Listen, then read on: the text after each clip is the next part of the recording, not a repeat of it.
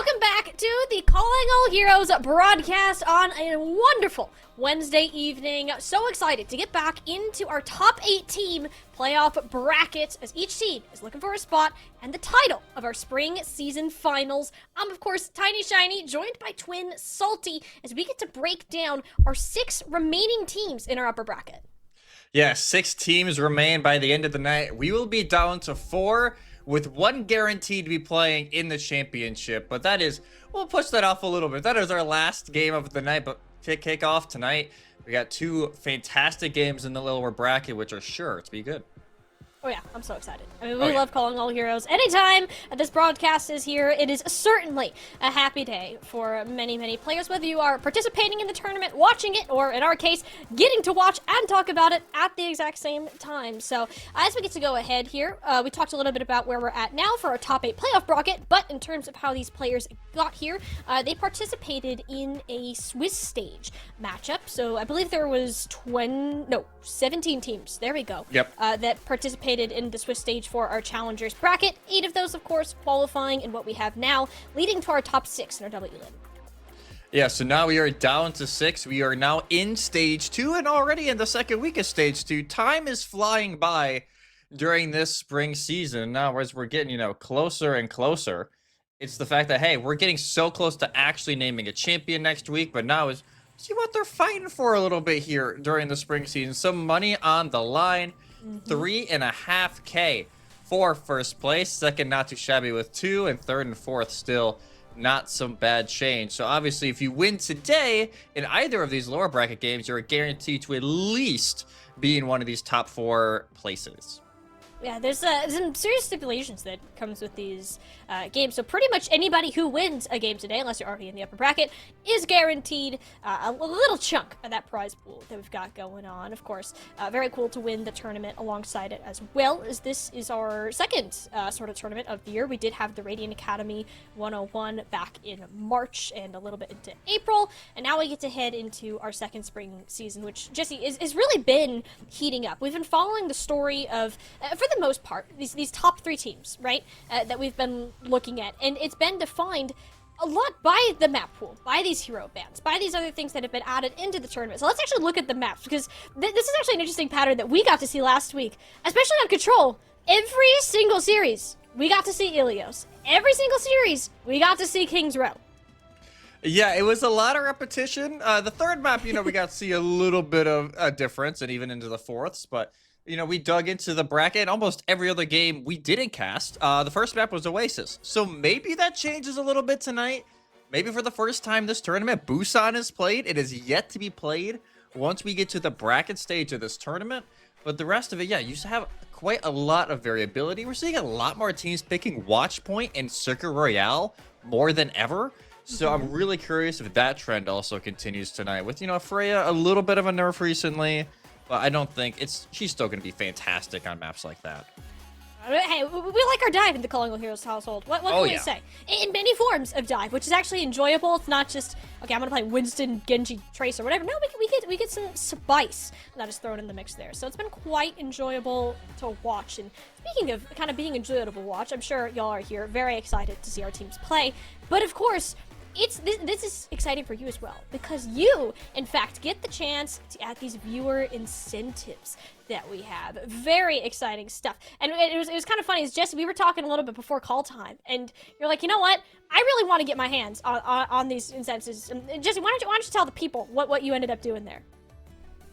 Yeah, so I, totally, not selfishly was like, yo, hey, Blizzard, can you hook some casters up here? Because, sometimes, casters will have it going on in the background of the stream. My internet, I think, would combust. So I'm like, shoot your shot. Because why not? You got to shoot your shot occasionally. We'll see if Blizzard holds true. But last week we had the plant pot. This week got a little bit of a cute spray going on with the Pachimaris chilling out in the desert. Next week's is a great little summer vibe as well. So make sure you got everything connected, whether you're watching us on YouTube. Most of you are going to be watching us over on Twitch, but make sure you have everything linked up so you can get all those drops. The cactus in particular is kind of special, because we see a lot of Hazard. We kind of joke that his jagged wall is kind of like a big purple cactus. Like, you can also participate in this cactus type shenanigans. But this isn't the only thing, actually, that we have going on for this event, because we also have a wonderful sponsor that has been with us for all of this tournament. Pura Vida is partnered with Calling All Heroes. Look at these lovely bracelets. They're so pretty, and we'll talk about them a little bit later on, because we will have, hint, hint, a special giveaway later on the day. So make sure you stay tuned so you can have a chance to get your hands on some wonderful Calling All Heroes and Pura Vida merch. Oh yeah, like we got ours on right now, and you know we'll show them off a little bit. We showed it off last week. We'll show it off again a little bit later on. But yeah, make sure you stick around. The giveaway will be around the third matchup of the night, so make sure you stay tuned all the way through while getting your drops. Might as well get a little bit of free merch here from the Pura Vida site. So make sure you stick around, because yeah, the bracelets are great, and you can get a little bit stylish here as we're entering into the summer. Certainly can. And it's like a perfect summer vibe too. Like I'm kind of down for, like, I know this is the spring playoffs, but like the colors of it's so exciting and bright and colorful and fun, just like this bracket. I know that was a wonderful transition on my part, but seriously though, this bracket has been very thrilling to watch, because of course we have some interesting things that have gone on, especially within this upper side, where our 1, 2, and 3 seeds have been in a bit of a tussle. More specifically, our 2 seed ended up taking down the 3 seed. Pretty expected, but we also have the upper finals match tonight, which might not go the way that a lot of us are expecting it to. Yeah, DK and Avidity to finish off the night is sure to be a fantastic matchup. DK have been on an absolute tear as of late. Even though they did drop a map to Mouth Genesis, I will say, we said a little bit last week, I think they're the number 4 team right now. They're kind of just lurking a little bit, trying to see how everything plays out.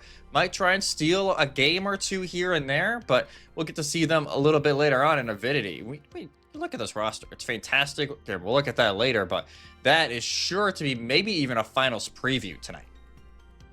Yeah, and that's a game that, I mean, that's our 3rd game, so we have a long ways to get there. Before that, a little bit more sad, I guess, because we have to say goodbye to some of our teams, and that's something that's never a very fun experience here, because, you know, we are on the lower bracket of this. Each of these teams have lost one of their matches and are looking to fight to stay alive, most notably Exo Sakura, you know, that 3 seed that finds themselves in this lower bracket. Not a spot that they want to be in, but our expectations are also high to see them completely run it back, even potentially to the Grands here. Oh, easily. Like, this is a team, they just won Academy 101 just before this event started, so obviously a hot team going into this tournament, but it's not always a guarantee that you're going to carry over that momentum. So as we start getting ready for this one, yeah, it is obviously Exo Sakura. They're in that top 3, like, hey, we think any of these 3 teams, depending on the day, can win this thing. But now it's really showing here, you're in the lowers. Can you start battling your way back to get into that grand final? Yeah, this is a strong team, right? But oh my God, unfortunately, your path to get there, it's not going to be the smoothest. You got to be real with yourselves, right? So this first matchup, though, it has on paper the looks of a one-sided matchup, just because of how often we've seen Exo Sakura in these top positions. Heck, they won the previous tournament for Radiant 101 Academy, so this team clearly no slouches within themselves, and finding themselves in this lower bracket early, it might be a little bit of a shock, and they have to work even harder now to prove why they deserve to continue playing in this tournament. Yeah, they just need to keep their eye on the prize. Don't get too far ahead, though. You have to make sure you still take this map by map, match by match. We've seen time and time again, whether it be here, especially in OWCS this split, upsets can happen, and they can happen in an instant before the teams even realize it. So I do think this is a team that, hey, they can make the run, but they still have to keep their eyes forward. And they can also be a team that shows a lot of looks, a lot of Sombra from Phone, but it got dealt with against Divinity. So I wonder if Quick Nova took some notes on how, you know, the Phone Sombra kind of got shut down a little bit last week.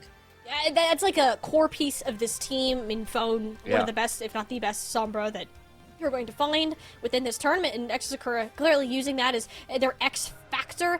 Is Quick Nova going to be ready for that? Is sort of the question that we want to come into this. We got a little bit of a glimpse of Quick Nova last week in their upper bracket match against Moth's Genesis. It was a 3-0 in favor of Moth's Genesis, the second time they had played that team. And with this roster in particular, outside of Unlucky, I mean, this is kind of the first time we're seeing the majority of these players at a challenger's level. So making it to this far in the tournament is already a big achievement within itself, but they're going to have to work even harder. They are coming into this off of a win over the 8 seeds Hypnos the Iceless, so there's some momentum to be gained there, but we're looking at a whole different beast next to Sakura. Oh, this is definitely not, Hypnos Iceless. Like, this is a team that they're going against that they're going to be ready from the jump. Like, this is going to be a very hard game for Quick Nova, but it's not impossible. We saw a lot of times, Laser did a great job last week, especially.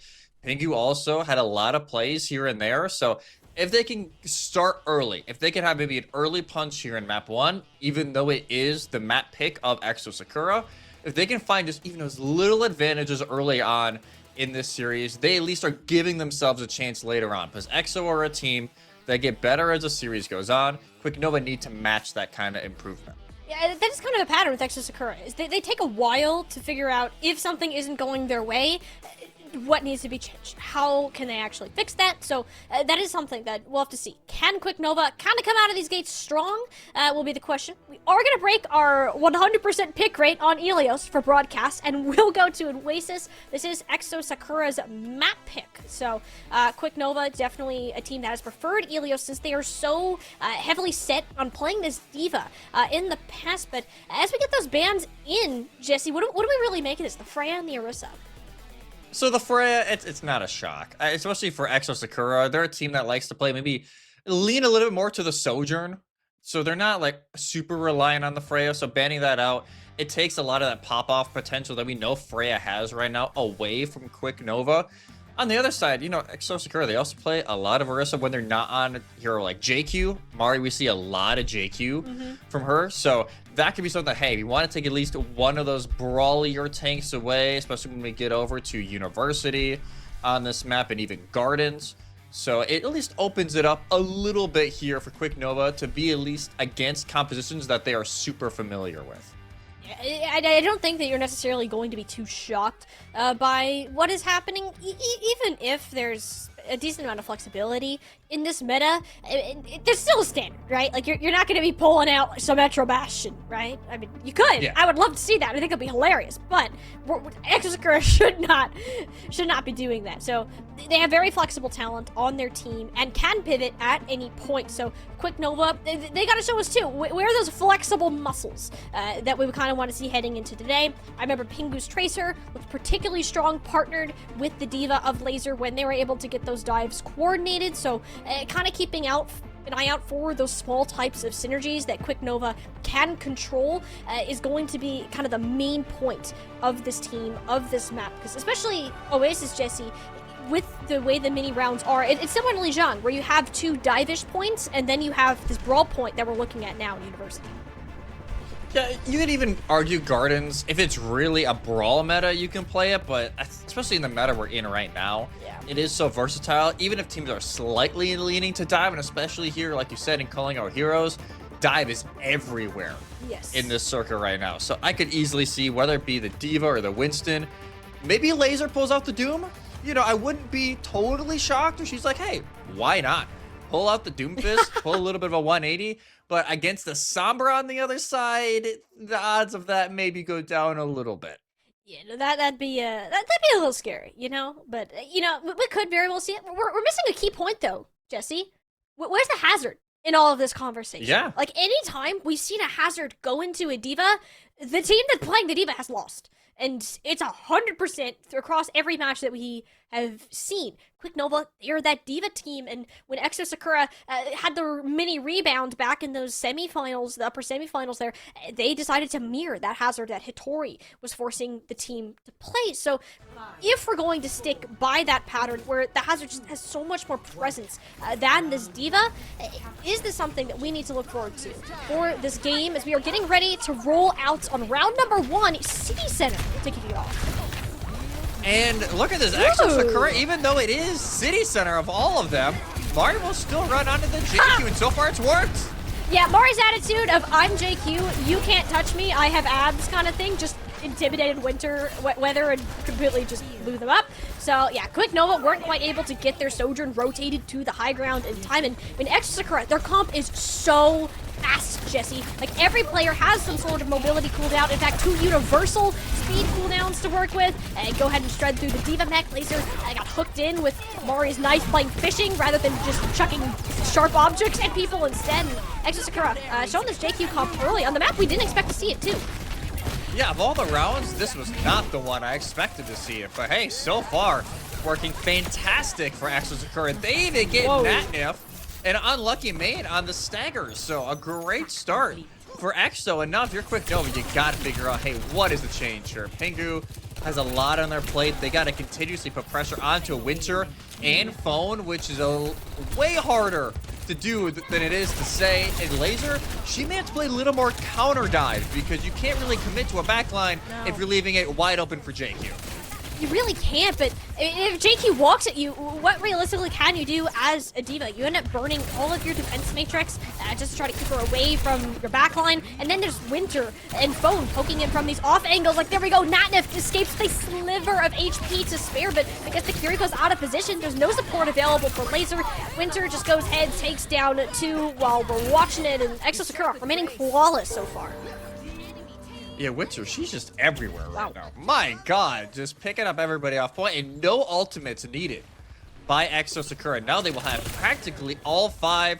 Natnef will have that Kitsune Rush to try and get Quick Nova into this fight. It is last fight territory, so there's no reason to not pop it early. But there's an early EMP. Yeah, you can't use any ultimates if Phone just says lights out. You can't push your shiny buttons, and yeah. Quick Nova, and not too much of an opportunity in this fight. Laser's even going to get a bit staggered too, so that might deny the tank from the final fight completely. I think this is done. I don't even know if somebody can touch. Maybe Pingu can get around. But yeah, unlucky main tries to get there. Kitsune Rush to try and go in, but it will be a touchy from Pingu. Pingu will get there. Laser's over to the Wrecking Ball, so there is a bit of a chance for Quick Nova. I mean, Natnef, Kitsune Rush was actually just used to speed the team past the choke point. Pingu could only really last so long, getting the pressure of both Winter and Phone. There's just so many ultimates on the side of Exo Sakura. There's not too much that Quick Nova can do other than kind of hope for a miracle. Martian will return towards this point, has a sound barrier, only really applies to themselves since everyone else is buried 6 feet under. Yeah, Exo Sakura gonna go ahead, take round 1. I don't think any of them died, Jesse. I think they maybe got 1. Did they? I think there was maybe 1 at some point, but we'd have to... Fact checkers can maybe get us on that. But what a dominant first round. Again, on the one round we didn't think that was going to show up. Nope, never mind. I'm wrong. Yep. Yeah, 0 deaths across the board for Exo Sakura. The golden round, looking maybe free for a golden map, is this is the stage if you're Quick Nova you did not want next, because it is University where this comp is going to work the best. Yeah, this hurts. This is unlucky. Yeah. Unlucky. We could get those in the chat for Quick Nova and Exo Sakura. They're perfectly fine to keep running with what was working, and it seems that Quick Nova, they weren't exactly sure where they should turn, what point to focus on, because there was just some sort of elimination that happened before they could fully get themselves together to fight. Yeah, this is gonna be super awkward for Quick Nova. Regardless of how you go at it, whether a little bit late on the rotation, and they're gonna get punished. Man, I love Mari Junker Queen. I love the Mari Junker Queen. It's so good. Oh, it's so pretty. Like, she just doesn't miss these knives. The Suzu goes out to de-knife somebody. Like, this is a problem. She's getting away with so much on this Junker Queen, and it's just, she's home. It's University. Oh, Laser. Yeah, this is going to be hard. I won't lie for Quick Nova, especially Laser. They're out and back and trying to get the boops off it. Well, it's not Laser, but it's not there for Rajiv. That is rude. But already 15% Phone. Well, there's the first step. There's the death. Okay. You got one. You got your one. Time to push.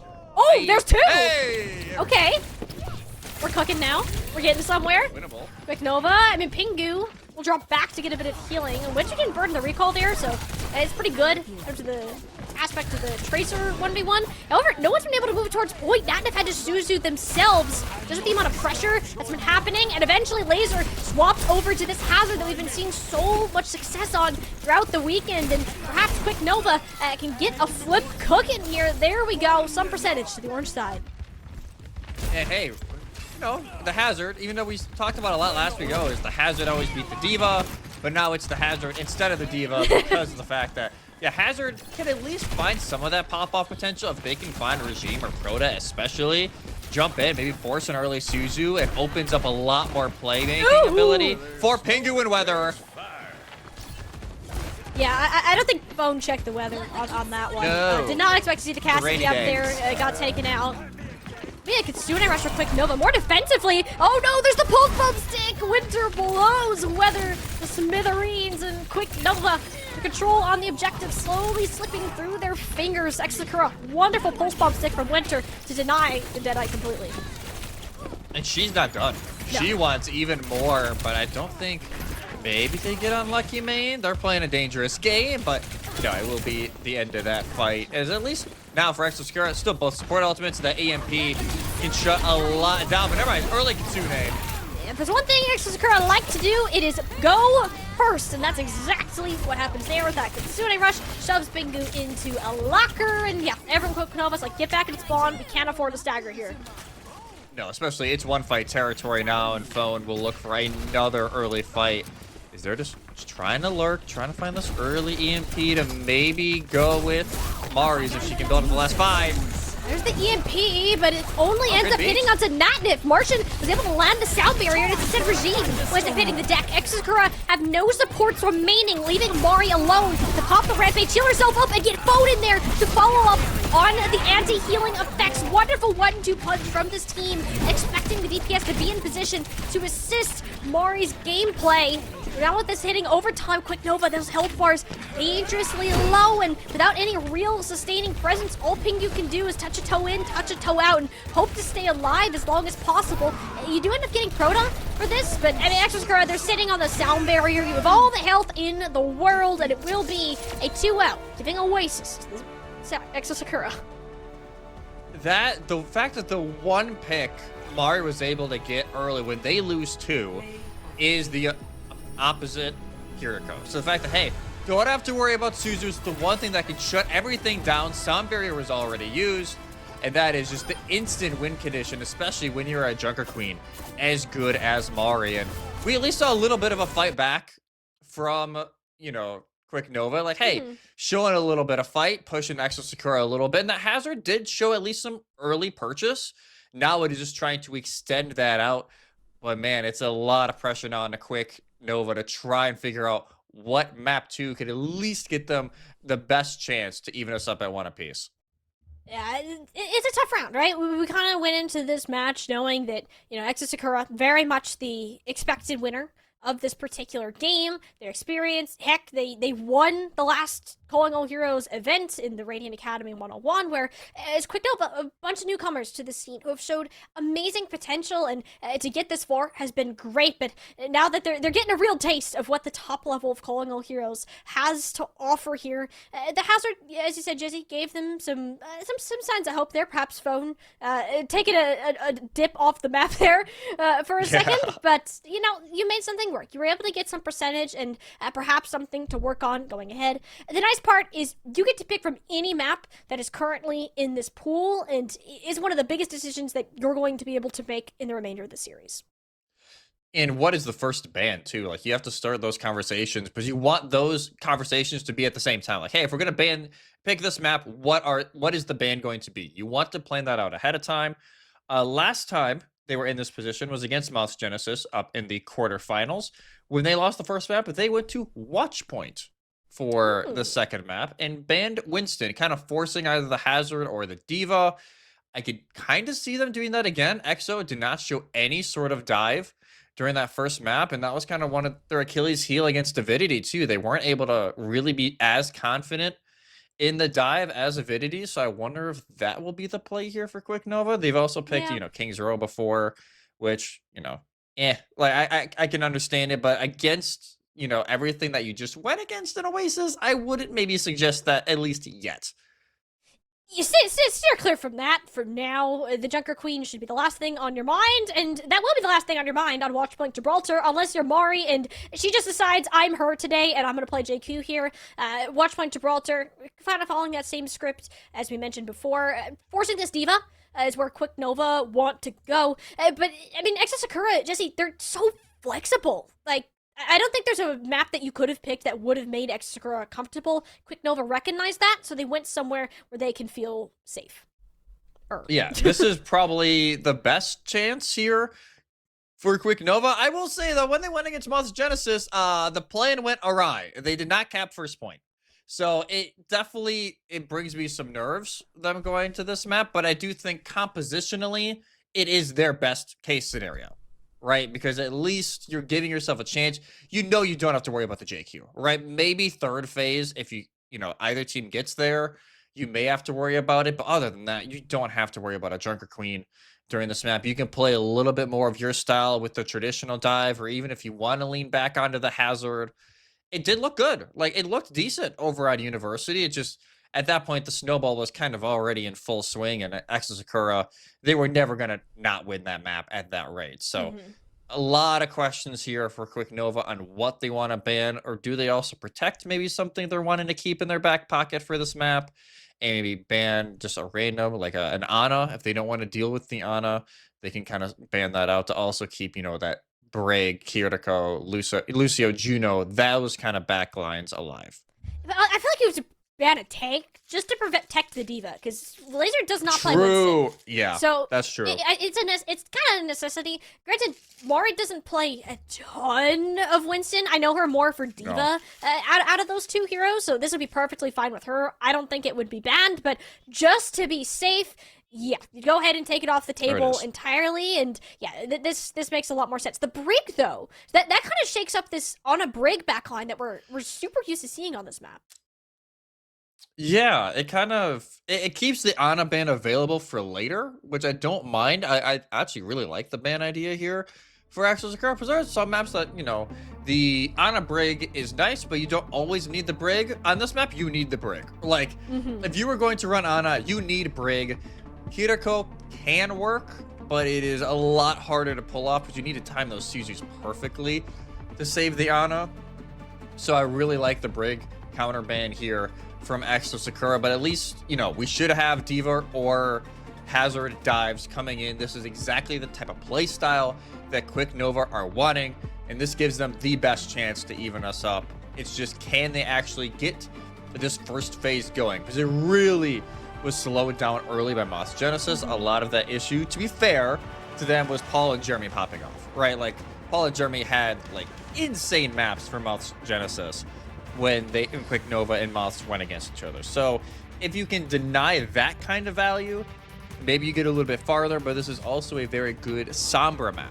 Yes. So I don't think Phone is going to be very mad that we're heading to Watch Point. Well, I think the happiest camper for them all might be Regime, because they hate playing Brig. Yeah, you know that for a fact. So, does Lucio Curie just make sense?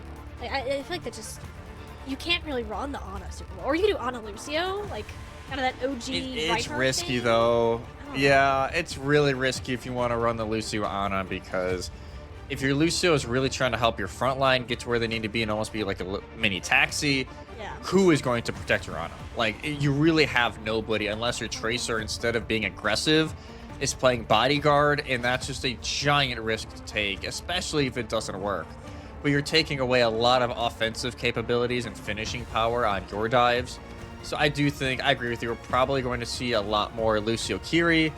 Maybe we see somehow a Kiri Juno, but that'd be kind of random if we saw it. But I've seen it a couple of times in scrims.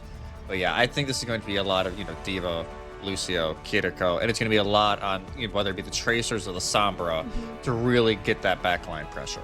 Talking about that Tracer matchup a little bit too, I mean, that was heavily Winter favored.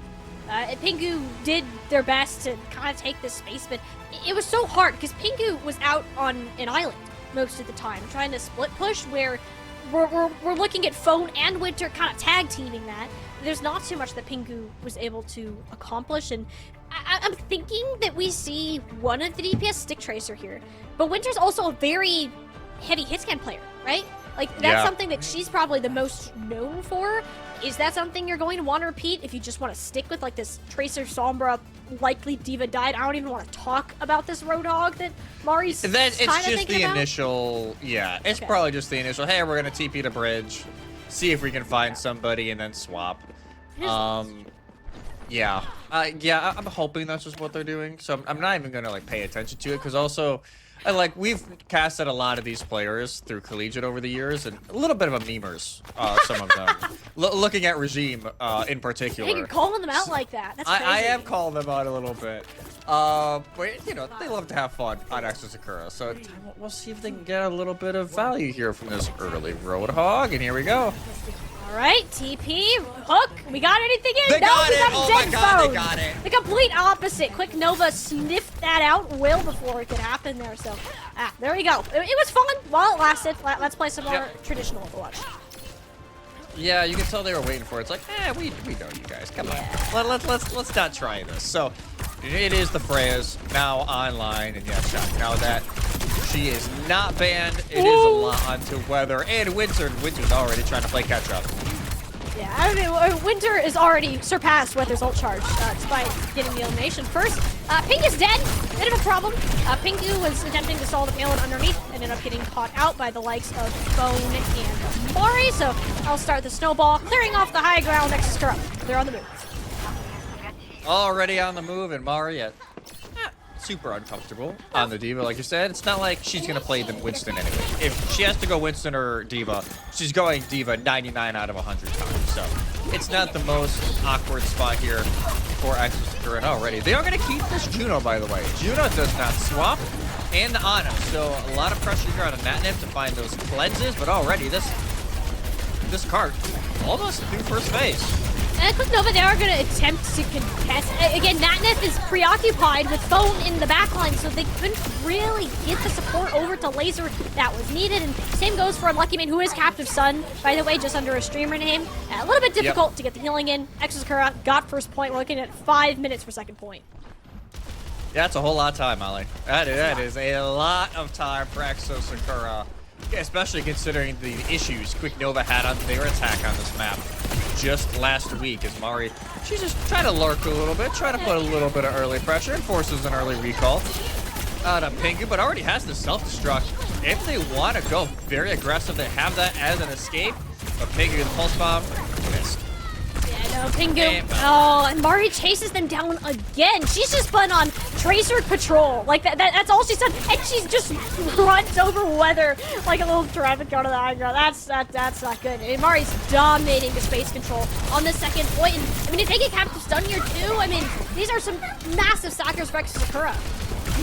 Yeah, these are massive here. Mari just doesn't care anymore. She pops the self-destruct. A few kills are going to follow. Not exactly from it. And now she just does stuff. That's second phase done. 5.5 minutes still here for final phase. And they get the stagger on him, Natnip, too. You know, Quick Nova, you know, your back's against the wall. You gotta get creative. You gotta try something new. We have a Life Weaver on our screens, Jesse. We've seen this work with people like GK Esports. They're the only ones that have managed to make it happen. Is this the answer for Quick Nova? Hey, you won't know until you try, right? That's like, true. you might as well at this point. Oh, Pingu. There's nothing that can go worse as Mari. Okay, she is just everywhere to start off, and now Regime, if they want, can just pop the orbital ray to start us off, and well, Weaver's already gone. Yeah, Mari, that is now her third final blow of the fight. Not too much to be saying so far. A little unnecessary, Winter. Not very much needed. I think actually they just want to speedrun. They want to gain time on this. They gain time. That's They just could. obnoxious. It happened last It week. is very possible. They're going to have another self-destruct to throw on point, but Natnef with the Kitsune just to try and fend them off for now. Ooh, but Weather, full shotgun line smack on top of Crota. One less support inside of Exo Sakura, but when they really make work with it, Mari just trying to get her mech back in order to do, but at this point, is it really worth it? They're committing to the orbital ray despite being down 2 players. Exo Sakura is super confident in finishing this fight in front of Quick Nova spawns, and I gotta say, that is a very ambitious decision, given those respawn timers. Exo Sakura surely regretting it. Yeah, they're obviously a little bit confident right now in how they're playing and wanting to have a really high time bank, but yeah, it was not the best decision overall, and already some swaps going in. Winter goes over to Soj, Phone back over to the signature Sombra, as they'll be looking to cause a little bit of mayhem now, and really, if Laser's life wasn't already hard enough, she will now be in hell because this is going to be this constant damage onto the D.Va. I will say, out of all tank heroes, though, it is easiest to mark a Sombra on D.Va to prevent the hack, but then you just gotta constantly have your head on a swivel. There is no downtime, and between that and Mari, and heck, they just ignored laser entirely. Natnif has been the target that they don't like. They've taken their lunch money like 50 times at this point in the map. X Sakura gonna go ahead and walk through. Triple kill for Winter, mind you, on top of that. And there we go. About 2-ish, a little bit, almost 3 minutes, excuse me, on this time bank as they clean up the last straggler. That was a roll out of X Sakura. Yeah, it's all EXO all the time. That was unreal from EXO Sakura, and again, this shows why they are a team that we've been talking about. They could win this whole thing, right? They just won Academy 101. Yes, they have, you know, a rough game against Avidity. They get knocked down to lowers very early, but this is still a team that is very confident in what they're doing. They have their very unique style, and unless you scrim against them often, or you scrim against a team that's even remotely like them, it's just so hard to try and, you know, simulate their kind of play in scrims for when this type of matchup comes up, and I think that's what Quick Nova is finding out right now. There's a bit of a tier break, you know, that we've been talking about throughout the weekend, that we have our top 3 teams that they just kind of sit above everybody else. And then you have Moss Genesis, another tier break. And then I think Quick Nova kind of sits around closer to that line. So there's some distance that have been between these teams previously. And I think the playstyle, like, I look at Mari in particular, a shining star amongst many stars. Best tank right now, though you're going to find in Calling All Heroes next to the likes of Hitori and Kindred. So, like, she's just going to pull out the Junker Queen on this defense, trying to deny this space up close and personal. Like, Jesse, this very well can work with how well EXO Sakura have been playing their own tempo. It's a dangerous game, but at this point, why not? Like, you have the time bank to lean on. They're waiting to see who will pop up top. It's probably going to be Laser, as Regime is like, hey, look at me, come up here, it's just me. It did not work. They're just trying to be like, I'm the best bait. Like, really dangling the carrot there. Oh, Weather went up. We're not that silly. Oh, Weather, no! Weather tripped the trap and paid the price for it. Mari drops down to the low ground, throws a couple knives, swings a couple axes. Goodbye, Pingu. Yeah, EXO Sakura, how do you break it? Like, you don't scrim against this, ever. No.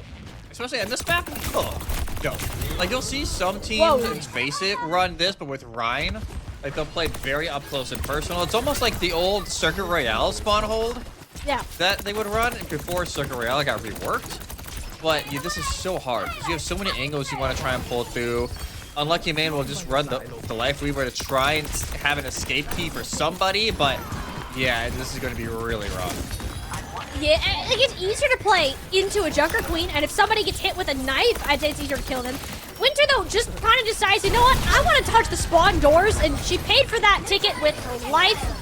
Not a great trade if you're EXO Sakura. Both your DPS are currently down. Quick Nova can take the most that they can out of this opportunity. Crota able to kind of slip out of Laser's clutches here as they're finally going to get this payload through the tunnel. It's this final phase, though, where they had troubles against Moss Genesis, was just getting over the line, actually getting the tick, and especially when you have Mari. She'll just be running around, especially antagonizing anybody on carts, which she already did, as this cart is stuck on the underpass, and Quick Nova, yeah, you have high ground, but the cart is stuck. You have to find some way to break through.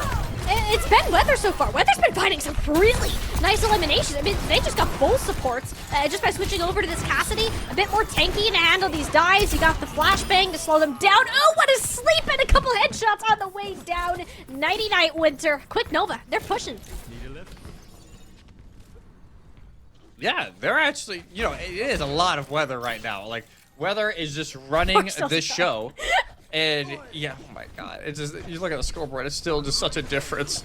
But if they have the Deadeye here, there is no DM. All you have to worry about is the cleanse and the hack. No, this is doable. Like, if we got to see the life grip there, it was very helpful for when Weather was in a bit of trouble.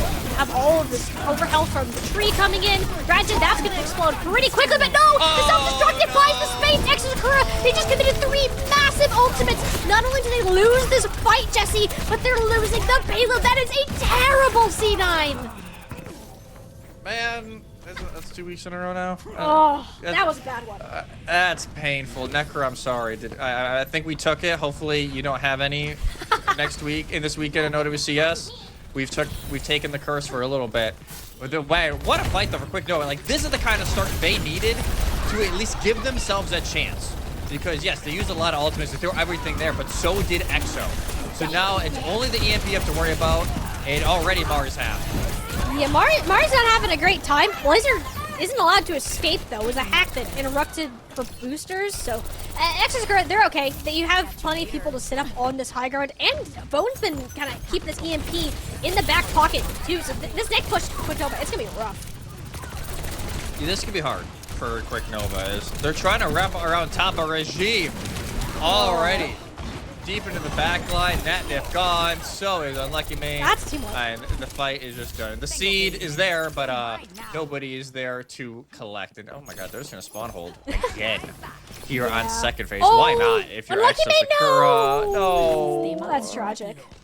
Yeah, that's rough. I think Regime just happy to play the Lucio, honestly. Like, you could just see them flying around the map. Like, la-di-da-di-da. Happy day for the Lucio player. And you see, they're just... everybody's just showing up here. Mari almost lands the blade, but they still have EMP Molly. They didn't even need it last fight. So, depending on who they find, this time it's Unlucky Main, but they get the spawn in time. Yeah, I mean, Natnif can't leave the spawn. Mari is asking for the on attacks, and unfortunately, Natnif is not willing to pay that currently. Laser will come to their supports and say, you know what, I got you. Forces Mari back a little bit further, but and even then, that's not really enough. Getting through these doors, Jesse, it's one of the hardest parts on Watch Point Gibraltar. Especially when teams are holding this far close. Like, usually it's try to deal with the hit scans on Spaceship and everything else. It is just trying to get out of the spawn doors. We were just fighting in first phase again. Yeah, I mean, you know, if that C9 didn't happen, I honestly wouldn't have guessed that the payload had gotten capped just based off of where we're fighting. Regime eventually will get punished for their shenanigans, and it's not really enough. I mean, Exosakura, throughout this time, not only have they not used EMP, Jesse, they've managed to build up to all 5 of their ultimates again. Whoa, Laser? Laser's just gone. What? Oh, what? Where? Hello? I think she just turned her phone on mute there. We thought do not disturb at the wrong time. Well, phone definitely disturbed since they blew up. Exosakura, I mean, still got 5 ults, but I mean, Mari's in the back line. Like, what is happening? This is right around the Rosie. Solo rampage onto Natnif, gets slept, gets stuck with a pulse bomb. All right, that's a Quick Nova I have to say about that. Mari has caused terror in this lobby for far too long. Weather's cooking once again, shuts down Winter's Dragon Blade. Why are Quick Nova winning the fights with all 5 ultimates against them? Huh. What? That's a fight that's gonna have to get Vader, dude. Just for the sake of what in the world just happened. And Spaceship Control is in favor of Quick Nova, but this EMP again, they've been holding it this entire phase. Might as well pop it now. Yeah, you know, it's been like, what, 5 fights? Maybe? The phone's had this? 5 or 6, yeah. Thought about it. I mean, 14 seconds left to go here. Exosakura really only need one big punch to go ahead and push themselves up to match point. Quick Nova, hack onto Laser. She's gonna wait till the last second to touch so she can get her health back in order, and perhaps a nano from Natnif, who has now returned to the fight. But again, Laser gets hit and bursted before the nano boost can come through. Quick Nova, too slow to act. Exosakura will go ahead and send the dagger to the heart for pretty much the entirety of this team. The EMP held for the moment that it mattered the most. Quick Nova couldn't make it happen here on Watch Point Gibraltar, so Exosakura, they're gonna move up to a match point. A better attack than last time for Quick Nova, but regardless, it is still the other side taking it. 2-0 Exosakura. Man, this JQ comp, it is just so good, Molly. It seems like there's no stopping it, because Mari's third blade conversion rate is unreal. As much as they're able to just pull everybody around, she's just been lighting it up. And Winter, not as comfortable, it seems like, on the Freya, still very comfortable on the Soj.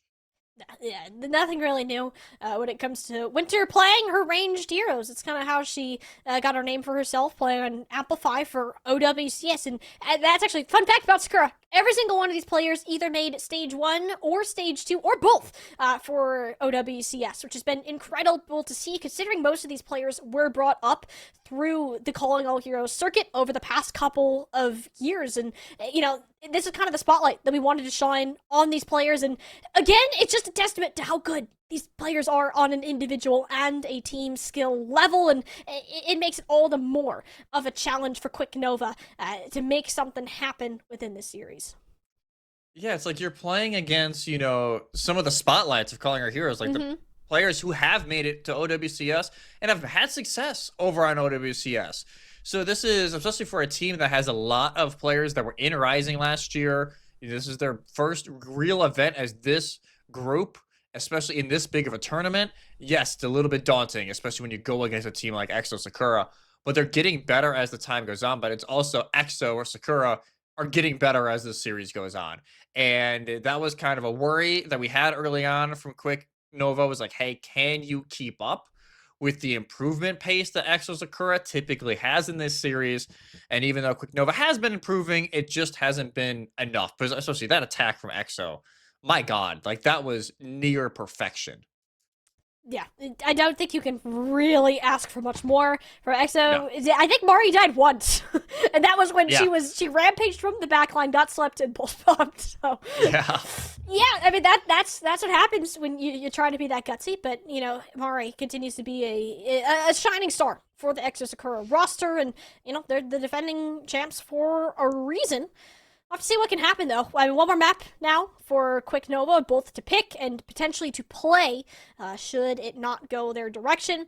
Their kind of signature composition didn't exactly turn out the way that they wanted here. They're just getting stuck. They can't get these fights off when they want to. EXO Sakura, 99% of the time, are the ones to make the first move. If they lose somebody, it's because they got overconfident. So, Weather had some good moments within that last map. That's perhaps something to lean into a little bit more as we go ahead with that Cassidy Sojourn sort of deal. Is we really even haven't gotten the Freya outside of like that one fight either. Yeah. No, honestly, the Cassidy worked great for Weather. Like, honestly, it worked fantastic for them. It's just, especially Watch Point, it's really hard to make the Cassidy work because it is such a long range map, even though EXO Sakura, made the fights very up close and personal. It can be a little bit tricky still when they're not. It's either they're far away or they're in your face, so it can still be a little difficult for the Cassidy to work. And that's why they're going over to Kings Row to try and start the reverse sweep. And it's like, you can make the argument, oh my God, this is a bad pick because they can just run the JQ. Well, I'm guessing they're gonna ban JQ. Like, if I was a betting person, I'm banning JQ. There's no way in hell I'm not. If you don't ban the JQ, I mean, something's not right. Like, something is not. You either have something cooking, like it's a protect ban, maybe. Yeah. Unless you want to ban the Sombra. Maybe the Sombra is the only thing I can maybe see them banning instead. That could be acceptable. I'd be okay with that. But even looking ahead towards the rest of the series, it's going to be tough. This map in particular tends to lean more towards the brawl style, except for the first point. There's a lot of teams that like to play the dive on that just because of the amount of high ground that's at the defender's disposal. But it will be a Sombra ban. No JQ. That is still on the table. And with the ban of Orisa from EXO Sakura, Mari's just going to run it down on her favorite Australian queen. Yeah, it's like, oh, no Orisa? Cool. All right. W key, like just go in, left shift, whatever she has her keybind set to for commanding shout, just go int, because phone is going to be there for the follow-up. Like, that is just that cohesion that this team has across the board. My guess with the Orisa band, maybe we see more of the Hazard come out here from Quick Nova. It did look okay over on Oasis Gardens, but on University, I should say, but it's rough because so far, yes, it's been a lot of this JQ that has been the overall, like, the best composition for EXO Sakura, but you at least don't have to worry about the constant hacks, the constant EMPs. You're forcing Phone to go over to a Genji that, yes, it's something that they're very comfortable with. I'm not saying it isn't, but it's not their signature hero that they made their name off of. So you can at least take, breathe a sigh of relief for like 2 seconds, and then be like, okay, we still got to figure out Mari. Because if we don't figure out Mari, it doesn't matter. Yeah. Mari's, I think, kind of the core. The Sombra's annoying. The Sombra can disrupt any plan that you want. And it seems like Quick Nova, they're realizing that, you know, we can't go anywhere because we're getting jumped before we can decide where we want to go. The Sombra is a big part of that. She's scouting these things out. She's throwing out the hacks and giving Mari, is serving up a player on a silver platter for her, right? That's what Phone has been able to accomplish.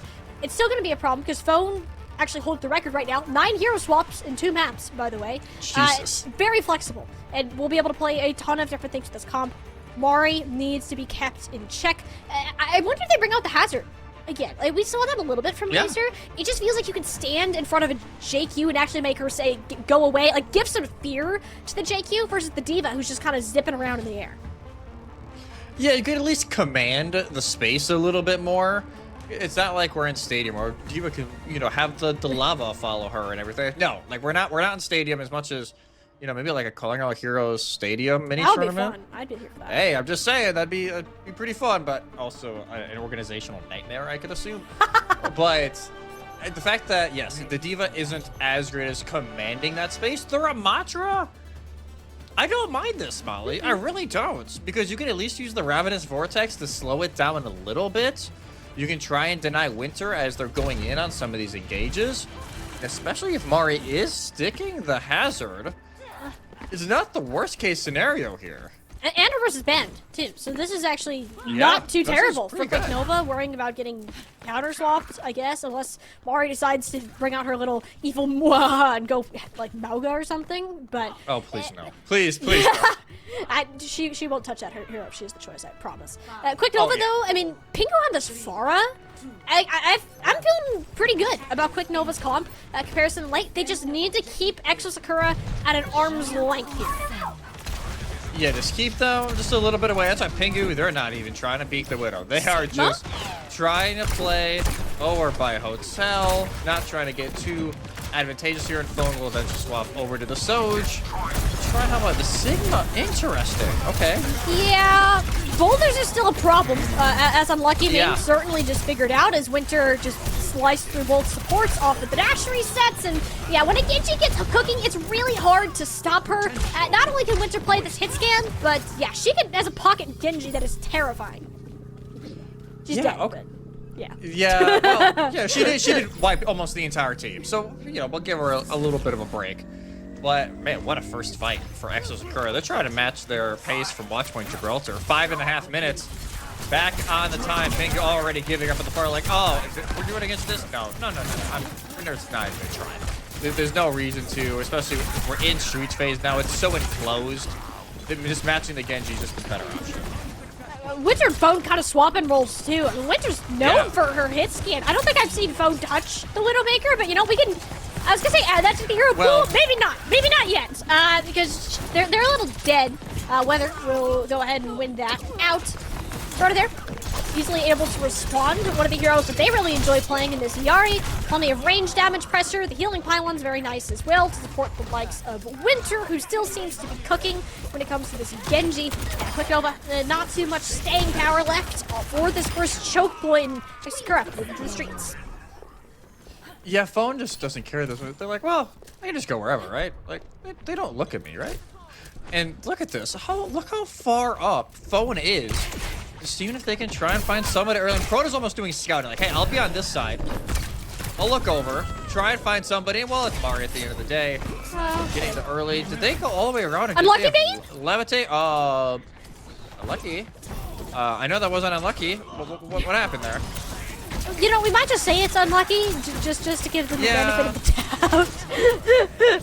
Yeah, that's tough. Good. That's tough. Weather does get the pick onto Proto, matching Phone on the Widowmaker. Weather also playing a bit of Mystery Heroes so far, but perhaps this is the pick that will work out. A little difficult to touch the point, though, if everyone's locked up in the wells of gravity. Beautiful flux, the Suzu. Not enough to prevent the boulder from smashing laser into tomorrow. Man, 5 minutes, 20 seconds on this third point. Exo Sakura. Don't know what the breaks are. No, brakes do not Ew. exist. All gas, Ew. no brakes. And there's just no stress on this team. They're almost treating this like, hey, we're just running it down. There's no reason. Why fret? If we're in Margaritaville, we're just going to hang out, have a great time, and get kills. And Witcher already on high ground. Weather does win the Widow 1v1. Does open up a little bit here. Okay. Quick. I think Phone might have a negative KD right now. I don't think they're having a great time on those Widowmaker. But, you know, that's something for Quick Nova to work with. Winter, though, does pull the blade, only to be punched straight into the ground. The second she makes contact with the laser, Nova has some stable ground to stand on and want to snowball that advantage. It's actually an annihilation out of laser, and wow, that get burns through so fast. They're able to raid the damage amplification from enemy next to Sakura, using that to their full advantage now. Weather waiting for the perfect shot out of the Juno there. Doesn't get out of the Juno, almost gets it out of Proto, who lives with just like 3 HP, and Exo Sakura. Yeah, they're pulling out all the stops. They can smell the full completion. It's right ahead of this corner, and Quick Nova, and they haven't had a chance to use any of these ults except now the sights are active. It doesn't do all that much though. You can't get a body towards the payload. No! The Ajax, unlucky main, couldn't make it. His phone found their groove on the Widow. 352 full completion for Exo Sakura. They want to end this in 3, Jesse. They want the clean sweep, and they want to get on with the rest of the night and start planning and start scouting for the lower semifinal. But man, Exo Sakura, they're just a train that is not stopping. Like, this is an unreal performance tonight so far from Exo Sakura, and I feel bad for Quick Nova because, like, on paper, like, oh, the Ramattra, especially on this map, you know, using the Annihilation, it's very enclosed. You can get a lot of kills with it. Exo Sakura just didn't care, like, oh, we're just gonna walk by you. Bye, laser, bye! Like, we're just gonna go into your backline. And there was just nothing. There was nothing that laser could do about it. She just kind of sat there and was like, well, I'll try and, you know, counter dive the supports of Exo Sakura, but they had so much attacking power with it being, you know, the Illari Juno backline, or well, now it is, but it was the Illari and the Lucio for a lot of the attack. And it just felt like there was nothing laser could do in her power. So it is a very tall order here once again for Quick Nova if they want to keep their hopes alive here for a guaranteed top 4 finish and to at least give themselves a chance to earn one of those end of season championship bids, the top 3 for EXO, and they're just all full steam ahead right now. They keep it phone on the Widow too. That's a lot of confidence. And to be fair, they did hit their shots there on the last point. How is that going to fare against the potential wrecking ball of Laser? This is the Laser I'm more familiar with. Back when I played on her team, it was as a little ball tracer duo in Calling All Heroes Rising, but then she got too good and is playing for Quick Nova now. But this is kind of her signature thing that, you know, she originally made a name for herself in Calling All Heroes 4, and it's going to look to see if, you know, you got to pull out all the stops here. It's kind of hard, though. Nobody can really follow her, as we're seeing now just the fire from Exo Sakura poking down the rest of the team, and as Laser's just trying to disrupt, get some bits of damage in, but, I mean, Proto and Regime are trying the squishy targets since the tank is preoccupied. Yeah, it's like they do get at least Regime in the background, but yeah, it's a Laser. She's just rolling around, just trying to find maybe one more pocket pick before they have to back up. They almost find Winter, but Proto's there at the last second. I bet Phone's like, man, don't make me go Sombra. Like, please don't make me do it. Well, Phone can't go Sombra, because it's banned. Oh yeah, you're right. That's what this map has done to me. It's been a map. I'll give you that. Yeah, so Phone can't play their beloved Sombra, so we're playing Widowmaker and making Laser suffer, despite not getting hacked. Mari is present on the tank as ever, although climbing into a Soldier 76 at below 100 HP, not advised, even with Spike Guard there, so a pretty decent window of opportunity for Quick Nova, and Weather identifies it. This goes ahead and sends it towards the objective pedal platform to the high ground, should they decide to take it. But for now, Exo Sakura, they're gonna go ahead, back off, give up at least a tick, and likely more, with how well Quick Nova are cleaning up the eliminations. Yeah, Weather is able to still line it up on the Soldier pick of all of them. Mari is posturing here. She can get one more touch. And Exo Sakura, well, they'll have ultimate soon here. I don't see any team members from her, like, on this street. Like, even if you just get the Kitsune rush out, like, that's honestly not the end of the world. Get a bit of a touch, you'll get the further spawns, and I mean, Winter also throwing herself in, I'm not a huge fan of, since there's just no reinforcements left to come on, and the points will end up getting captured. And Exo Sakura, I mean, with the amount of picks they're getting, Jesse, they could set up for a first choke hold. But not another spawn hold. Exo, don't do it. They might. Not another one, please. I didn't mind it as much, I will say, them trying to go and touch their nice little That was grapple. nice. Yeah, that was a beautiful grapple. Because there was a few members coming, but it was the fact that Winter just got pushed off by the ball. They couldn't do much. It's double. Hey, Laser, you are stuck. Yeah, but Laser's got like 8,000 health, so she's fine. We're chilling. Bastion, that's a phone signature. That's also up there. I hear the name phone. I think Saba first and Bastion second. Although Winter, when Genji doesn't quite come to the mines, she's been able to prove otherwise so far, although her target was just yoinked away thanks to Unlucky Maid, but ooh! Shurikens in the face of Weather, and yeah, she'll go ahead and take the one she got as her tank proceeds to abandon her. And Laser will keep a couple more eliminations, and Quick Nova, they seem to be doing a lot better when Chaos is forced and Exo Sakura aren't really taking the full team fights. No, you can tell EXO are trying to play off picks. But for Quick Nova right now, they're thriving off that chaos. Like, oh, everyone's trying to play for their own picks. Let's just try and find somebody that's maybe a little by their lonesome and just punish immediately. And not having that Sombra available is massive right now because this ball from Laser doesn't really have any sort of answer from Exo Sakura. So now with that Inversight, Laser can just chill up here. Doesn't have to drop anytime soon. Well, now will drop as the cooldown erases, but they can just kind of hang out, and this is a beautiful setup for Quick Nova to maybe get the third phase. Yeah, you don't have Weather, though. I mean, Winter's had Weather's no like this entire series. If I see Weather die, it's likely Winter being the culprit on that. Laser is forced back a little bit further, and even the Captain's Son from Proto being infested on a Pingu. I can only imagine what that interaction was like. Bet you didn't see any targets, just, you know what? Sorry, Pingu, you're not allowed to have fun today. Yeah, no, Pingu just kind of sat there like, well, this is a story. Like this is a story I'll say at the end of the night. Now 2 minutes left. The wall goes up. It'll just force Laser to rotate the other way. Phone is now. Mystery Heroes continues. Junkrat. Junkrat is now on the field. The Phone Rat. This is a new one. I gotta say, it is pretty blinged out. Look at all those golden diamonds, though. Definitely got the wallet to back it up, but yeah, that's a Kitsune Rush on the high ground there. Mari just sends it, nothing really to stop him, and Bone's taking care of this little Life Weaver. Unlucky Main playing a game of dodgeball, and Winter's gonna stagger them out too. What, Winter? Oh. Okay. Winter's like, might as well try and get a little bit of a flick shot, you know, for the reel. Like, you gotta hit it for the highlight reel at the end of the season. But did not work out very well as... Yeah, this is Phone 11, 2, and 8. But those 11 are big in the hearts of everyone. Phone's like the sacrificial lamb of the Exo Sakura team so far. That was a nice life grip, actually. Prevents some of the dash resets. Not enough, though, because Natnif just walks a corner and is met with a giant katana. Quick Nova, I mean, they've had these ults for a while, but, I mean, they just can't find a window to jump through and make something happen to actually use them. Yeah, it just seems like whenever they at least start trying to make a plan, Exo Sakura is like, again! No. You're not allowed to have plans? No, you're not allowed to have those. And Winter is just in the face of whether maybe trying to prove they're the best season. I don't know. Man, this is just chaos. Why is there a Moira? Proto! Why? We're out now. Why? What are we cooking? What are we cooking? Oh no, the pile drive! It hits the low ground, and they're fighting in their spawns. There's only 22 seconds left here. This team's pushing so far up. Bones got a rip tire and may need to use it since Mari and Winter are dead. Look at the tank, but no! It's the destroyed Pingu rounds the corner, slices the tire down before it can do any more damage, and there's a touch for Quick Nova, Jesse. There's still players in the backline, though. It is winnable. Chat, it is winnable for Quick Nova.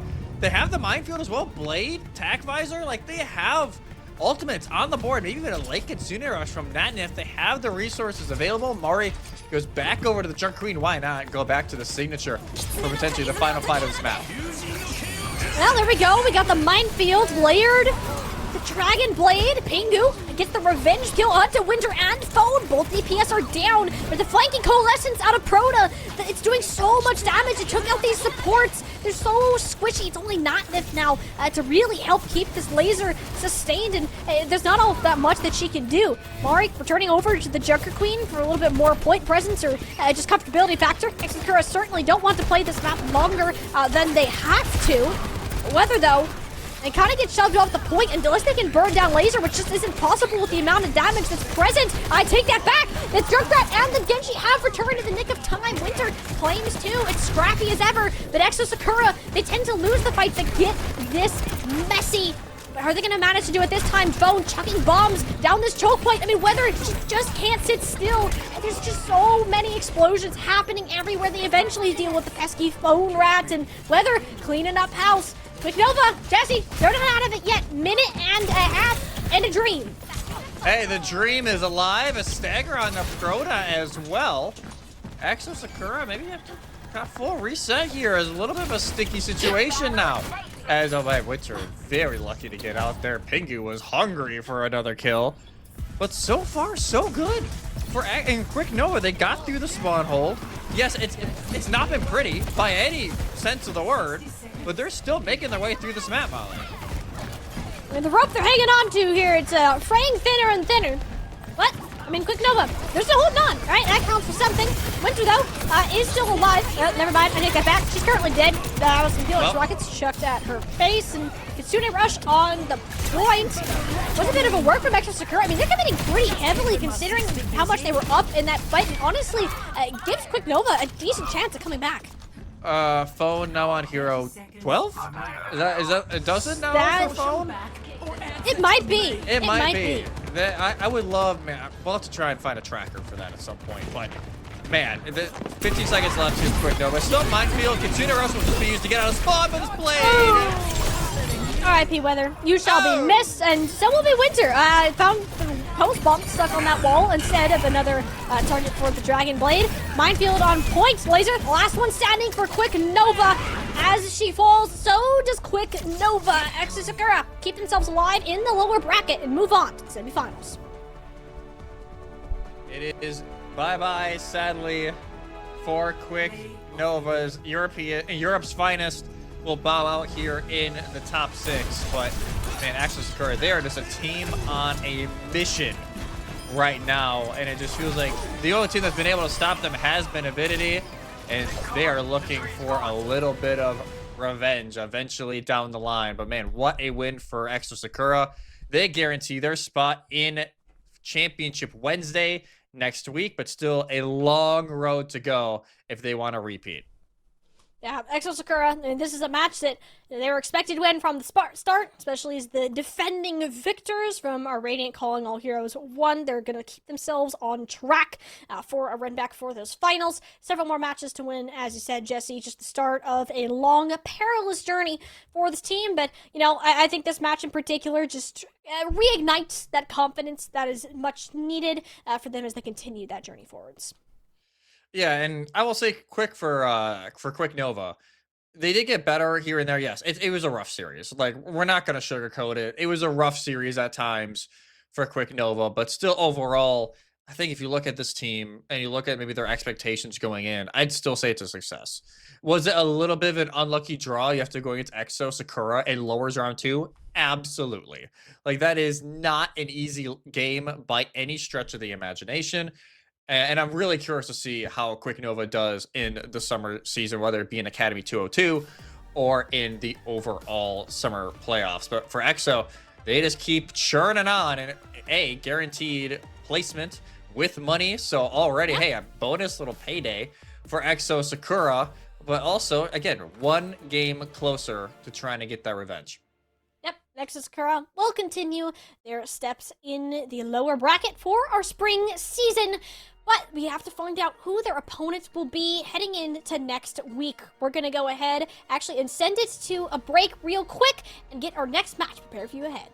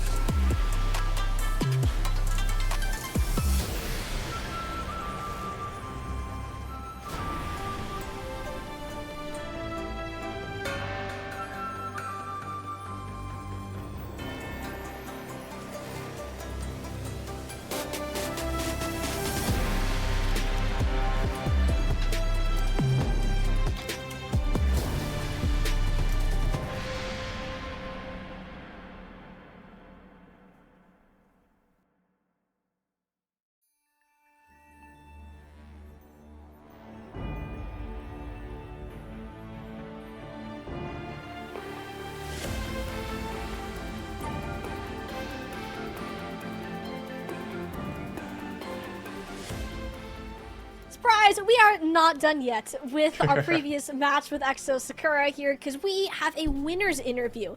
In fact, waiting in the wings, we're going to have our favorite main support player, Wow. Regime, join us here on the desk. Congratulations again on the win for Exo Sakura. Thank You know, you find yourself in the lower bracket right now, you know. You had played against Avidity. That was a tough game, you know, going against Quick Nova. The expectations, of course, were the results that we got today. You know, how are you guys kind of feeling heading into the remainder of this bracket, knowing what challenges lie ahead? We're winning. Like, we're practicing really hard. I think everyone's vibes are through the roof right now. I think going into that Avidity match, everyone had their own like personal like issues outside of Ka that they were dealing with, and so we didn't really give our full effort that we wanted to in the match. But we're practicing harder than ever, and I think we're ready to win. Our Swiss stage was a bit rough, but I mean, we've played against these guys before a million different times in both Ka and outside of Ka. So we are super confident that we're going to do good. And at least, even if we're not going to do good, we're going to have fun while playing, because we just love playing the game. Oh, well, that was apparent tonight. Like, even, like, especially Watchpoint, some of the adventures that Oh were my. going on. Talk me through Watchpoint. Like, what was going on over there? I think, so I can kind of give you a read of the situation. So I asked Proda, I was like, what do you want to play on your Watchpoint? And she said Alari. And we're like, okay, let's go Alari. And then Molly says, no, I'm going Junker Queen. And so we just play Junker Queen. Like, that's kind of like the whole, like, I guess, process of what do we want to play on each map. Sometimes we just say, what do we want to play? And then we just play our comfort picks. And then it ends up working just because we were super comfortable on our, like, best picks. So, as you all try and look forward now, obviously, guaranteed now to play next Wednesday, guaranteed monetary placement. How are you trying to look at this? Like, what do you want to kind of clean up a little bit? I know you said, obviously, it was not your best performance against Avidity last week, but whether it be Avidity or DK or whoever, what's the win condition? If we do what, we're going to win this whole event. We need to play as 5. We just need to literally communicate with each other. I think when it comes to this level of play, everyone is mechanically very confident in themselves, and we all trust each other mechanically. Like, oh, Winter's going to swing for a pick. We're going to trust that Winter gets that pick. Or if we're calling for a play, we're going to trust that that play works. It's just we all need to be on the same page. Anyone can hit shots. It's all about, can we all hit shots and also be on the same page? Especially because I forgot to mention this part as well. Especially with how we want to play the game and the heroes we like to play, it's very, very crucial that we're all on the same page. If we're not, then it's going to be very apparent and we're going to start losing really fast. Yeah.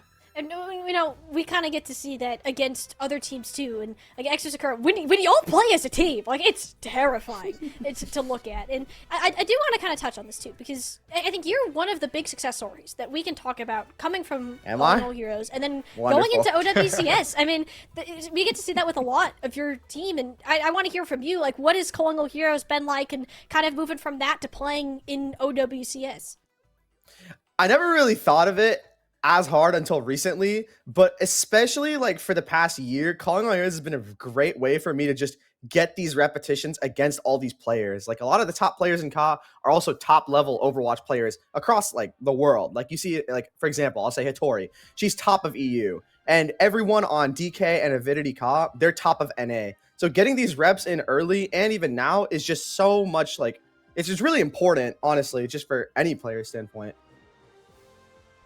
Well, we're glad that you're not only having fun, but also continuing to climb the Overwatch esports ladder. It's been a pleasure having you here on the desk, and of course, congratulations once great. again on the win. I hope to see you again. We're gonna win versus Avidity Ka. Oh, we're doing it. Okay. Okay. I want to see that. You still have another game though. You will have to play one we're more winning game. it So I all. want to touch on that. We need are we worried to about get the another next win. match at all? Yeah. Okay. We're just gonna win. I mean, like not 3 nearly hours, as sweep the much. whole thing. We're sweeping all day. I love the confidence regime. I love it. Okay, we're going to go ahead and say our farewells, and we will go ahead maybe catch you on the next winner's interview for Exo Sakura. That would be next week, theoretically. So have a great rest of your night, and we'll text you next time. You too.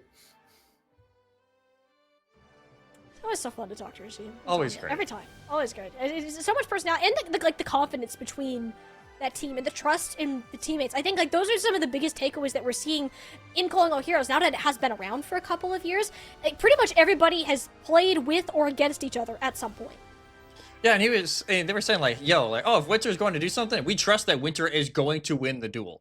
And like that level of trust, especially when they are in this top 3 fight, it's crucial. Like they need to have that level of trust across the board. I cannot wait to see who they play later on. But we'll get to see that in just a little bit, actually. Well, it's the power of friendship, right? We like that. Oh, yeah. And you know what we often use to signify friendship? We like bracelets, and we have bracelets here for Calling All Heroes. Thank you to our sponsor in Pura Vida. Pura Vida is a boutique that sells handcrafted bracelets and jewelry from local artisans from Costa Rica and has collaborated with Calling All Heroes to create several hero-inspired bracelet-style packs based on some of Overwatch's most iconic heroes. You can also use their custom jewelry tool to create your own designs and rep your favorite hero. You go ahead and check out the Calling All Heroes collection on their site by typing !Pura Vida in chat or scanning the QR code that we have here on the screen. Jesse, I know you and I had a bunch of fun going through this and kind of making our own custom packs, but also enjoying some of the ones that were already set too, like this GG Gamer one that we have on our screen. Yeah, no, the GG Gamer one is great. A lot of the presets are great. I really like the Widow one. That's the one that I kind of wish I got, but I didn't end up getting. I believe it's also on sale right now. It's $10 off right now if you go to Pura Vida. So make sure you take advantage of the one that's on sale right now, but you can always make your own little packs. We'll kind of show ours off a little bit later, as we both kind of customized a little bit here and there with one of our hero packs. But no, it's been great so far with Pura Vida, so thank them so much for sponsoring this event. It's been great to have them here, and it's great, when the product is also just fantastic. It is. I mean, I've loved it. I mean, usually, I'm not much of a jewelry person either, but like I've gotten these, and I'm not gonna lie. I had an event earlier this week, and I wore one out, and somebody asked me like, "Hey, what's that bracelet?" I was wearing my "I can dig that" bracelet. Oh yes. And I had to explain what it meant because they looked at me like I was crazy at first because they're not a gamer. But it was really cool. So highly recommend getting a look at that. And in fact, we will have a giveaway later on today, so make sure you stay tuned for that. For real this time, though, we are going to go ahead and send it to a break, get our second lower round 2 matchup ready to go. Moth Genesis will be playing against our Hive Mind baddies right after this.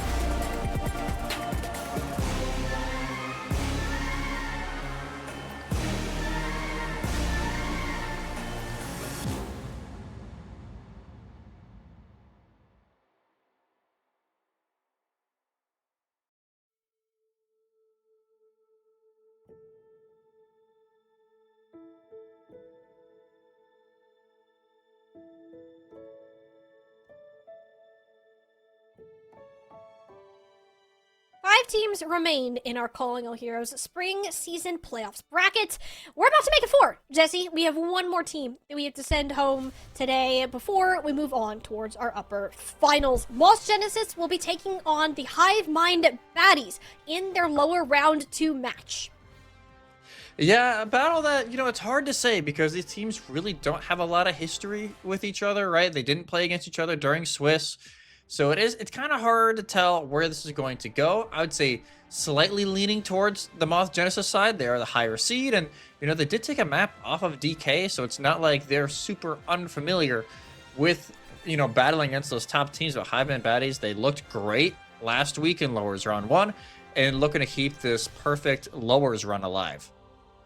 It's going to be difficult, though. When we look at Moss Genesis, this is a team that, it's players that we know, yes, but to be in, they're in a bubble, right? In both a good and a interesting way, because they're above pretty much everybody else they've played so far, and are very solidly in that 4th seed spot, but can't quite reach in to those top 3 either.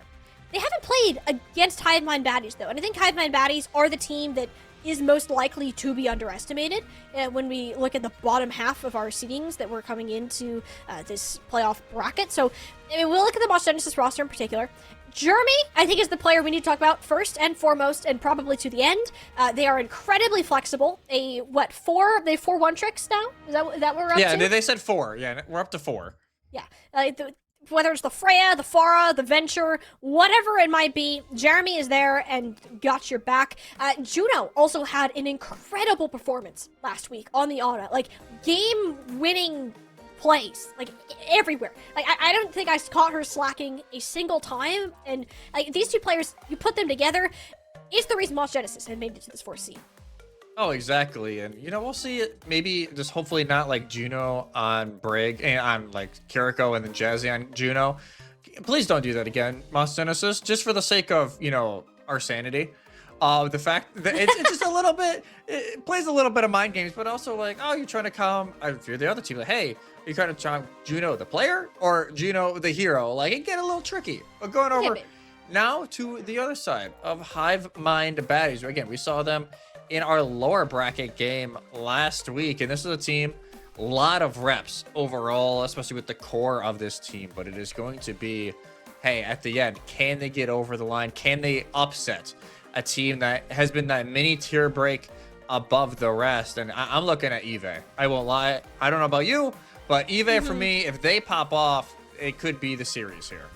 Eve is a very flexible tank player, and the bans, I don't even think have much of an impact on them in particular, which is huge, considering a lot of the target and protect bans have been on tanks.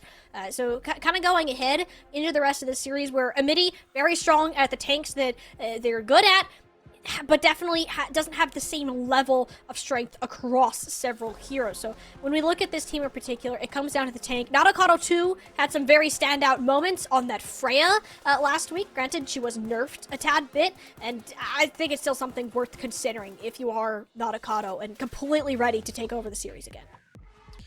Yeah, that's going to be the question here for Hive Mind Baddies. If they're going to pull the upset, who is the pop-off player?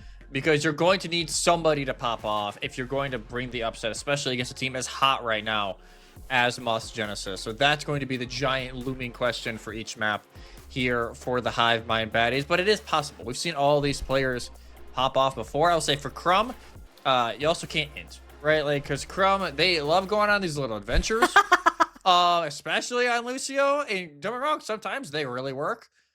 Sometimes they really don't. So that is going to be something they may just have to keep in check ever so slightly, because it's good that, you have an aggressive Lucio if you're going to run it, but it has to be in moderation, especially against a team like Moss Genesis who are going to punish. Ooh, we're keeping up with the Oasis streak today. Okay. Are we doing 3 for 3 Oasis after we got all Helios last week?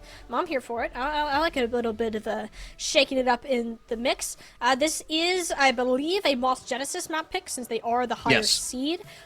In this instance, tells us that we're likely leaning a little bit more towards, the Amity Wrecking Ball / Diva, perhaps. on particular these maps, unless you're looking at the university side of things. It will depend on the bands, honestly. We got a Freya band first map last time, if I'm not mistaken. And knowing Nadokado and Jeremy are here, like I think these are the players you want to pick the most, but instead it's the Genji to come out. And the Orisa. Okay, so the Genji pops out first here for Mouse Genesis. It's an interesting call. They have yet to ban it this tournament, at least in the bracket play.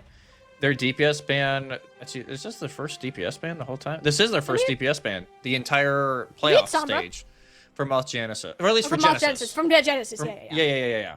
So, okay, well, showing that really early is something that, hey, maybe they realize that maybe this D.Va, we're not super comfortable with it, and this is something that, hey, maybe that pop-off ability is there for Hivemind baddies. We're just going to yank it right away.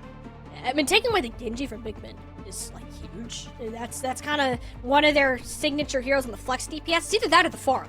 And Jeremy, as we heard, feels very confident in that Pharah mirror, if that is something that could happen. I mean, Oasis is a potential Pharah map, and we've seen it in pretty much every round. There's room for it to come out, just based on how the map is structured. But again, I'm mainly looking towards how can these bans really play into these hero pools that are slightly less limited, like for somebody in the eyes of Jeremy or even of Migman in this sense. And I think that that Genji ban really is going to fit that category there.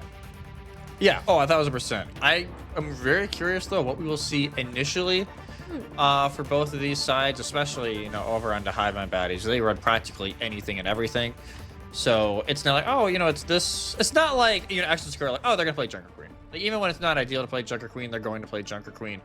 You can see a whole lot of different looks here for Hivemind baddies, but for now, as we load in, it will be Gardens first, and for now, they're teasing this Ball Chaos comp here for Hivemind.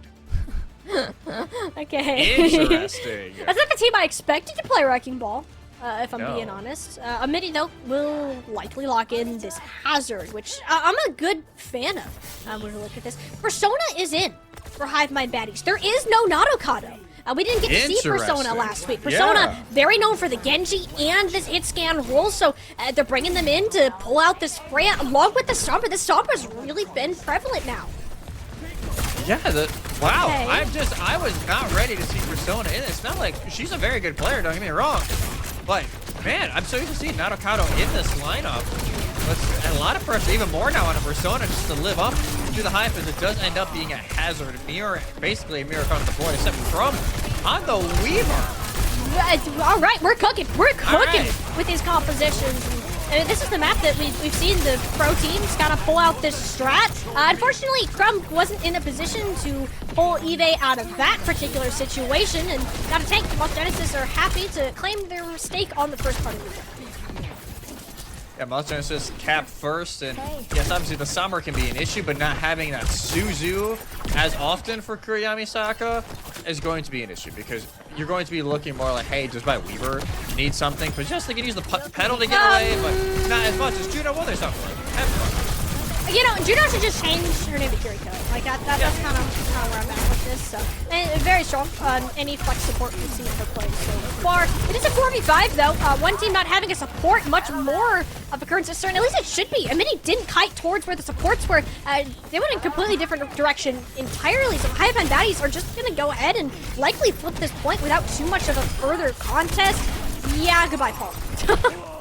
Yeah, Paul, goodbye. That is a flip for Hivemind baddies. Yeah, that was awkward. Yeah, just, Eve didn't have, not Eve, sorry, Amity, no supports near them. It's like, it's very awkward to see that, especially Jazzy's been very good. Just staying with their tank for the most part, but that time kind of caught in an awkward position. Now, Hivemind baddies will control the point. They have the tree. We'll see the big tree that we've seen, but now it's actually the rush of Juno first.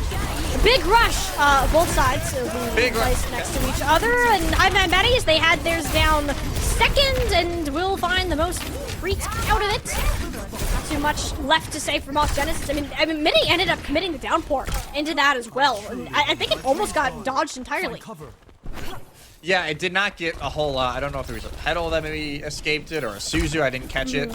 But no, just one big ult gone. But yes, you still have EMP coming up. Sound barrier online. The sound barrier is a big one, especially now that EMP is out of the question. Mikman just keeps getting caught out on the Sombra early, and that's forcing Highman Baddies to invest a lot more than they would like. It's 12 down the drain, and yet they are the one that is down 2 players as of now. A bit of a yikes moment if you're a Highman Baddies fan. Moss Genesis, they get that without any major investment. Yeah, if they play Highman Baddies, there's not a spot to recontest, and Eve, regardless of the Suzu that gets thrown in and everything else, it's just so much damage coming in onto the hazard. There's not a whole lot they can do. Is Pikmin in the back just trying to cause a little bit of chaos? Oh, the EMP! It comes out! We can tell Paul was looking for it just in that moment, but Pikmin hit the trigger first. But Jazzy didn't end up getting snagged, so the sound barrier was there to keep Moss Genesis alive, and the EMP there to ensure that everyone says good night.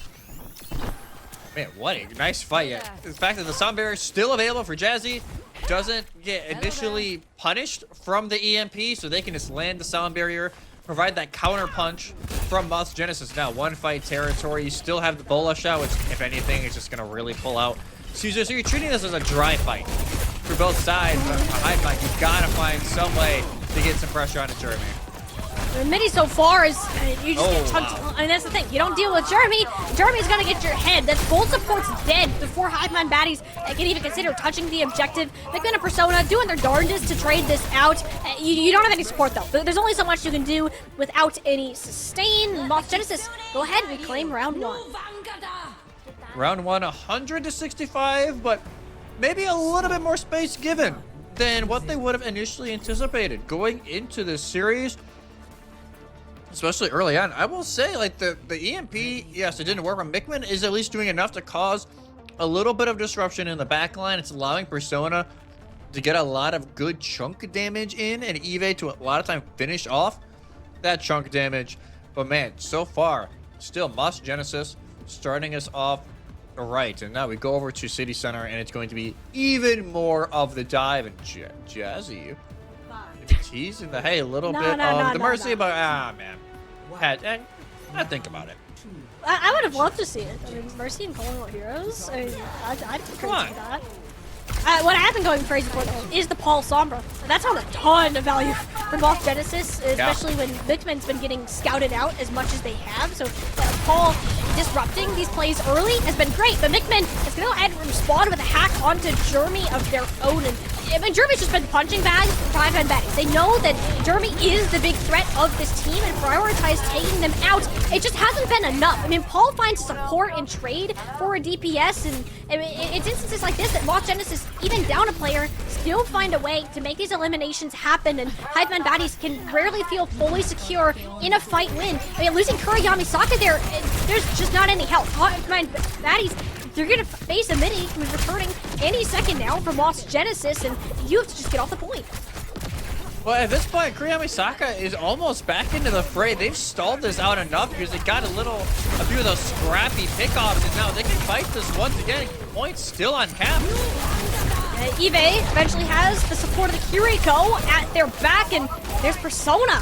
Full shot lands on the ball, and that's actually a massive shutdown. No need to worry about the pesky hacker kind of poking at you from the side.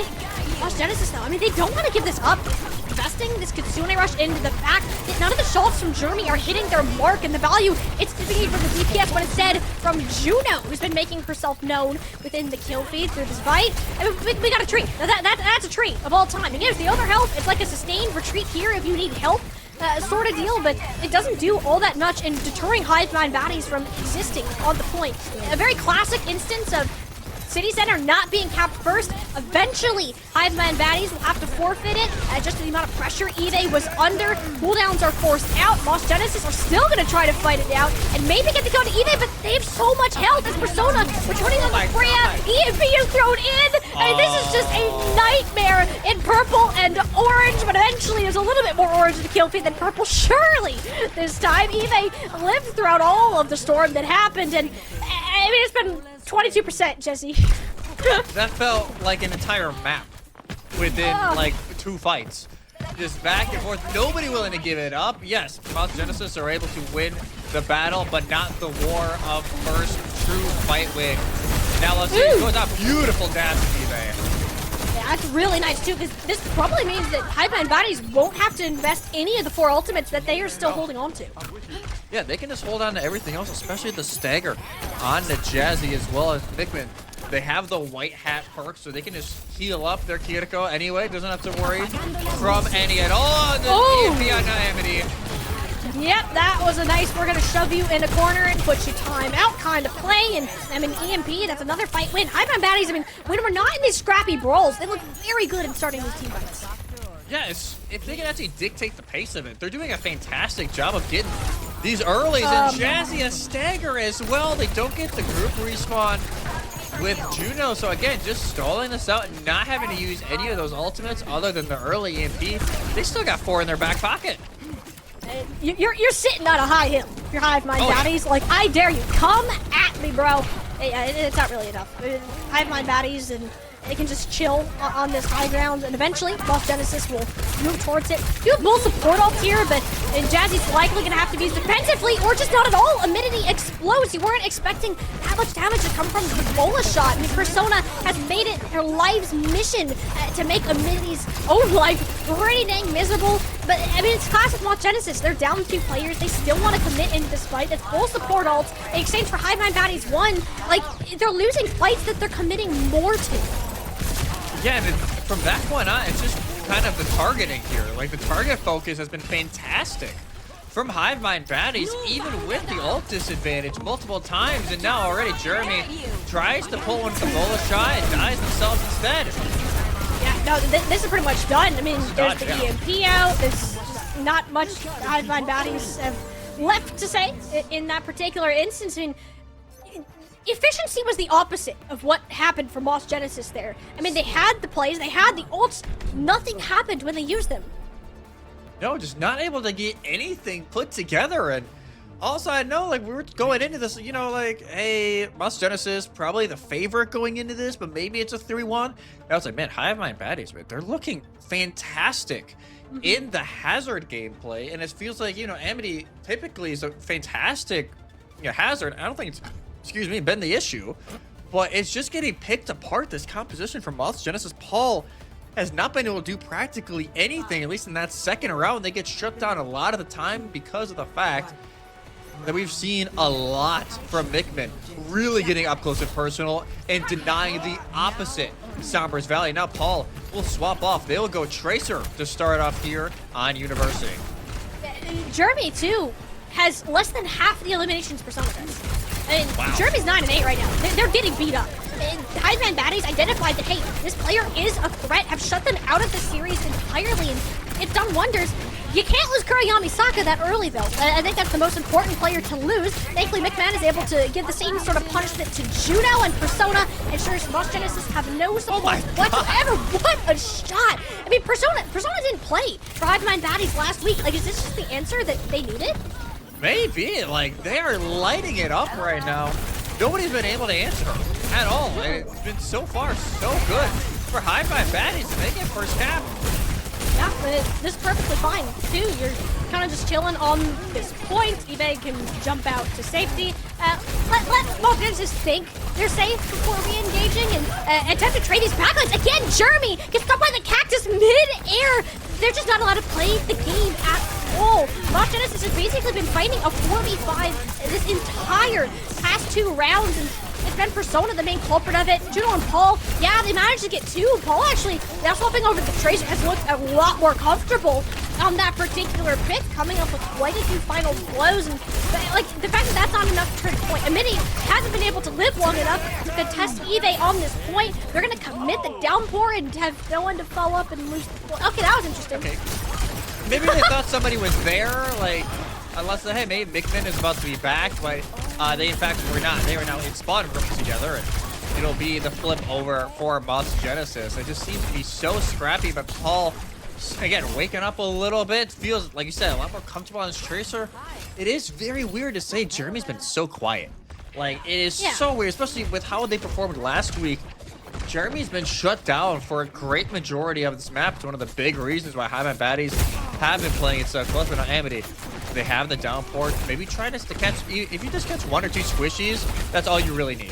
Oh, but guess what? Jeremy's dead again. Jeremy's dead. Persona found the shot. Like, she's just not allowing Jeremy to have a single word in this conversation. It's not a conversation. In fact, it's one player yelling at another and then falling over. There's the pulse bomb again. Paul, yeah. I mean, that's her second pulse bomb in 2 fights. Great for Paul, but Persona's still alive. There's an EMP win condition for Hive Mind baddies. Jeremy's back, sure, but there's no team to really back them up in this exact instance. Bullet shot gets cancelled as well. Cherry on top of a bit of a disaster. Boss Genesis, and they sold it out for a little bit. Got some percentage, if anything.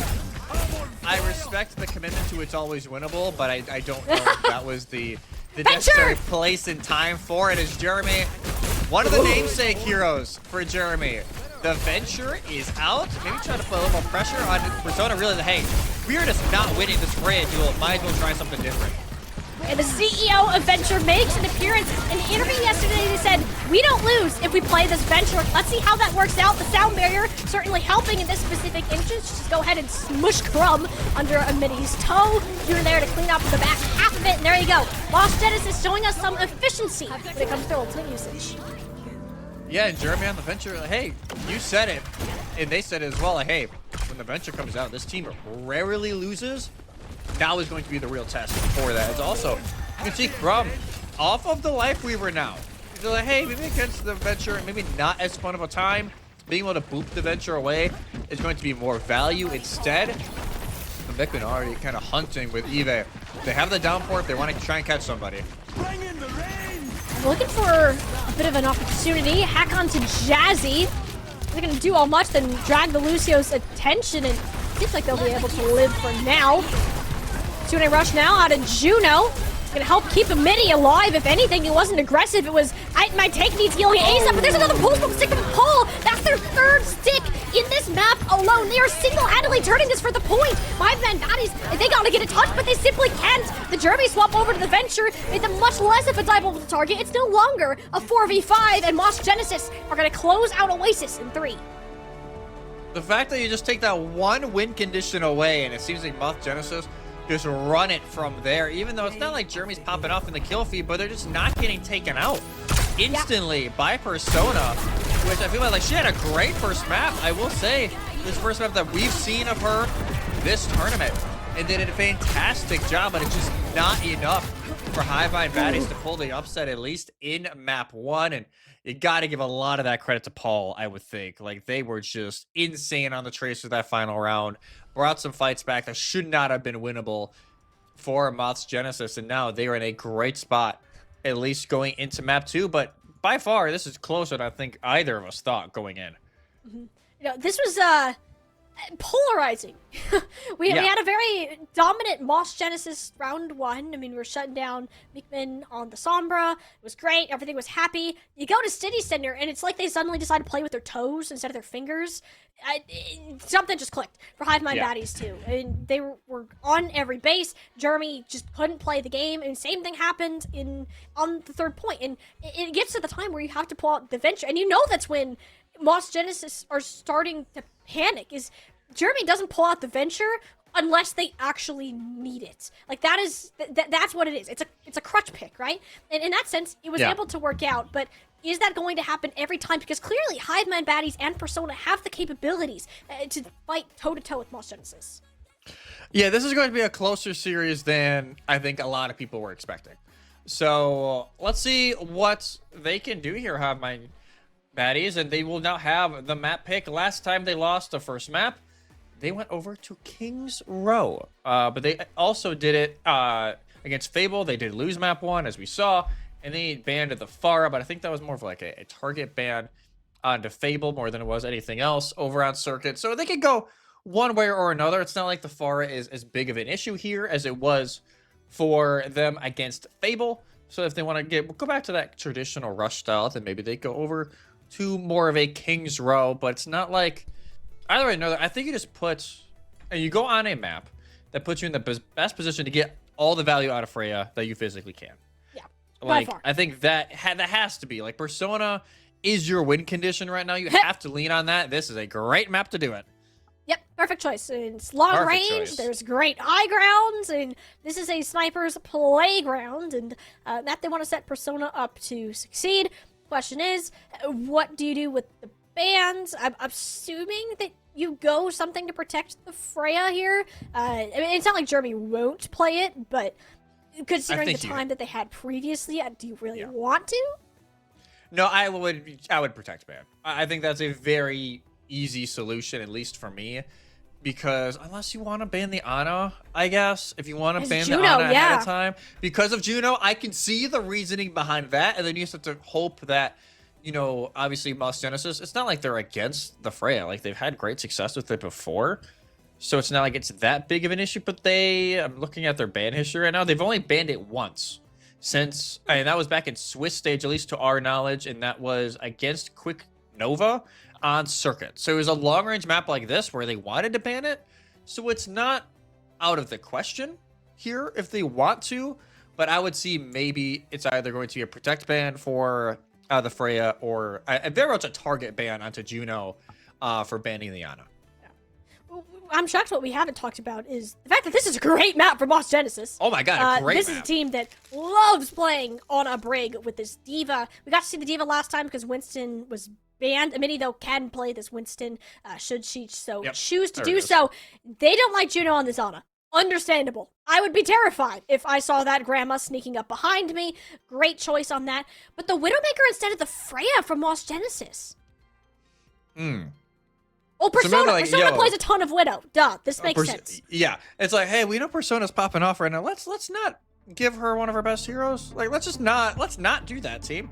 I think it's a great map I think it's a great set of bans for Hive Mind baddies. But like you said, this is a map Moss Genesis had a ton of success on against Quick Nova last week. So it's not like this is a map that, oh, you know, we've seen them kind of be shaky on it and in officials and maybe scrims. No, they were lights out on this map against Quick Nova just last week. So it does give them a VOD to kind of go over and kind of dissect how Moss Genesis was going in this map. But obviously it's a little bit of a worry because it could be one of your best maps, but it is very clearly one of the best maps also for Moss Genesis. I mean, despite Moss Genesis kind of being the higher seed, I mean, if I'm not mistaken, Hive Mind baddies are lower than Quick Nova in the seeding, right? If Yeah, am I right Genesis on are that? higher. Yeah, in they were the seeding, I 6th seed. believe. Yep. Yeah, so it's a 6 versus a 4 seed. So I don't think Hive Mind baddies should have been in that spot. Honestly, when I saw these rosters before Swiss happened, I expected the 4th seed to be Hive Mind baddies. I mean, knowing the impact and success that these players have had in the past, but I wonder if bringing Persona in just for this game has made them like just an extra power level. Like Nadokado was doing great, but Persona here just, like flat out isn't missing. And on a map like this No. and several of these other maps that you're just gonna force a Freya anyways, it either ties your opponent's hand by forcing a hero ban, or you just have to suffer at the hands of Persona. Yeah, Persona, I would be scared. Like, I won't lie, I would be petrified if I was going against them right now because they're just so good on these long-range hit scans. Like, we gotta remember, like, Persona is one that's been around 8 for a super long time. Like, they've been around the scene, whether it be Calling All Heroes or even before Calling All Heroes. Like, they've been around for a very long time. So now is the question of, hey, can they lock it down right now? And can they drag their team over to a map 3 even at 1 apiece? Well, this is going to be an interesting map to do it because it just plays so well to the strengths of both teams. Again, it's weird in my head because it almost doesn't feel like Moss Genesis won the last map because of how badly they were losing Yeah. at that particular Agreed. point, and then they managed to round it out. So, I don't know. This just, it scares me a little bit to see how polarizing Moss Genesis has been in the previous map, and Gibraltar is a map that's known for snowballs, right? Oh, Like, we if just you're saw it getting the last a really game. good, yeah. I mean, even Moss Genesis themselves, they finished with like a 5-minute something time bank last week. Yeah, this is a map that I'm petrified of, I won't lie, because Moss Genesis, they also held this for what, the entire time almost? They did not allow Yeah. Quick Nova to cap first phase. So this is obviously a map that they're very good at offensively, but even better at defensively. So it will really depend here. I'm very curious to see who is attacking first, because that will set the tone for the entirety of this map. Like in Moss Genesis, they start on defense, they lock it down, and Hive Mind Baddies struggle to really get through this first phase. Then it feels like this is going to be 2-0 heading into map 3. But if Hive Mind Baddies, if they're able to start building momentum, even if they don't full cap, right, on their attack, if they're able to get some progress made and at least, you know, very much improve what happened last week in this matchup, at least against Moss Genesis, then maybe there's a chance it will be Genesis on the defense first. They will want to keep that type of play. And wow, we get the Ashe instead. So Paul will line it up, not feeling super confident, or at least not confident as much in the Soj or the Freya. So they will go with the Ashe, which is kind of, a year ago, this was the go-to pick a lot of the time on this map. And now Nadokado is back in. Persona not in for map 2. Okay, so Nadokado. I think Nadokado is a little bit more flexible, and I think we'll switch around to the flex DPS a tad more. At least that's where I'm thinking this is going, unless Persona had to go somewhere. I don't know. Moss Genesis, though, they're still in the Venture. I mean, Jeremy's gonna play basically what the Tracer role typically does, installing this payload, just on our little rock launcher. Yeah, just, hey, we're gonna burrow a little bit, kind of just hang out. You can't even shoot me when I'm contesting, but you know, it's going to be pretty rough here for Hive Mind Baddies to try and punish that. Is already recall force for Vikman. Not ideal if you're Vikman, and just need to force this payload against Adventure, which most of the Hive Mind Baddies are opting to play on the low ground instead, since they can't find the angle. Speaking of that, Nadokado, whoo! Kinda looking down the barrel of Midi's gun there, and there'll be some torpedoes from Jazzy to actually go ahead and finish that off. A Kiriko Juno backline, and Juno is not playing Juno. That's gonna hurt my head.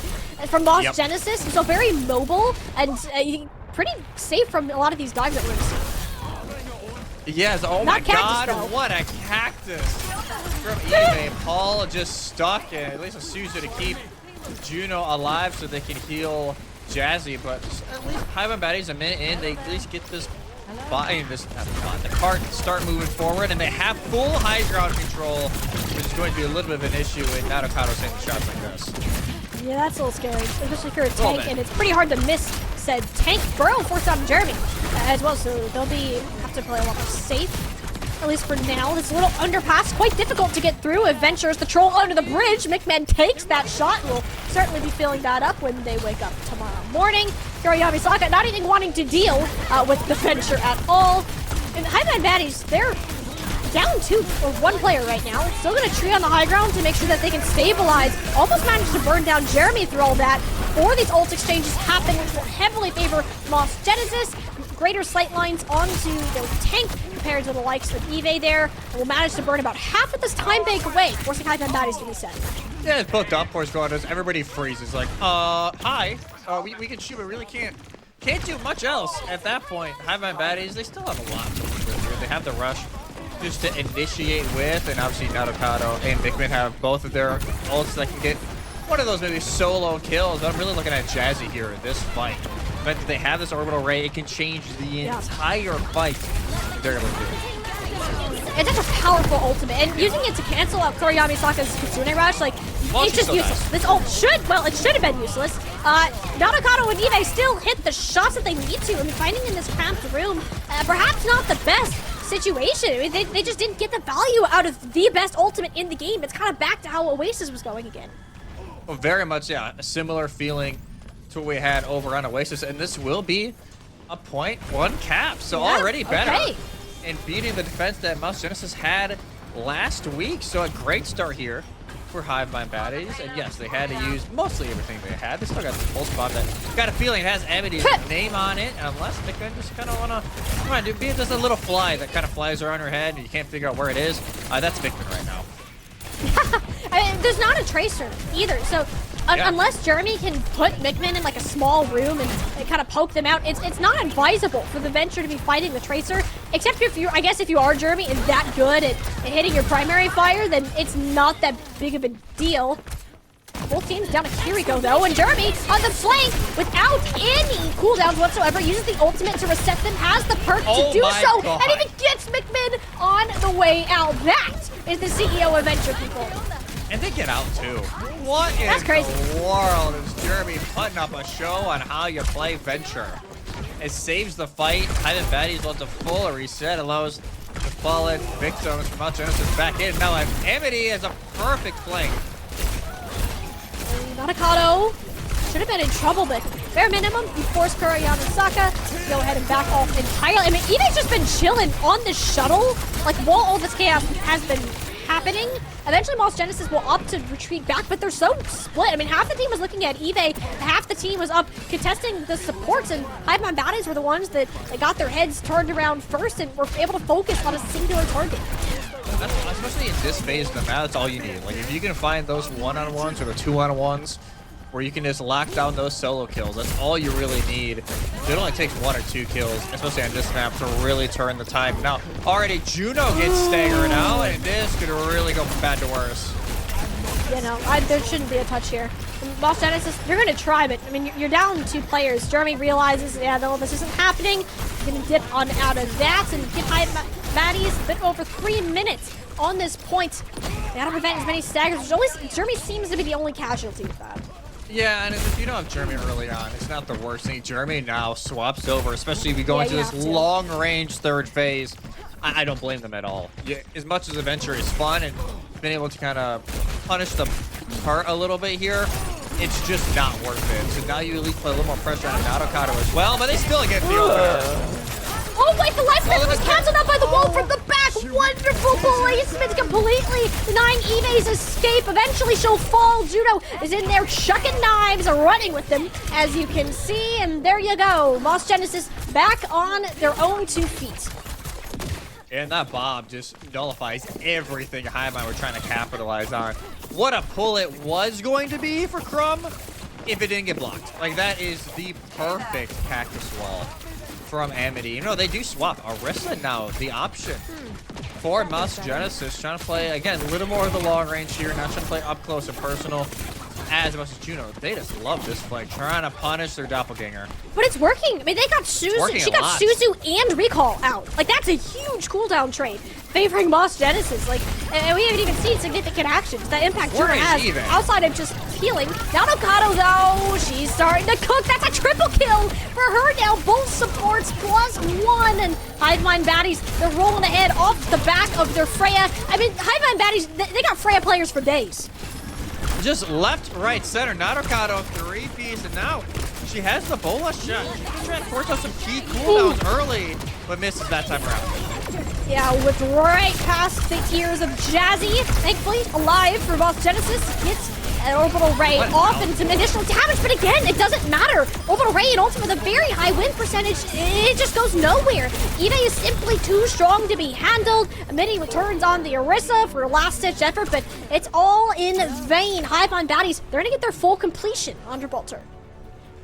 In just over a minute as well, so a decent time bank, even though this map, you know, the first phase holds can go on for ages, but it's not the worst case scenario here for Hivemine Baddies. You have your little pop-offs here. I do think Jeremy's slowly getting to this game more and more, but it's still not the perfect start by any stretch. Nadokado, we talked about, hey, Persona's out, maybe we're seeing a little bit more variety. No, it's just the Freya. Just the Freya from Nadokado, and she's able to go 16-2, just casually. No worries at all over there for Hivemine Baddies, but now you have to make sure you continue that on the defense. Moss Genesis is a team that, again, on this map has had a great history of results, especially on the attacking side.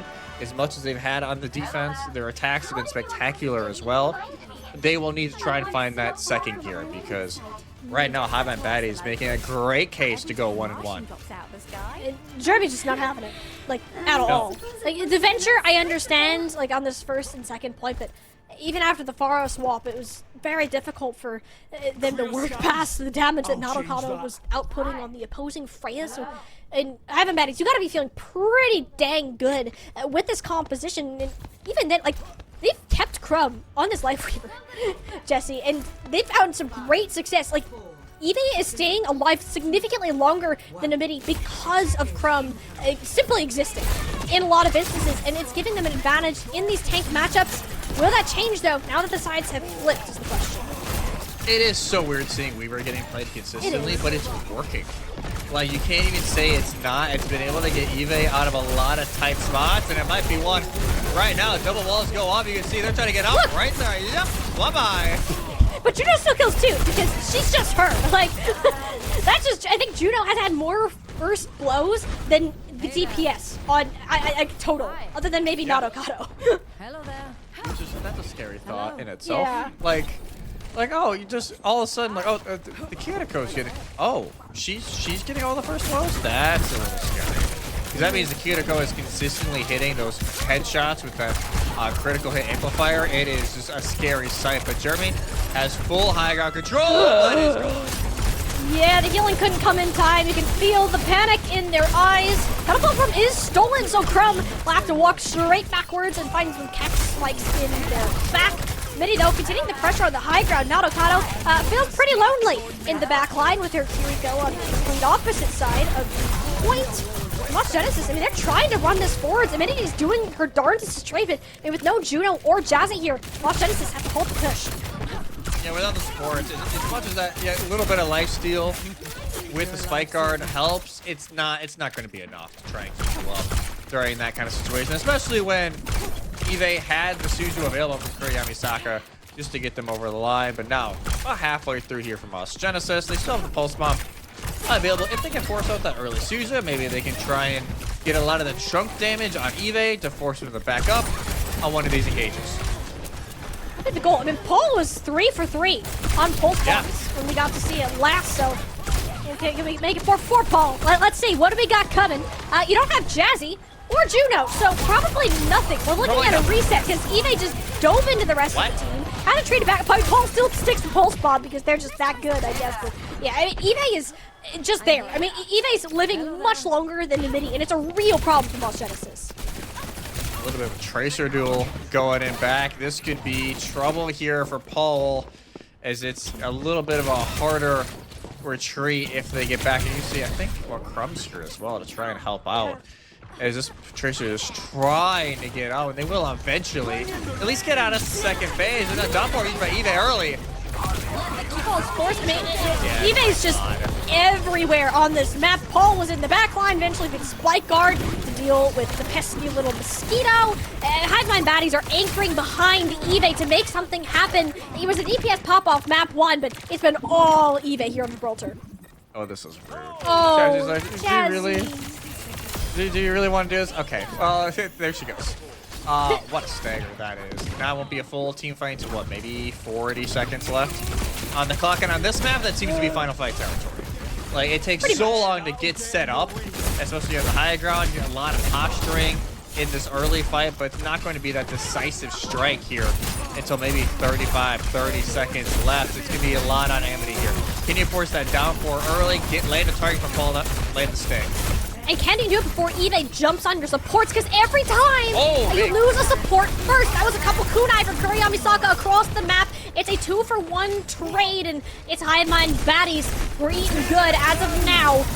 Downpour from Amity and manages to pull 2 off the high ground. The Downpour is the heroic play. Another pulse pump stick from Paul. Yet Eve is still alive. Jesse, she just simply does not die. Lost Genesis gonna push up with every last bit that they have. But when the tank can get another touch in, Crumb's hanging around this corner, uses the tree just to live against the pressure of Paul. They're gonna have to back up entirely.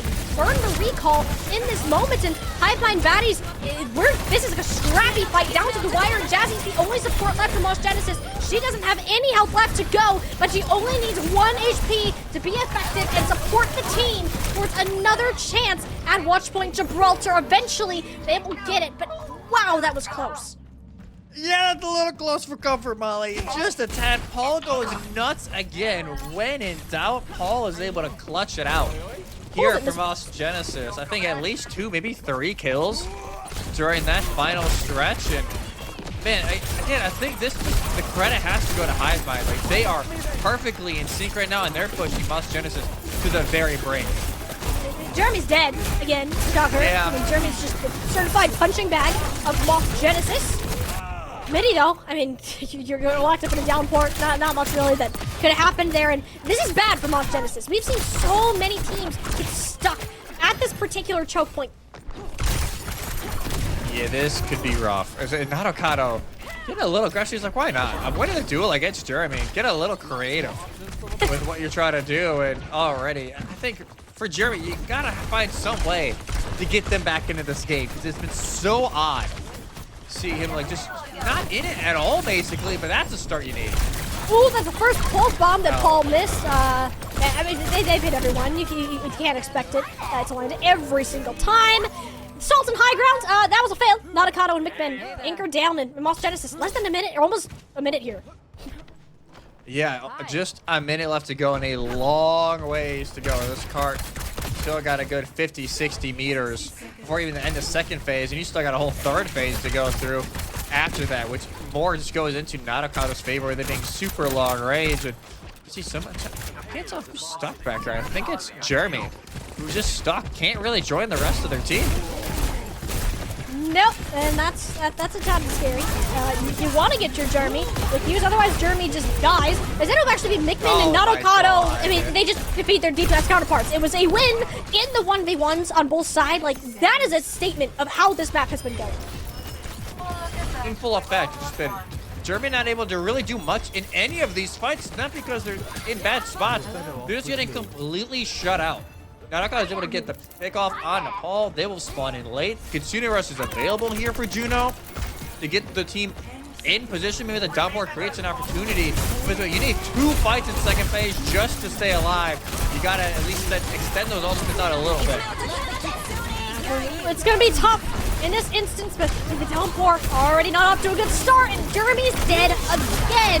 Hivemind baddies, they have all the ults in the world. That's a tree on the objective, and unless you're trying to chop that one down, you left your pickaxes at home. Hivemind baddies cleaning up the house. Watch Point Gibraltar shall be theirs, and we have ourselves a match. We have ourselves a series here. No 3-0 Overwatch. Woo! In this one, Hivemind baddies, they even us up at 1 apiece, and what a performance from Hivemind baddies. They just seem like, hey, they seem to have a hive mind. Like, great, they did the name, which, you know, a little bit punny, but they just seem to be all on the same page 24/7. Especially with these pulls, the Lifeweaver, when it works, it's because you have that full sync to know exactly what is going on all the time. That was a disgusting flick from Nadokado.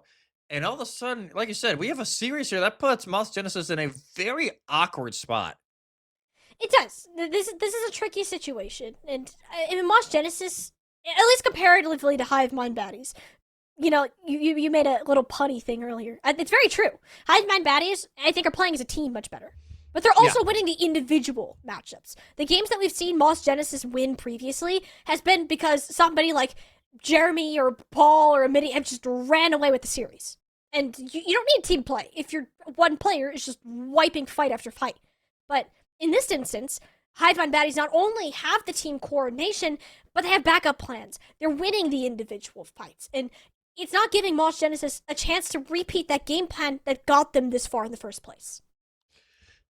Yeah, it really has been Moss Genesis in a tight squeeze here because you're so used to leading on someone like Jeremy, especially last week. Like, Jeremy popped off almost every single map. This time, they're getting shut out completely. It was like, obviously, a lot of great scouting from Hivemind baddies. That's very apparent because they've been all over Jeremy, not allowing them to really make any of these pop-off plays that typically gets Moss Genesis into great positions to either finish off the fight or just at least open up the fight initially. If that win condition has been completely shut down by Hivemind baddies. So now the real question is going to be like, hey, can you find a different win condition when you're not leaning on Paul and Jeremy as consistently? New Junk City will be the map, which I'm kind of surprised. We see a lot more of Saravasa when we go over to the Flashpoint. But hey, why not try and throw something out there a little bit different? This tells me Venture. I don't know about you. I feel a Venture on this map. You don't say. Yeah, it's Venture City here. We should just rename it. I mean, this map is great for the Venture hero. Lots of close points. There's some that are a little bit more open, but most importantly, there's narrow corridors. There's a lot of cover that you can use to dash in and out. So likely a main reason for picking this map, but you also want to move away from the dive. Their past 2 maps have been primarily focused on like these hazard type compositions. This leaves a lot of room for that Orisa, which Hivemind baddies cannot ban. It's something that Amity is pretty confident in herself in. Yeah, it's obvious the confidence is there, right? Like the confidence is through the roof. Now it's a question of, can that continue, right? Like, is that confidence going to be like, oh, we're going into these really awkward positions and getting punished, or is it be, I'm just laying the shots. Like, I'm just laying the shots. No, don't worry about the rest of the team. I got it. Like, I'm just gonna land everything. No! We're gonna kill everything, and the venture is banned. To be fair. Yeah. Oh. I'm surprised Mouse Genesis didn't do a protect ban. I won't lie. I'm very surprised they did not go a protect ban to ensure that the venture is playable for Jury, but instead they go to Lucio, which makes Juno a must pick on this map because you need some sort of speed to go from flashpoint to flashpoint. But that's rough not having the venture. I'm actually so and sad. The Rock Muncher in this call is, a little sad. I'm not calling me a rock puncher is kind of crazy. you have a venture wristband. I am Venture's #1 fan. This is no secret, but I'm not the rock muncher. I'm a fan of the rock. You're okay. The #1 rock muncher stan. All right. There we go. I like that there title. We go. I'll claim that. Easily claim that. We don't get it on this map, which is very sad. We get Juno Brig though. If you weren't sick of seeing that, that's what's gonna be played all of this map, unless you play like a Juno Kiriko again, which Juno was doing very good on that. And Juno the player, just to clarify. Juno the player, yeah. Juno the character is playing Brig the character. That makes sense. But yeah, we're likely looking at some sort of Juno Brig type lineup if we had to guess. I wonder what the tank is. Like, are we sticking on this Hazard divey kind of thing? Do we go with the Orisa? It's like, that's something that we've seen Lost Genesis kind of lean towards in the past. Yeah, we saw them swap to it late on in Watch Point. I could easily see them going it here because Orisa is very good. I don't think we're going to see J-Cube because we're not casting Exo Sakura.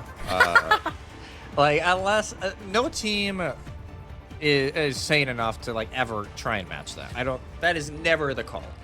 And even though they're not here, it's just JQ is so hard to play right now unless you're a player like Mari who can pull it off seamlessly. So I think it's going to be either a lot more of the Hazard or this Orisa. Maybe we see the Ramattra, but considering the chances of Orisa being played, I don't think the odds are super great. Yeah.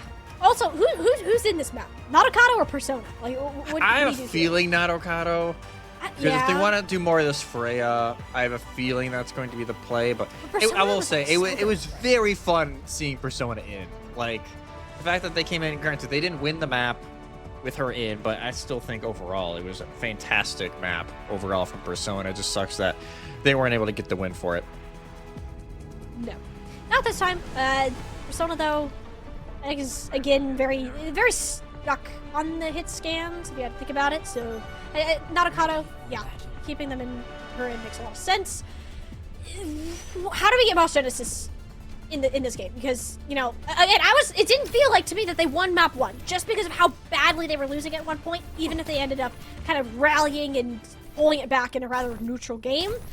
This scares me, kind of going ahead. Jeremy is going to stick on this Freya because you kind of have to in this instance, but it just hasn't worked. It hasn't worked in the past, and now, this is your map pick. It has to work. There is no other option. Yeah, this has to work if you're a Mouse Genesis. It is the full-on mirror, except for the fact that Mouse Genesis, they will not go with the Juno, which is almost like a must-pick without the Lucio. They will go back. Allows Juno to have a little bit more aggressive here, obviously, with the primary, but, man, the rotations are going to be a little bit rough. First of all, the fact that Juno's not playing Juno feels criminal. Second of all, Baptiste is going to get round stomped if you are not careful. And your one thing that was keeping Mickman off of your backline is currently dead, and Eve is just going to walk straight at that immobile Baptiste. And Hivemind baddies, they have the speed advantage and worked it very well. Yeah, just use a speed advantage. They don't have Juno? Oh, just use Hyper Ring. And go, have fun, Eve. There's no way for them to really get out. And what a jab from Eve. That's gonna boost the ego just a little bit. It's a weird spot. I'm not a fan of the BAP, I won't lie.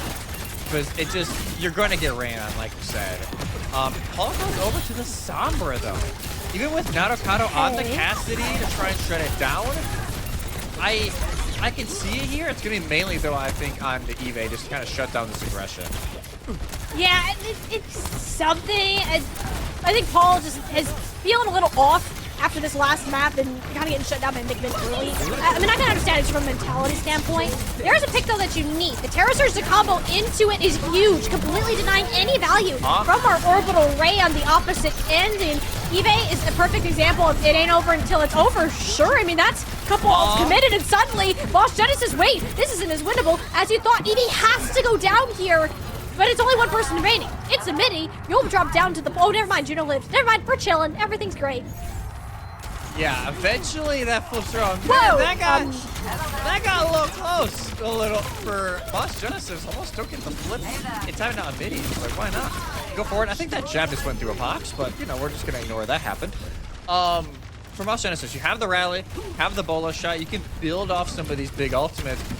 The Deadeye for Cassidy here for Narukato, she's just going to try and make space. It's not like you're going to get anything crazy. Maybe you find Paul or Jeremy, but the chances that you either, you know, get denied from jab spin or get tagged out are pretty high. Well, you can use something. Deadeye first. That's every defensive cooldown out, but no, the shield bash that hits onto 3, canceling out Narukato's all entirely.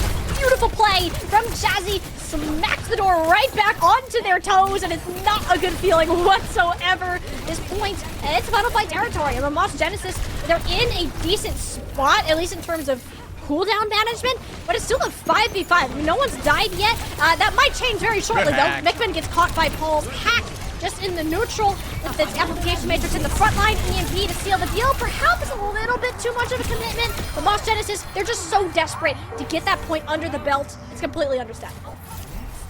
Yeah, I don't know if they needed EMP and Amp Matrix during that fight. Like, I think you could have went just EMP and been fine, but they're two ults that you can build relatively quickly, especially into this comp. Like, Paul has no worries about building EMP. You just chuck viruses 24/7. You can get a lot of hacks off. You can build that ult charge relatively fast. So, Boss Genesis, they win round 1. They still have the Terra Surge on the back, in their back pocket. Now, the worry for eBay is nothing can get hacked on this ult. So it's not like, oh, I have a free Terra Surge I can go in and int. You got to make sure the hack is either, you know, broken up or you wait for it, because you don't want this big ult to get completely shut down.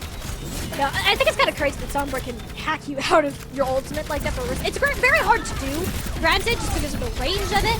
Midi, though, it's actually pretty low in this instance. It seizes an opportunity and kind of jump in. The dueling Terra Surges, and Midi, being the first one, gets caught up in a base, stomped into a pancake, and Hive Mind baddies. You gotta be feeling pretty good about your chances in closing this out, especially securing the Alien on Paul. I don't know. They don't have Kuriyami Saka. Crumb is there, but they're only at half. They have to play this very slow because they only have that break healing. Well, they didn't play slow. Take advantage. They did not, in fact, play slow. Crumb gets punished for it. This is still very much in the air. But eBay's just like struggling to stay alive. Well, I mean, they don't have a tank. I mean, he's back at full health. Even if Narukato's Deadeye grabs two, like, I don't think it means all that. I mean, they just realized Narukato's there after Amity lose like 2/3 of her health bar. So, okay, Hive Mind baddies, I guess they're fine. Never mind. I think the fact that it was both supports that go with that Deadeye, it's like, okay, you know, this is a wrap, at least for this fight. Amity just kind of looks up. It's that one crying, like, oh, what do you? Hi, no, please, no. It's not much they can do. Juno, very early Amp Matrix just to get through. What a rotate! Whoa, we're playing Ring Around the Rosie. This is a very fun game if you're a Hive Mind baddies fan. They do over the point, and it is OT here. Moss Genesis, their hand is forced in terms of their positioning, and it's actually nice for Hive Mind baddies because they'll get out of the power position. With the EMP! Wait, no, they're not going to let them escape. There's actually a massive play from Paul. That's needed. Yeah, you get both supports. You shut down the counter punch very early on, and yeah, part of me is like, man, did you need it? But like, it shuts down that, and it basically needs an extra mini team fight win. So overall, it's a great spot because you have rally. You're going to be able to build up amenities. Ults, she'll be relatively close, but we could have a dueling Terra Surge once again without EMP to worry about your Hive Mind. Just a little bit of point pressure from Mikman, but they may just try and find this pulse, maybe force an early lamp. It did make 3 members of Moss Genesis drop down towards point, so Hive Mind Baddies can start their assault on this high ground and continue forcing the space. Nadokado, Deadeye got a double kill with it last time. What will it be for round number 2? Absolutely nothing. That finds with a javelin straight through her chest, and everybody else is pulled together in a big group hug, courtesy of a midi wonderful little Terra Surge combo. And despite these points being close, Jesse, Moss Genesis have managed to take both of them back from 99 to 100. Man, Hive Mind Baddies got to be kicking themselves at this point. Like, they're in such great positions. They get these flash points so far, and for whatever reason, Moss Genesis are able to make just the little adjustments each time and just have a full run across the board. Now Mickman goes off the trade, so they will match the Sombra. So maybe realize that, hey, this Sombra is actually working really well. Like, you might as well try and match it. But now I'm looking at here, Kuriyami Misaka. Orbital Ray, yes, this window can maybe stop it for a little bit, but that Ray is just so much better. Yeah, I mean, you'll take it over Ray in that any day of the week. Moss Genesis, I mean, they lose the ball. I mean, Track's not ready for Mickman on the Sombra, so this is a pretty good start for Hive Mind Baddies, although they aren't going to get the first capture on the point. They just respect the Ant Matrix entirely. Yeah, it's not worth it for them to try and push in, because you can just go in like this with the Orbital Ray right after, but you don't have Sombra. Yeah, that's I don't think that's how they wanted it to go, but you still get the point flip, which is the result you wanted. Eve held on to the Terra Surge. She definitely thought about using it, but the fact that she held it is pretty nice. Jeremy, a little bit of a flank action. Gets Kuriyami Misaka out of the sky, and that's about it. Both DPS dead for the trade of a support, and Juno and Jazzy have to be the ones to compensate for the lost damage at this point in time, and it's Jazzy getting in there and getting active. Swings the mace a couple times, gets 3 final blows, maybe a 4th onto the tank, but no, Eve will live on 1 HP. Oh my god, literal one. There you go, white half hurt. Get the Orisa back up. I would say the jab from eBay onto Juno, the fact that they're able to shut down Juno right away, Mickman's there for the finish, I think that saves the fight, because that back isn't able to at least heal up everyone else even for a second longer. Maybe get legit breathe on eBay to finish off the Orisa. But now, one fight off, and Hive Mind Baddies, the fact is, can they finish off a flashpoint? That's the big question. Well, they have EMP, they have Terra Surge, you should be able to, but you know who else has that combo? Moss Genesis, they got the greater value out of it for now. It is a 3v3, but Moss Genesis, they don't really have any of those supports, and you just don't have any friends to begin with. It is over before it started, and Hive Mind Baddies, they couldn't close it out after all. Oh, and that was expensive, Molly. They have nothing. They have literally nothing going into the next fight. Well, on the other side, Rally, Bola, soon to be Ant Matrix, ults galore from Moss Genesis. That was a very expensive fight to lose, and I understand they want to finish it off real quick. You know Moss Genesis are going to, you know they're going to try and have a very quick fight, so it's, you know, a double-edged sword, and that Siren just was not on the right side of it if you're Hive Mind. And this is a problem, because you're only getting realistically 1 good fight here. Getting Jeremy early, that's huge, but it's also something Moss Genesis have become used to within this series, because Jeremy's just been beaten up and shoved in the locker, like, nearly every fight. Then permadeath. Yeah, so they take their time on pushing this, knowing it is a dry fight, hoping to force any of these other ultimates out. I mean, Jazzy being conservative with his rally, but likely gonna have to pop it in the face with Mickman. Cannot finish the elimination. The armor packs from Crumb coming in clutch. Keep the Sovereign player and Hive Mind Baddies alive. Jeremy back from the grave. Full shot lands. Nadokado blown to bits. Moss Genesis back in this battle. There's the Orbital Ray. That's a scary thing to do. Midi has to close this out here and now. Crumb running for her life, but only to be met with Jeremy's crossbow once more. And Hive Mind Baddies, despite their struggles from before, Jesse, it seems like they might be able to do it. Eve, though, has the later Terra Surge, but no health, skewered into the wall. No way! Moss Genesis, they get the flip back over 399 points in a row, and that will push them up to a match point. That has to be the closest 3-0 on a flashpoint that I have ever seen. That was unreal, and I gotta give credit where credit's due to Moss Genesis. That was unreal. The composure to have. Even in that last fight, Orbital Ray's on point. You're never going to finish off the Juno early, even though it was a nice shot coming in from Jeremy. But you're just not able to finish it off. But they still find a way to win the fight, win the round, and win the map. That is unreal composure from Moss Genesis, and it puts them on match point. Jesse, that was okay, 2, almost 3 if you don't count that early little capture that we got to see from Moss Genesis. 3 reverse swept points. Like, we're like at 99-0, and then they just come back. Like, there was no finishing power on the side of Hive Mind Baddies, and that is a serious problem when it comes to this, because it also was pretty common for Hive Mind Baddies to get the first elimination, Jesse, but either they took too long to push, perhaps they gave too much respect to certain ultimates at points, but they couldn't find it. They could get a way in, but they could never actually stay. It's like they got a glimpse at the treasure room, but they got it for 1 second before they were just shoved right back out. Yeah, it's just like, man, they got so close in so many of these fights. Like, oh my god, they're gonna do it. They're actually gonna get the flashpoint.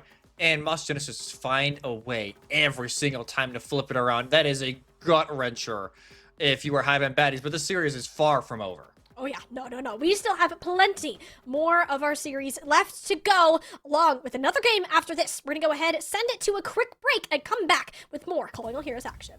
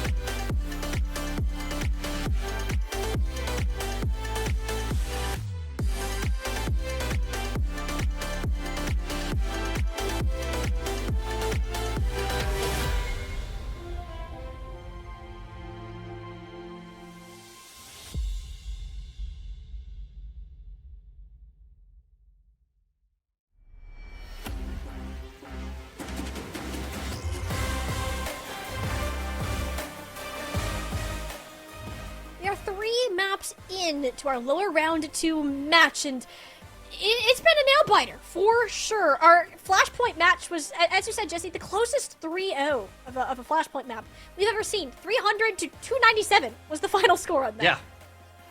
Yeah. It just felt so close. And it was just, oh my god, they were right there, Molly. They were just right there the entire time, but just never able to get over the finishing line was Hive Mind Baddies. But now they have a chance. It is their map pick. We have Push and Hybrid as our last 2 options for maps. So whatever is not picked here on map 4, guaranteed to be the map 5 pick. It's going to be King's Row. I'm kind of surprised they didn't go dive here. I won't lie. I thought maybe we could see a dive map for map 4, but instead they go to all reliable King's Row, which you can make a dive map to a degree, but No, they let us go back to old reliable instead of. I thought maybe we'd see like a Blizzard World or a Hollywood Yeah, instead. but, like, But I understand, like, hey, everybody scrims this. If this is your most comfortable map, go for it. Run it. Why not? you get the Hazard Lifeweaver back. That's, I think, a big thing. Moth Genesis couldn't figure that out at all. Yeah. It was so much more sustained going the way of Eve. Amity was dead, like, much sooner in these instances, even though they were taking very similar positioning when we looked at these counter dives. So this is a bit more of a concern. We will get the Hazard Band, though, and that was kind of my thought is, first of all, I'm surprised we didn't get a tank band to protect the Hazard, considering that's where we've seen Hive Mind baddies have the greatest success so far. They're just going to take that away entirely, along with a second Lucio band. Are we just going to run it back from last map? Maybe it's like I get it. I'm wearing the Lucio like bracelet pack. What's going on? Like what's going on, everybody? Where did all this Lucio banning come from? It seemed like he was almost never banned. Hashtag free Lucio. Yeah, hashtag free Lucio, free my boy. But overall, like again, the Hazard gameplay being gone, that's a big advantage for Hive and for Mouse Genesis. Like not having to worry about like, oh my god, are we just gonna get dove by this Hazard 24/7? No, you don't have to worry about it at all. More than likely going the Orisa route, which obviously both teams are very comfortable with. It was very close over at New Junk City, but at least last map, it was Mouse Genesis who were able to get the better of it. So now that pressure continues as, hey, can they continue to have this Orisa gameplay workout as well as it has, especially with Amity? I wouldn't say winning the duels all the time. It's like a 55-45 in favor of Amity. It's like, it looks better. It's more consistent than the Hazard, and I think that's what matters Yes. in the Very of much Mouse so. Genesis. But also the Sombra. Paula's Sombra was so impactful in that last map. And realistically, the fact that Sombra ran unmatched for as long as it did, it made Hive Mind baddies fall so far behind it. By the time Mikman ended up swapping, they just didn't have that same flow, that same ultimate rotation ready to match it. So I think that's something to be considered when we look ahead to this. We haven't gotten a Sombra ban, shockingly, given her presence within this series. Yeah. So opting for the Lucio instead of the Sombra, considering how much of an issue that seemed to be, for at least from our perspective in that last map, is rather surprising. I wonder if Hive Mind baddies are saving it for map 5. Which, that's so risky. Like, for me, Yeah. that is such a risk. If you're trying to leave that type of ban for a map that you're not guaranteed to go to. It's not like they're up 2-1, like, hey, if we lose this, whatever, we can have that ban for map 5. Like, no, you still need to win this map to force map 5. So it's a little bit of a risky move coming in from Hive Mind baddies, but obviously they know something we don't, and knowing that, hey, we don't want this Lucio. We're not as, maybe comfortable on it as you'd want to be. So we can just keep running this break, whether it be either break. Ana can be played here, especially on the defense, or if it is more like that break Juno, break Kiri, especially more on the attacking side. So Ana isn't as much of a sitting duck. No, it's not nearly as bad. And we actually haven't had Juno on the Ana yet, shockingly. Like, that Which is crazy. Yeah, I know. It's also scary because think of how much she's been doing on the Kiriko. Multiply that by like 5, and then you have Juno's Ana. So it's also something that is on the table. I mean, with the Hazard ban, I feel like you're either going to lean more into a Diva/Winston, or you're going to fight it on the ground in like an Orisa sort of mirror again. You know what does make me happy though, Jesse? There will be no Venture ban from here on out in this series. That is a happy day. All rocks are ready to be munched once more. Jeremy can fall back on that pick, which, mind you, is pretty darn good on King's Row, should it be needed. Unless somehow, someway, Moth Genesis ban it, which I don't know why they would. Unless they're doing like full meme-age of like, hey, we're just gonna ban the Venture because haha, funny.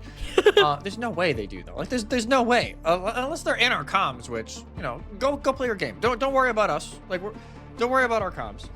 But no, it does put Venture in a great spot. Like not Venture else, but Venture in a great spot. But it's Jeremy. It's like, hey, they could run any of their 4 signatures now. Their 4 signature heroes. Like the Pharah, very playable here, especially on first and second phase. You can get a lot of value out of the Pharah. So if they want to go that direction, I think it could work. But you also have to worry about, hey, is Narukato just gonna light me up as soon as I get into the sky? Like that's the way Narukato's been playing it. You have to have that worry in the back of your head if you're considering playing a flyer like Pharah. You see, now that you say that, Jesse, first of all, I'm shocked we haven't gotten a Pharah, considering we have Jeremy and Mikman in the same lobby. Like, Yeah. what's going on?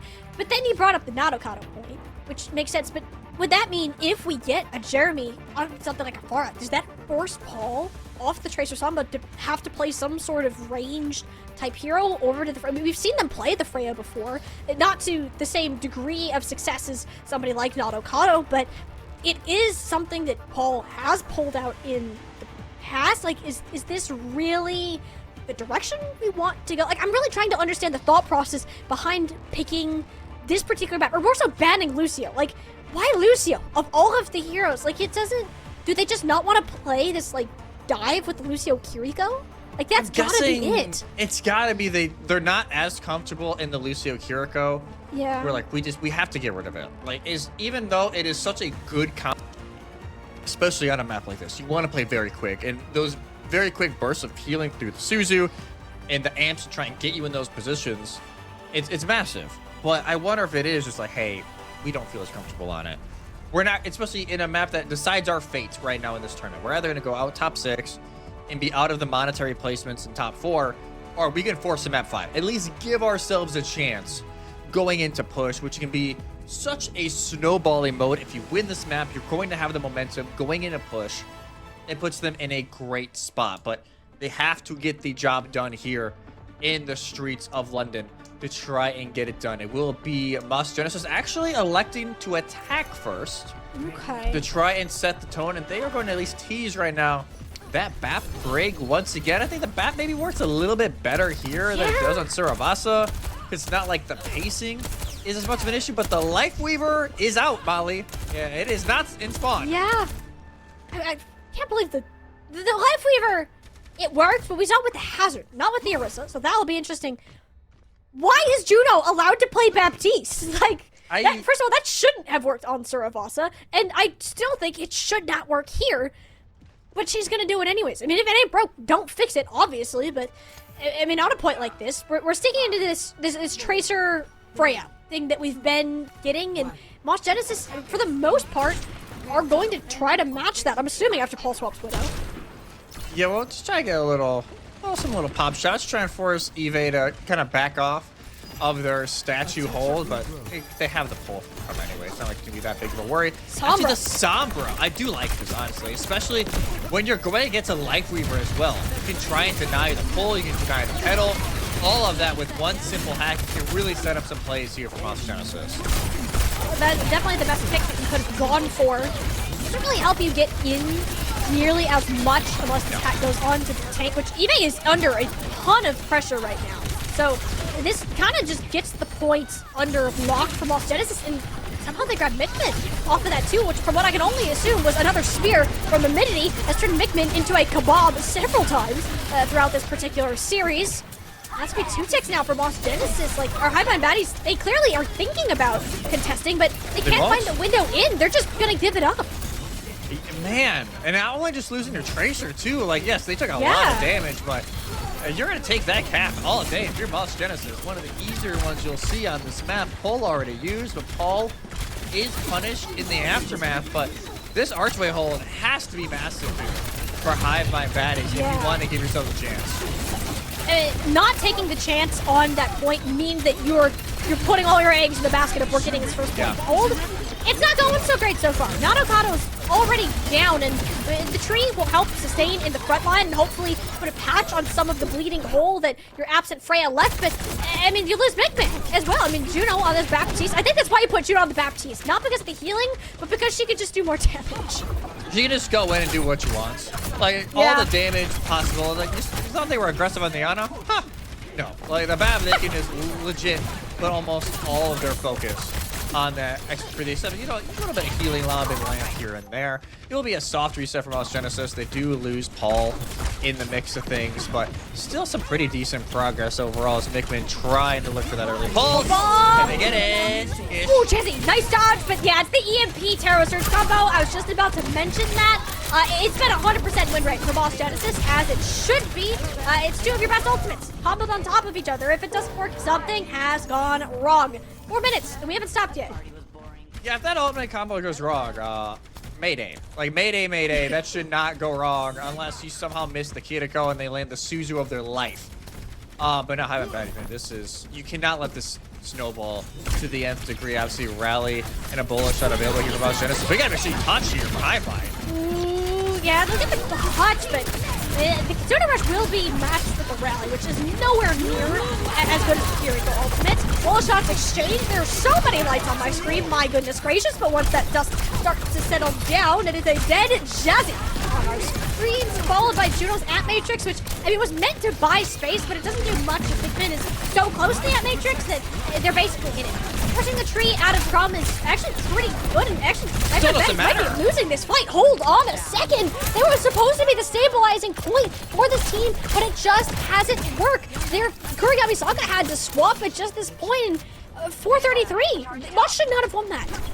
No, they shouldn't have. Like, even with, especially with the tree, there's so much healing by a point, but it doesn't matter. Mouse Genesis just overloads the damage, and there's nothing really the Hive Mind can do. Yeah, that fun fact, that's tax, Jeremy. Not going to go your way.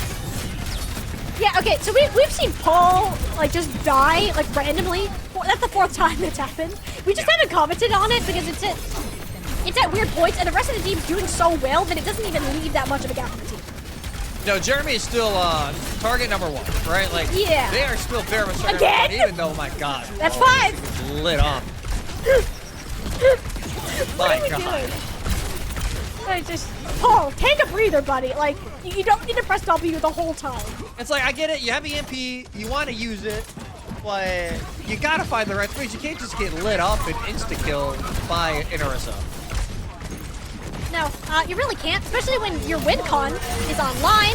There's the Terror Surge. They're not actually going to use the EMP for that. It didn't really get the people in the Orisa ult that was wanted, so Ina can re-engage. Instead, you're going to counter EMP the Terror Surge, but it didn't end up canceling it. Whoa, Paul! Paul's just dead, and Juno, I mean, you got to trade that out, sure, but with the EMP there, not doing what you wanted it to is a bit more of a problem. Pikmin on this Genji has looked so much better than any other hero I think they've tried to pick up today.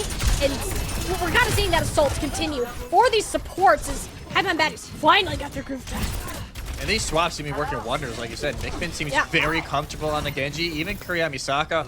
People are like, oh, Kyoko is such a good character right now, but like, for whatever reason, in this matchup, the BAP is just superior. BAP Lifeweaver. And it's BAP Lifeweaver is what we're running in, you know, the summer of, or the late spring of 2025.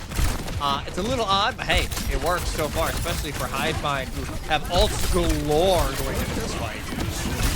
Yep, it'll be Tree and the Dragon Blade out of What a Mikbin, who stun. gets shield bashed and Samat straight back down to faceplant on the Foundry floor. Moss Genesis, excellent counterplay. I mean, Jessie has had some really good rallies throughout this. Shut down an ult pretty much every time she's popped in.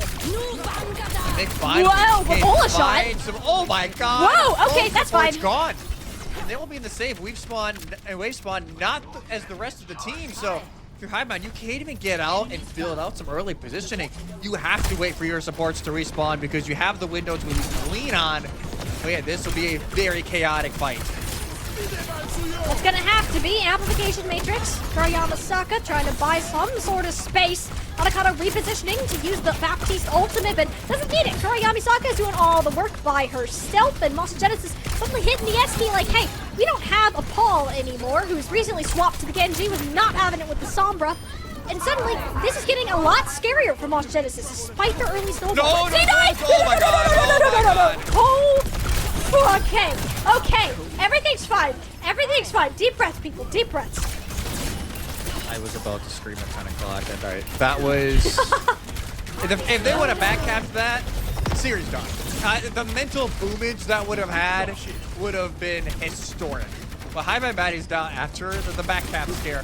Still the Terror Surge, if they can catch somebody with it, they have a tree later on to kind of counter out the Moss Genesis attack. They have a lot of tools here as long as Juno doesn't pop off with an Ant Matrix to carry this over and hold here at third base. I mean, Juno, she found a super four, but God, Ebony's so Humidity's so low. That's Amplificator, Immortality Field out, and Jeremy dead again. Shocker, and Moss Genesis, they can't get to these fights without taking so much poke damage that their DPS, they just can't win these duels. It's complete flashbacks to Watchpoint Gibraltar, Jesse. Yeah, the flashbacks are hitting, and they're hitting quick, and Moss Genesis weren't even able to use an ult. Jeremy taken out once again. Narukado, she is popping off. And I know, yes, they're down 1-2, but Nanakado has not been the reason for it whatsoever. It's going to be Q City. 5 ultimates for Hive Mind. Nanakado again! They get Jeremy! The life with the pedal, it breaks mid-air, and Yan just smack Jazzy down! What in the world did I just witness? Paul and Juno, they're making it worth it though. These blades swaying all over the place, and eventually it appears Mickmans is a little bit sharper. Moss Genesis, despite coming into this with a 5-minute time bank, over that, don't get that full completion. It was 4 ults from both teams. And as soon as that initial Amp Matrix went down, I was like, oh, okay, we're fighting. Let's go. It's fight night. And it was Hive Mind baddies who were able to get those last pickoffs, and it's not even the bot and the cart at the very end of third phase. It's at least a little bit farther and a little bit back, so you don't need a full cap. You can kind of practically full cap if you want to win this map, but they put themselves in a great spot here, Molly, to win map 5, especially, again, they're shutting down Jeremy at a historic rate. It's just, it's not something we've ever seen for a team going against Moss Genesis. No, and I mean, it did show in the past that they've been shown. Granted, I think Jeremy's doing better in this map than in previous ones. Like 14 and 5, much more improved. And previous maps, I think Paul has been getting beaten up, but more majority that was when they were on the Sombra and just dying to random poke damage. That was happening, which hopefully we don't get repeats of it. The swap to the Baptiste, though, I think was a big reason that Hive Mind was able to stabilize. Especially when you look at the amount of sustain that was able to get and had the additional damage, but Baptiste and Lifeweaver worked together surprisingly well. Yeah, that worked out just a little too well. Like, that's a little scary. I better not be seeing that in my ranked games. That's all I gotta say. Don't be pulling that out if you see me in your ranked games, because it's such a weird composition. Like, it is so hard to even like get vibes off of. Moth Genesis, they'll just go the normal, right? Like Juno is on Juno, everybody. Yes, oh my gosh, it happened. It has happened. It is Brig, Juno, Jeremy, and still the Sombra going in with the Freya. We got a kitty. We got the big kitty. That's so cute. Oh, that's a big kitty. I want to hug a cat, but I don't, because that would put me in another sneezing fit. Allergies. We just got over that. Jazzy can hug the cat, and I will live vicariously through her. Looking though into what Moss Genesis want to do. They're in the exact same comp as you've gotten to see in the past, but Mickman on this Genji, I think is going to be very helpful for this team, at least covering high ground. Jeremy or potentially Paul will be staging on for the first part of this match. And even then, Amity, it with a javelin, of course, to retreat a decent amount, but this is actually good for Moss, or for Hive Mind baddies, because they have Monokado exactly in the spot they want. Yeah, exactly where you want them to be. Eva's taking so much. He's just trying to get in, and well, that is not where they want to be now. In fact, it's okay. Nanakado finally dies, and guess what? Jeremy's. Dare I say they're cooking? Is Jeremy cooking? Wait a minute. Where's this been? Hello. Map 4 and 4K. Jeremy, let's see it. Hello there. They already have bullet shot. Yep. Like that's kind of nuts, and we're a minute through. Already, Hive and Baddies having to take a look at their comp, and again, here we go. Back to the back. It's the Lifeweaver and Baptiste. Why not bring it back out? As it worked really well on the defense of third phase, and now it's Jeremy we really have to keep an eye on here. They're in a great spot on the high ground. Yes, that first explosive shot kind of makes them back off, but still in a great spot. Already layers into Kuriyamisaka. Okay, Jeremy kind of cooking a little bit on this high ground, daring anybody to come up there and contest them. Now, Moss Genesis playing the slow game. Hive Mind baddies been so used to just somebody getting a pick off of random poke that they're playing their sweet time, but the bull shot pulled them all together by the Terra Surge. Fantastic combo from Infinity and Jeremy. Moss Genesis, they look so much better on this defense. Oh my god. Oh, that was such a... I didn't even think of that combo. I won't lie. Like, the fact that you send in... Because you have to send in the bullet shot first. Like, you have to send it in first. It lands on a Nadokado, and she's falling down. Pop the Terra Surge. My god. That was just seamless from Moss Genesis. And they still have their 2 biggest win cons in EMP and the Orbital Ring.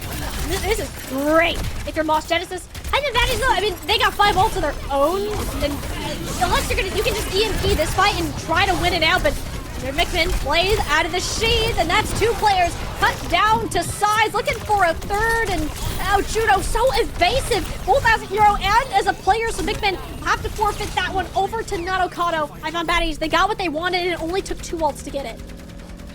Yeah, only took 2 ults. Orbital Ray wasn't even able to be popped, and neither was the rally. And a big win there for Hive Mind Baddies, because that gives them at least a decent amount of time to work with you. You don't be like, oh my god, we need to push. You know, all gas, no breaks. We got to make sure we at least leave ourselves a tiny bit of time at the end of this phase. Like, no, you have plenty of time to work with, but you want to have Nadokado for a little bit. She having a little bit of fun on the wall. Yeah, the mini just turned to staple gun there for a second. It's okay, the spawns are right there, so Lost Genesis do run away from the Terror Surge. That's scary. Wolves the Orbital Ray to go ahead and back them up. But taking down Juno here, it's all the more important that Lost Genesis can make this last as long as possible with losing as few players as possible. Jeremy, nice shot to go ahead and close that out. Mini just kind of chills in the front line, and I mean, that's all Hive Mind Baddies really need. Lost Genesis gotta run. Yeah, you can't stay here without Amity. Like, you just physically can't, especially with that commanding presence that Orisa is.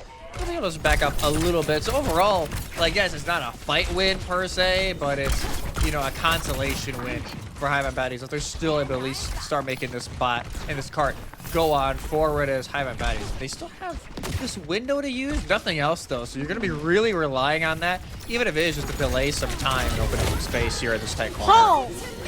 What are we doing, buddy? We're just in the front line. You know what? It happens. It happens, I guess. Humidity can go ahead and Terror Surge, combo it up with the Shield Bash of Shazzy. That's a good combo, too. There's a lot of things you can just use in Terror Surge, then chuck the whole kitchen sink at it. And, yeah, doesn't matter if you're down 2 players. Actually, the Jazzy might matter. Yeah, Jazzy matters a little bit. Yeah, I think at this point, like, they're still fine. Amity will just play a little more conservative here up front. Yeah, Paul was a little courageous. Paul was in there. Yeah, I don't know. Was it worth it, Paul? I don't think so. Well, they will have EMP coming up here momentarily. If they so, live, God, look. yeah, Paul's freaking me out a little. But we'll have the EMP up. Jeremy did have to throw the bullet shot in. That is Immortality Field out. But this is what happened last time. EMP was a loss because McMinn pulled the blade. And right now, it's an even trade, which will heavily favor the attackers. At least I would say that if it wasn't both their supports that were currently dead. McMinn about to be in a world of hurt. Same goes for Nadokado there. And yeah, Jazzy, small space, swinging the mace. That's what you like to see. 3K for her. And like I said, if it wasn't the fact that it was Crumb and Kuriyamisaka that died, maybe it's a fight win there for Hive Mind Baddies. But yeah, no BAP, no Life Weaver, no fun. Especially that tight of a corridor with the bridge already 60% and 40% to their next rally. Now you really gotta start thinking about here for Hive Mind. You gotta start relaying these ults back and forth. You have to play, you know, less conservative, a little more reckless. Paul, please stop! Paul Dang it, again, you my fucked up God. the whole team! Oh dear, I mean, hey, it's what Hive Mind Baddies needed, I guess. Commit as few ults as necessary. It's what both supports. McMinn traded that out for both supports. Like, this is fine for Hive Mind Baddies. Paul is being a little too creative for the likes of this match. Just a little bit. We don't know. This is year 3000 thinking right now. We're going to be in Overwatch 20 at that point in time when those kind of plays are good. But Hive Mind Baddies, at least they give themselves a chance here. Both support ultimate's gone. But they had that combo. Well, it got used on them. Now let's see if they can flip the tide here and go the other way with the bullet shot Terror Surge combo and stay alive here in the series. Eve will be able to get, not prevent the touch, bullet shot, and Terror Surge on either side, but it's getting chaotic out here. Jazzy has this rally. She's been so good with the stuns. It forces the team back. Hive Mind Baddies, they can't exactly push forwards. Eve hacked up and under an extreme amount of burst damage. She was shoved around a corner. She couldn't commit to the final touch. Lost Genesis denied the healing from the tank entirely in one of the most polarizing matches I think we've seen in a minute, Jesse. Moss Genesis are going to keep themselves alive in our lower brackets. They will stay up, and what we can all consider to kind of be the top 4 seeds, and even the top 4 seeds outside of Swiss, they will be your final 4 here in the spring season. Again, GG's over to Hive Mind, though. You can't say they didn't put everything in it. They were throwing haymakers left and right during this series, but it just wasn't enough. Moss Genesis, every single time you think they're out, they find a way to win. And it's that kind of grit that you need here in the lower bracket. Fantastic match from both of these teams, in all honesty. Like, it looked shaky. Real shaky there at the beginning. Actually, it looked shaky throughout, but that's a sign of these two teams are pushing each other to the limits. They're forcing the other to make mistakes that perhaps you're not entirely used to. And, you know, it took a lot of recovery, I think, from Moss Genesis after realizing that Jeremy, having been one of their main win conditions in the past, getting shut down as much as they did, you're like, okay, we need to figure out how we can succeed while just kind of throwing Jeremy to the wolves. And that's what ended up happening for a lot of this series, with the exception of King's Row. They were able to shine slightly more than in those last couple of maps. So the resilience in this team is certainly strong with them, and I'm interested to see how they can fare off against that third seed, how far that gap really is. Yeah, that'll be the true test, right? Like, how big is that gap from Moss Genesis to that top three? And obviously, you know, we saw it earlier. Exo Sakura, they're on all cylinders right now. They are feeling confident. They're feeling good. They're not even thinking about Moss Genesis for the most part. And I think that could be their Achilles heel if Moss Genesis are able to play at their best. Because this team at their best, man, when they play like that, even with one of their best players in Jeremy getting shut out, they're getting pushed into a corner, the rest of this team is still able to find a way to win. Very excited to see how that goes next week in our lower semifinal. Oh yeah, it's going to be one heck of a game to follow through, and a lot of preparation will be required for that particular matchup. And, you know, I think one thing that today's games have made us consider is Sombra just, like, did Phone start a trend here? Like, is Sombra maybe the jam now? Because we're seeing a lot more teams, like, pick her up as a more permanent stay within these compositions. Yeah, it is weird. Like, Sombra, like, has been around. You obviously have to play Sombra differently now, right? Like, you can't just stay permanent invis and run around. But I think the playstyle she has right now, it really opens up in these rush formats to shut down the opposing Orisa and really give your Orisa or Hazard, whatever it may be, a leg up on the fight. So, you know, maybe Phone's thinking hard here and like, hey, this is going to be maybe a meta-defining hero here in the spring season. It very well could be, and at least for today, it certainly was in the hands of Paul. But instead, we're going to get a winner's interview coming right up with the CEO of Venture from Moss Genesis. Don't go anywhere. We'll be back after the short break.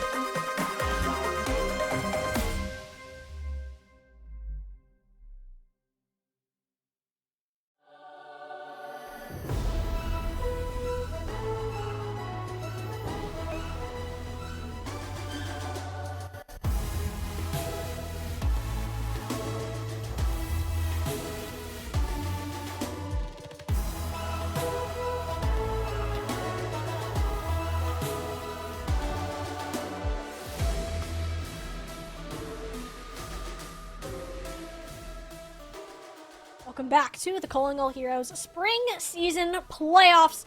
The 3 Overwatch curse has been broken. It was 3-1 for Moss Genesis here in our lower round 2, sending the Hive Mind baddies home early. Moss Genesis can continue their run within this lower bracket, and what better way to learn about this team's victory than from the players themselves. We have the CEO of Venture, Jeremy, joining us on the desk once more for an interview. Jeremy, long time no see, buddy. It's good to have you back on the desk for this interview.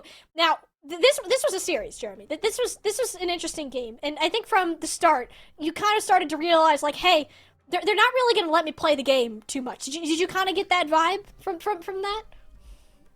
It was partially that, and I don't want to be like, obviously they played really well. It was a really hard game, and so I'm not just putting this all on this, but I want to clarify and defend myself that I'm currently not playing on my computer. My GPU exploded last week. It's actually right here.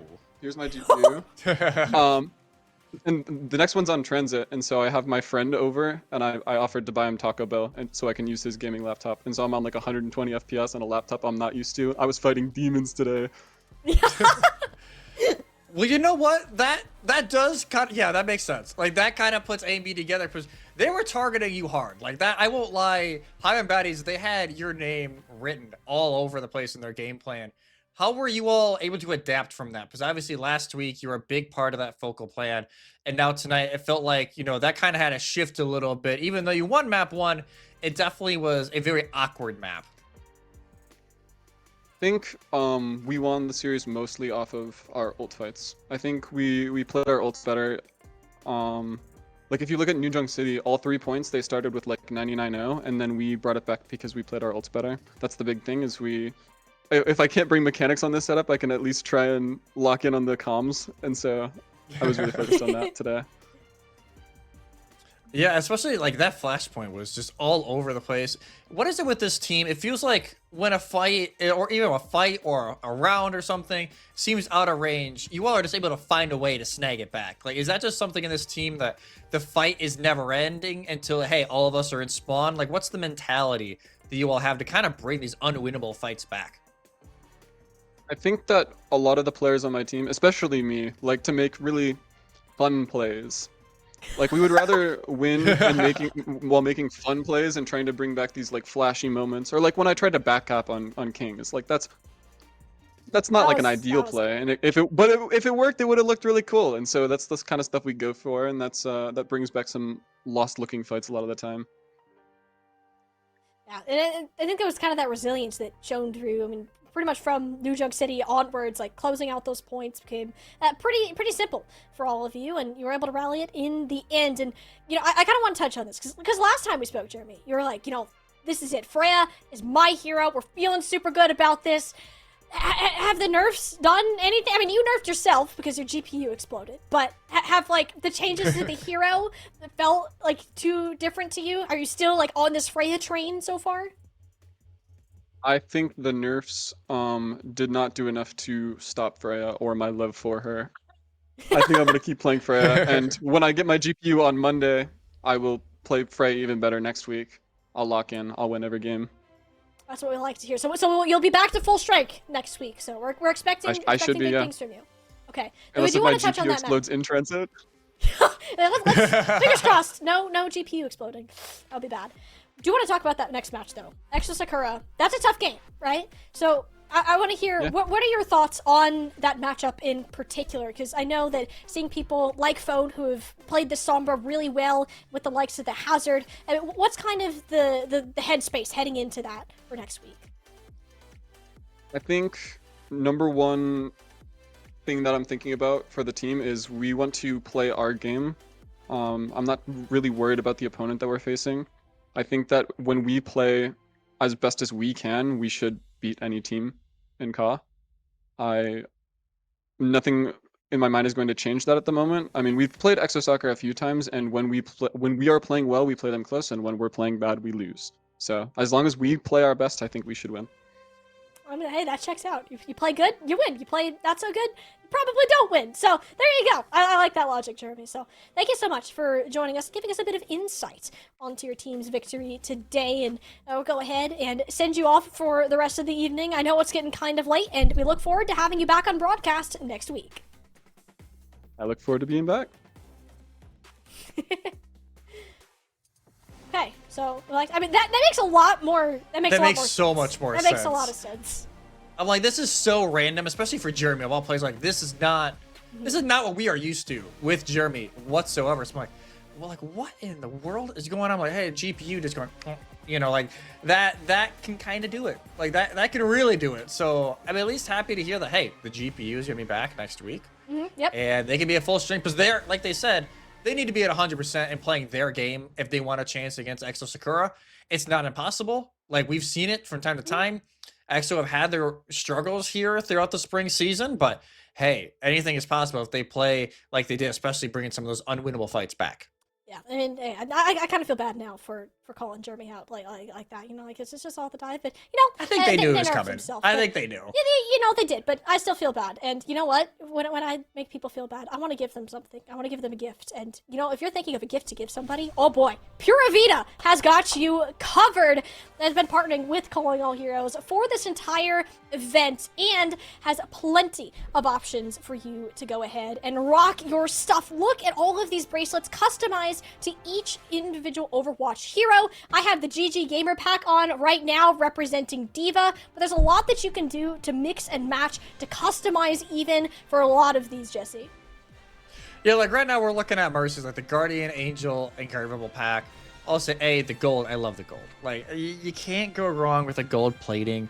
You can customize it. You can choose whatever text on it, symbols, zodiac signs, constellations, whatever you want to throw on there to make your Mercy look the best.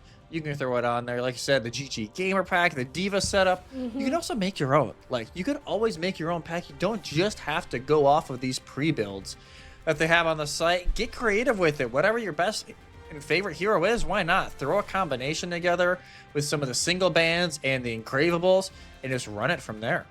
I know you and we had a lot of fun with these engravables. We saw that they did the Her Healer. I can think of so many people on the ranked ladder that would just love to Oh rock my that. God, That yeah. would be amazing.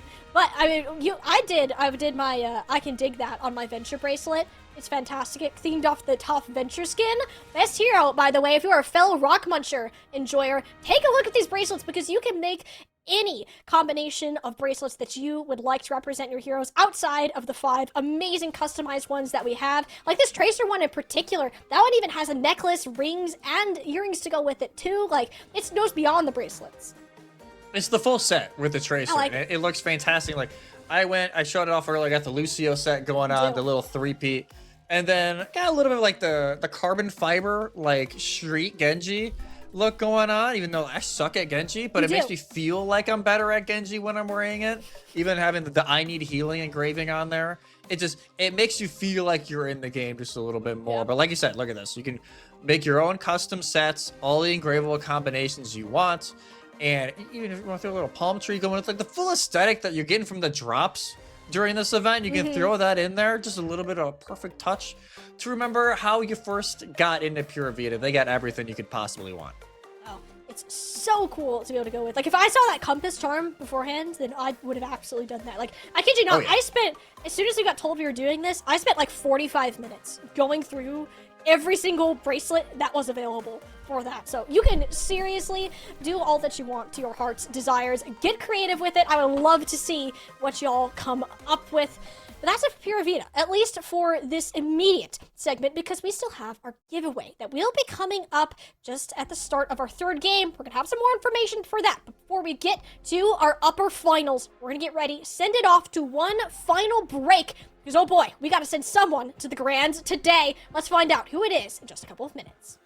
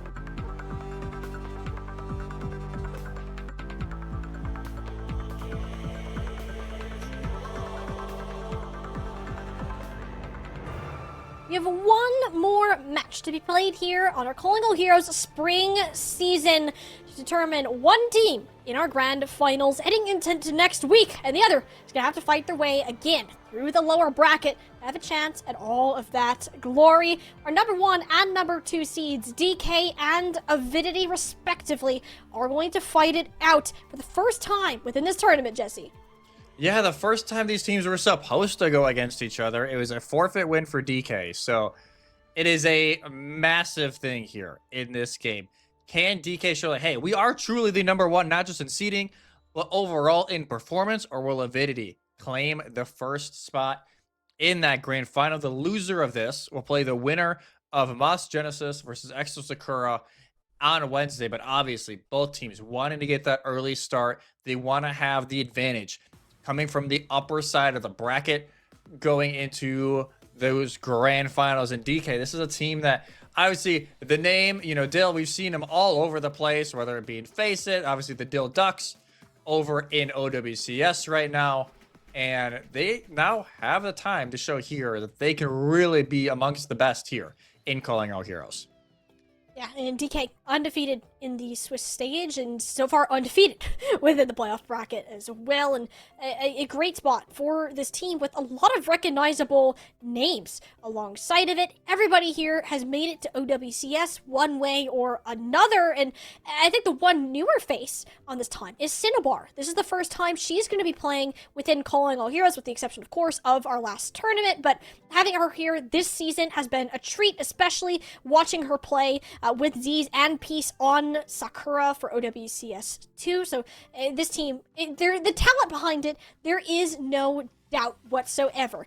But I do worry for them slightly, just because they went 3-2 with Exo Sakura, even though it was a win, but they've also dropped some weird maps here and there, which can hint to some inconsistencies within the gameplay.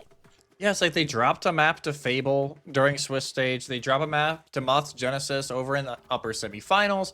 So it's not like, it's the worst teams to be, losing maps to, right?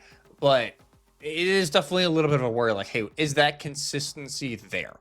And we are going to need that to see that overall, because we saw how Avidity played last week against Exo Sakura when it's one of these top 3 title fights, and they were incredible in it. So Avidity, again, for one, stars across the board here on this team, but it is going to be a real test against a team like this. Yeah, this is a big deal for Avidity Calling All Heroes.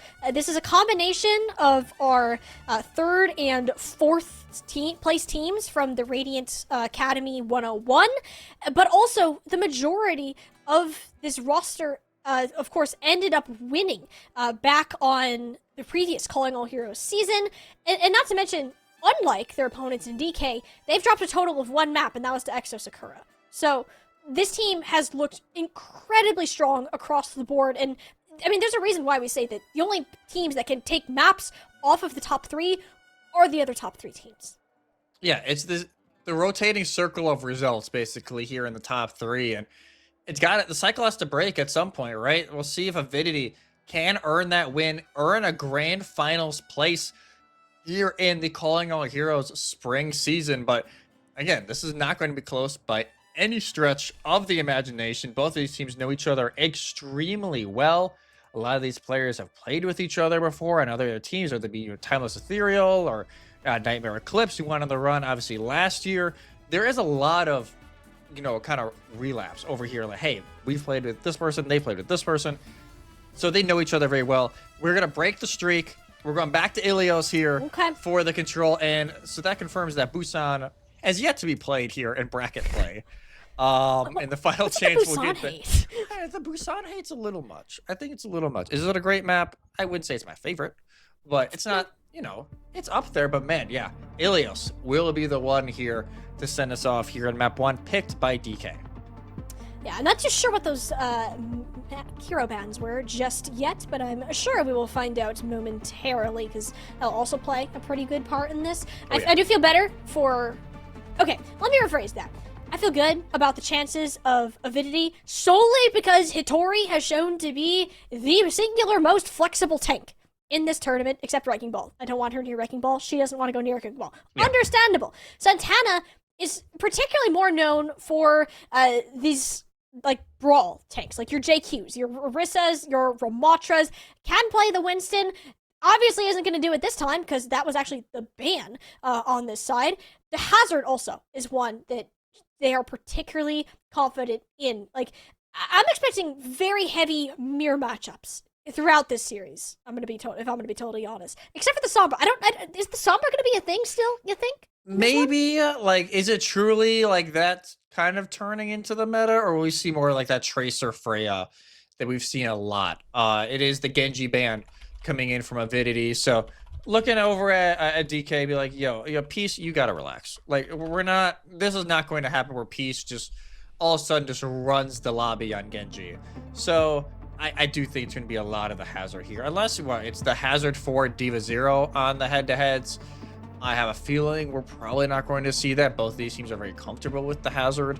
So we're going to see a lot more Hazard, especially here on Well or on Lighthouse, depending on where we go here to start it off in Greece. Yeah, well, we can theorize that all that we want, Jesse, but we only know what is for certain, and what we do know for certain is that there is currently a Pura Vida giveaway going on. One lucky winner will be selected to win a set of Calling All Heroes themed bracelets. To enter, you go ahead and type !Pura Vida, all one word, in chat to enter. There'll be one winner per broadcast, so not just today, but it will also apply towards next week. And this set of bracelets, also cool to note, it's not available online or in store. You can only get it here from this giveaway, so make sure, go ahead and join. Type !Pura Vida in chat now. And if you want to learn more about Pura Vida and the wonderful collaboration they have with Calling All Heroes, go ahead, scan the QR code, check out their website for their hero combinations, or go ahead and create your own. Yeah, do whatever you feel, right? Get in the giveaway, though. There's no reason to not do the giveaway, right? Do it. It is free, fantastic bracelets. Like, you might as well. The only reason why we can't is we're here, right? Like, that's the only reason why we're not, spamming it also in chat to make sure we are entered for this giveaway. So make sure, scan the QR code, do whatever you need to do to get into this giveaway. And best of luck to everybody who's trying to get that free bracelet pack here from Pura Vida. But not going back to the action going on here. Upper bracket finals, grand finals on the line. Both of these teams at least already qualified for the championships at the end of the year, right? You needed a top 3 placement here. They were already able to do that. So it's like, okay, long term, the goal is already a success, right? But you want to make sure you start the season here on the right foot here in the spring season. And as we get ready here, I just can't wait. Like, it's so hard when you have a game like this where we haven't seen these two teams actually go against each other in an official. It's so hard to guess which way it's going to go. If I had to say right now, I'm maybe leaning to Avidity, like 55-45. Really? But I don't know. This DK team, you look at it. Well, hey, they have what, $5 billion or whatever the meme is. So I see all over my social media that they bought this roster with, but it's such a good team that I wouldn't be shocked, even though, yes, they had a little bit of a rough game against Extra Sakura and they still get the win, if they all of a sudden just show up here knowing that, hey, it's a grand final spot on the line. This is a big deal for both of these teams. Avidity had disappointing results from both the combined rosters that kind of dissolved into them in the previous Radiant Academy 101. This is their chance to make up for it and make that run all the way through. Both teams teasing this Hazard, Kiriko, Lucio that we've been seeing from all of our top level teams. No reason to stop it now. This Tori Santana matchup, Jesse. Oh, this is going to be cool. This is going to be great. Like, the fact that Santana and Tori, sign me up. Like, this is absolutely fantastic. You can see already, kind of just peeking back and forth. Both teams trying to do some pop shots. It is the full-on mirror with the Lucio Kiriko, and it is no Sombra for now for either team. Yeah, it'll be Peace and Bun on the Tracers. Mage, for a little bit of context, Mage is Bun, Gonathan is Azure, for those who may not know. Avidity, though, will be the ones to set themselves up on the point first. There hasn't really been an elimination, so they just kind of get it for free. DK were very slow on their approach and didn't get the touch in that they wanted. Wolf spot Santana off on the high ground by themselves entirely. Z's was not in a position to safely teleport into the healing range, so Avidity, they go ahead and take what they can get. Yeah, Avidity, first cap, and this tank duel, I can't wait for it. Like, Hattori wins it the first time there, and she is one of the best tanks, if not the best tank in Calling Card Heroes. I don't even think that's so far-fetched to say, but Santana has been on quite a run recently. I wouldn't be surprised if they're all of a sudden like, yo, like, I want to be in this conversation, and I'm going to show you why here tonight. Also, Ivory, though, is very much ahead in terms of ult charge when it comes to this Freya. Hattori, though, ooh, is going to get caught on an awkward spot and burned down. And that's the thing with Hazard. He's so tanky until you get stuck in front of a Freya for like more than 5 seconds. You're like, oh, shoot, where'd all my health go? It went bye-bye, that's for sure. Just like Avidity's control percentage there. DK, gonna take over. Yeah, DK, that's what it takes in this kind of composition, especially in the mirror. It is Nenwai? one pick that changes everything. Nenwai, full of going in. Skunk actually used the switch to try and help their support out. It's all of a sudden Goofies, fight over. What are we doing? What are we doing? We're being silly, and I don't feel like there's a good reason to it. It is a 2v... Actually, wait, that's another. Hattori, why is this working, Jesse? Both the supports are dead. DK should not be having an issue with this. Hattori still decides to go in. Again, support's just returning now. Sees, lays the Kitsune rush out for DK. Supports quickly responded to. Avidity have both his points under block, at least forcing Santana to drop down to the low ground. Sound barrier gets lost nose to the bar. The Ajax out of the DK Lucio. Tragedy strikes, and Avidity are going to manage to clean up.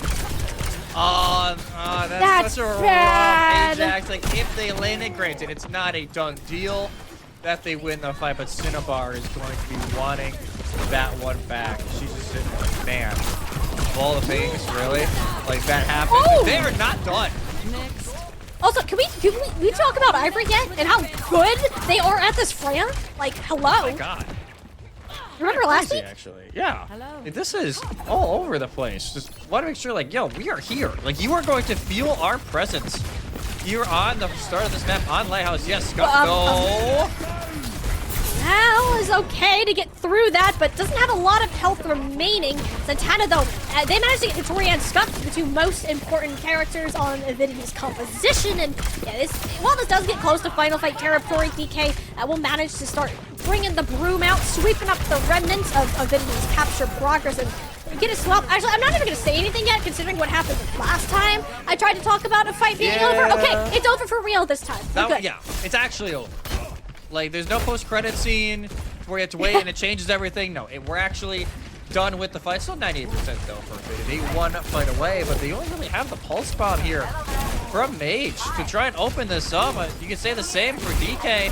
Maybe if Z can stay alive, they can build up this Kitsune rush. Or Gonathan can just get Nenwai. I mean, that's the thing with Nenwai. Nenwai, incredible support player, but sometimes they get a little too, like, ambitious. You know, you get that Lucio bug, you're speeding in there, you got momentum, you go too far sometimes. That's what happens. It's like me when I play support. Like, but I'm infinitely worse in my conversion rate. Not good. Not good. I need to take some more notes from Nenwai. But I can attest to that. You can. So now, DK. 90% counting already scuffed. I need to play very cautious, and that'll cost Mage. Ooh, I think that actually counts with the pulse bomb out as well, by the looks of it in the kill feed. So an even bigger pick. Jonathan on this Freya has been firing. I mean, Ivory and Azure too. Incredible Freya players in hit scan department. Cinnabar locked in and double locked it. Actually, that was a bullet shot that ended up doing a little bit of damage through the backside of the wall. Avidity in a 99 to 98 type scenario, but with a flip surely to come. That will go ahead and change. DK only left with Jonathan chucking a couple of crossbow shots from downrange, and it's not going to amount to much. Avidity, get round one. This is the kind of series we thought this would be. Like, back and forth, everyone throwing everything they got, and it's so far Avidity, but I have a feeling this will be going on for quite a long, Molly. I think we got some late night Overwatch here. Or if you're a Tory, some early morning Overwatch going on. As a German, yeah, this is gonna be a little bit of an early morning game, but they don't really seem to care. Look, 13-6-2 for her so far, leading lobby.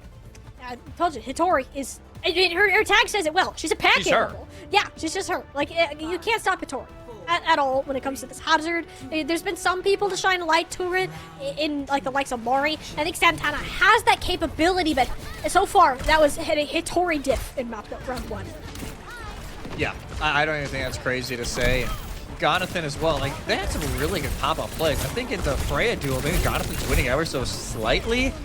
But overall, DK just not able to capitalize on those advantages and on those kills to really flip it over. And hopefully for them, they can start doing it here as DK early positioning advantage, but it's not really going to mean too much yet. Yeah, you're kind of just taking your time here with what you got. Tori, though, as we're back up against the wall, Santana will leap out, get some of that health bar back. Avidity, they got the point cap for free last time, and it seems they're going to be able to do so again here, Jesse, just by winning the cooldown trade. Yeah, winning the cooldowns, DK not wanting to risk it, Cinnabar. She won't be here to see the rest of it. Yeah, stuck between Hitori and a spiky place. Not in an excellent spot to want to be in. And yeah, Avidity gonna go ahead and clean up after these last couple of eliminations, and they just played the space of the map so well. Their map knowledge is immaculate. That's a little bit of a prickly situation for Cinnabar. Like, Hilarious. you really can't do so much. I'm here all night. But Avidity now, they can at least space us out. Like you said, they know exactly where everyone is, it feels like. There's nobody on a flank that is not already known, even though Z, they do have the advantage here. They can Kitsune rush. They can pop it early to get the advantage on Scuffed. Yeah, Z has just been farming up towards the Kitsune rush. But granted, Santana's been under a ton of pressure, so it makes sense. Well, actually managed to grab one before the fight even starts. DK start to push the pedal towards the metal. There's a second one going the direction. I mean, they don't even need the Kitsune rush after all, just because the picks are managing to grab a neutral. Yeah, it's the perfect fight, right? Like, you don't use anything. Yes, you would have loved his maybe dried out an ultimate from Avidity, but the fact you don't have to use anything in that is great.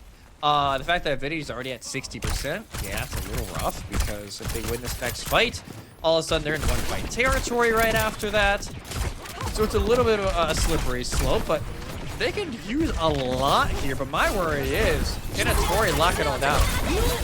Well, she's certainly gonna try, or rather Jonathan will do so first with the Bola shot. Holy for ultimates. ultimate. It's all over the place. It's a Q fest on the map of Ruins, and one team certainly about to be in Ruins after that Bola shot, and NY and Ivory cleaning house for Avidity, and it was expensive, but well worth the reward. Oh, totally well worth it. Yes, you use 4 ultimates. It's the pulse bomb left. It's not like it's the biggest deal of all to not have and to just have the pulse bomb, but they just play first. Like, DK try to play a little more reactive with it, doesn't end up working out, but now they have the resources to try and turn it around once again with the downpour from Santana to go with this pulse bomb. Cinnabar, she's probably wanting to save the beat if needed. Look at Suzu. Perfectly timed, too, and that prevents anyone from Avidity getting locked up to Santana, but it's actually going to be a tempo beat from Cinnabar. I have pretty mixed feelings about how this goes, but if she's just going to roll out on Scuff, then okay, you do whatever the heck you want, Cinnabar. Pop off. Avidity, though, they're managing to stabilize themselves a decent amount, despite not having any support left to work with. Granted, they're not the ones who need to cap right now. It is DK. OT has been hit, and you gotta find a way to clear the orange team off the objective, and Cinnabar is doing just that. She's like, oh, you need someone to make a play? Cool. All right, I'm here. Lucio time. And already, it flips it right back over. Like, that is what, I know it's Nenwai on the other side, which is crazy to think, like, oh, if we're going to see Lucio pop off, it's probably Nenwai, because they're all over the place. That time it was Cinnabar. Great job.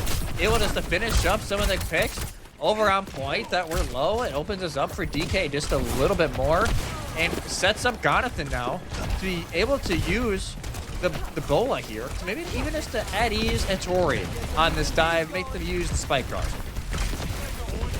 Yeah, they'll get some value, even if it's unlikely to be an elimination.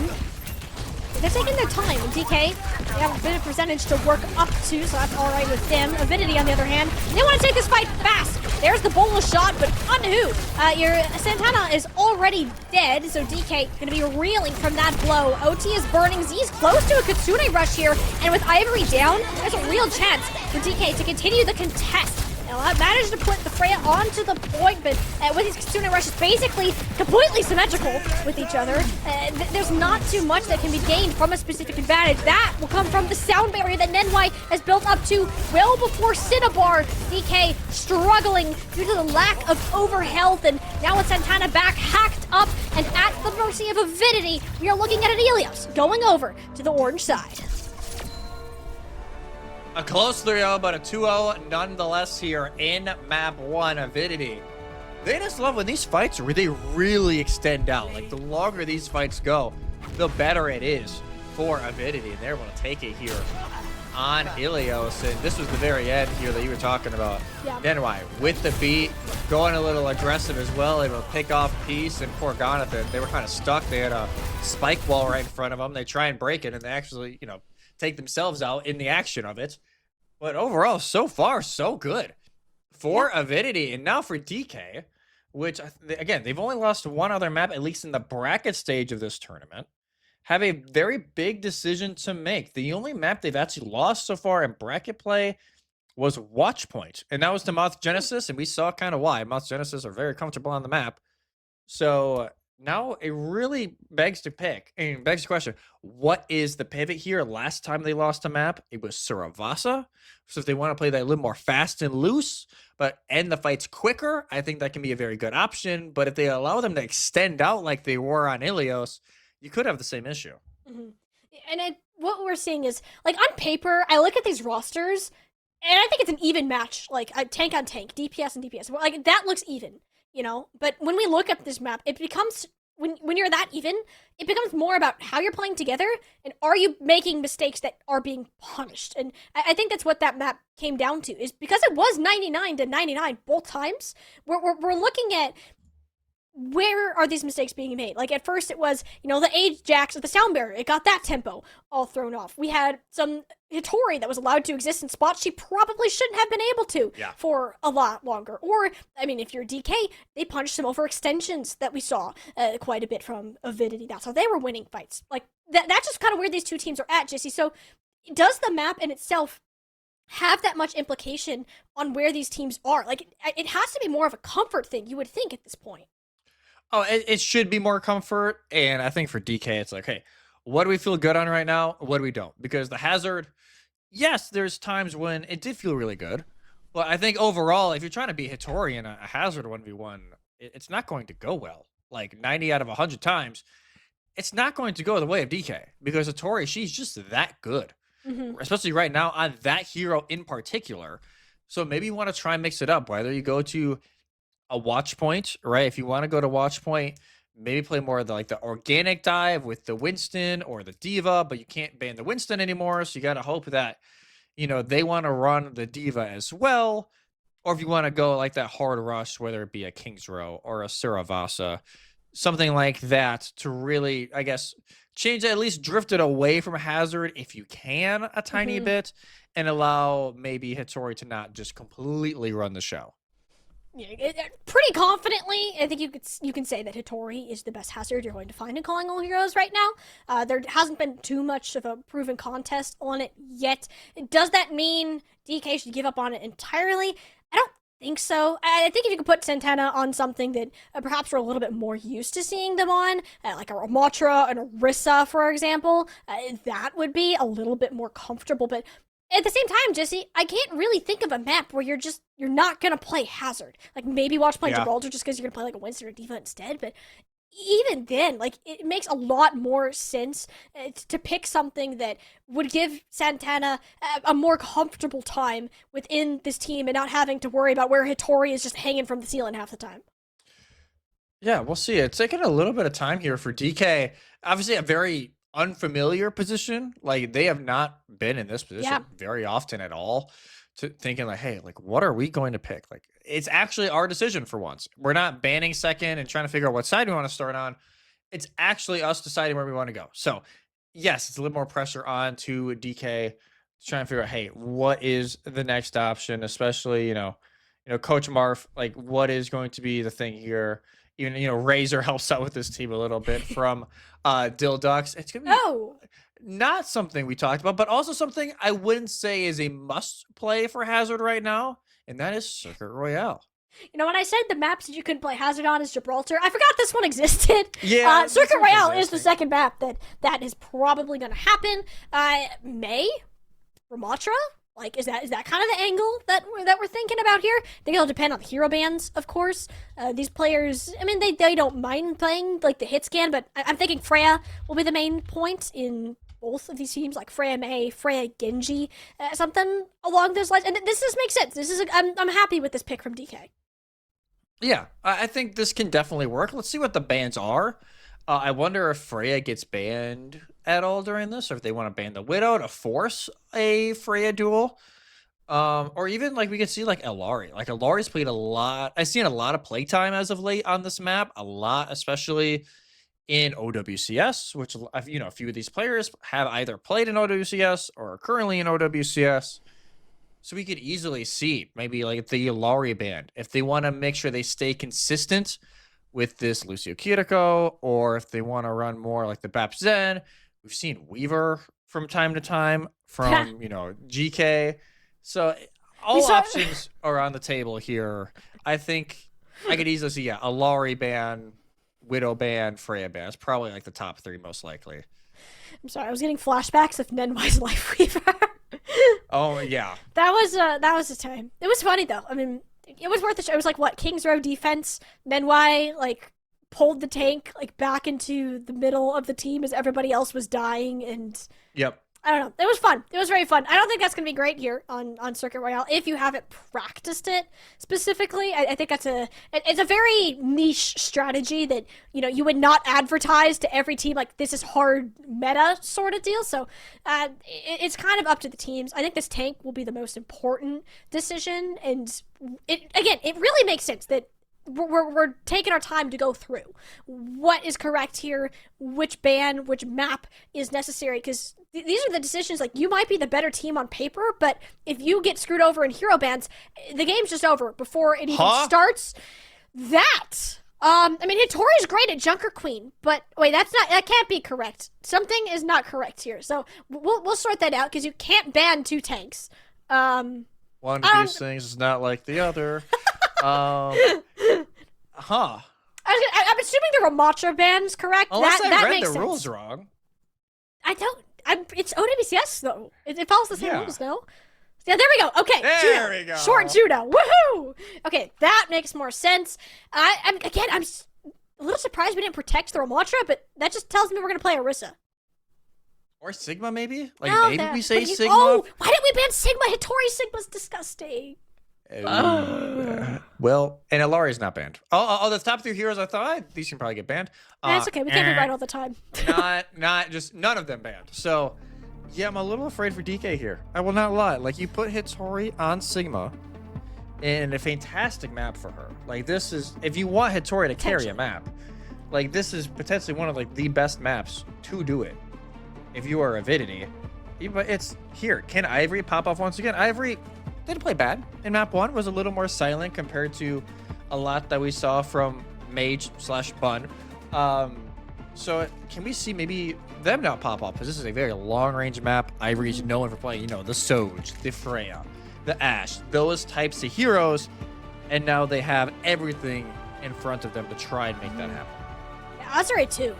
As you said, I think ban Freya because Ivory felt like they were matching Azure, and Azure felt like they were matching Ivory. That makes sense. You want to kind of keep that even trait. But if one of these players kind of starts to run away with it, I think that's where this map actually can live and die by. Other than the tank battle, Santana can play Sigma. I don't want to say that's wrong. Sigma is just the hero that Hittori, other than Hazard, is the most known for right now.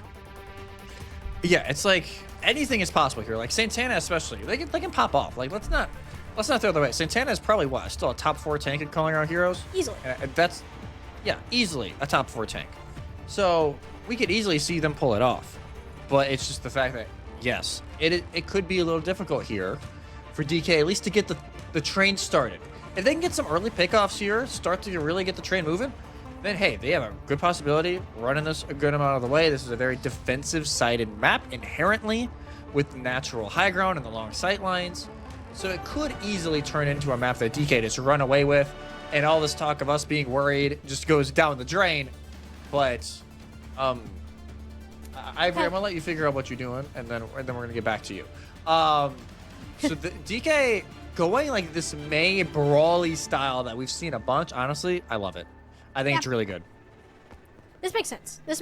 And it's going to give Hittori a hard time. The way Avidity win this, though, Jesse, is if they take if they can poke from a range, aka punishing DK for poor positioning. Like that's their win con. They get up close and personal, they're just dead. Yeah.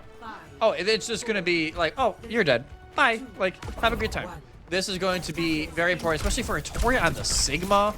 If they get walled off, Grasp is only gonna help you so much. We do have Nenway on the Lucio here, so it seems like Sigma can be played sort of as like a brawl hybrid. Granted, you don't really want to get super close to an Orisa, just because you can get CC'd tomorrow, but Avidity for now, I mean, they just kind of bully their way forwards onto this high ground. Disregard that first corner entirely, which is where a lot of teams get stuck. We see a fight at that first corner, and then we see one here. But just opting to forfeit that space, seeing the Widowmaker and actually Bud on the Freya this time. Completely respecting that damage, but not enough. Eventually Santana got burned down by the sheer amount of damage being chucked in their general direction. And Avidity, their payload just has not stopped it. I think the main issue that DK had there that kind of screwed everything up, they didn't respect Ivory enough while trying to set up for that corner hold, and as soon as Santana dies, the whole gameplay is done. Like, you don't have Santana there to punish, even though you have the Maywall to play off of. Everything just goes wrong. Beautiful deflect there from Peace, but it is still point cap. 5 minutes on the board for Avidity.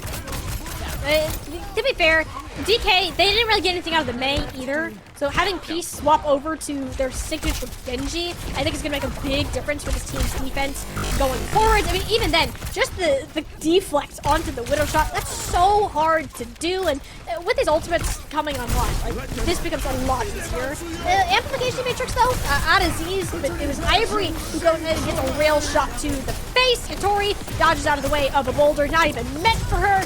We'll move on forwards. Avidity, they don't know what losing is in this map.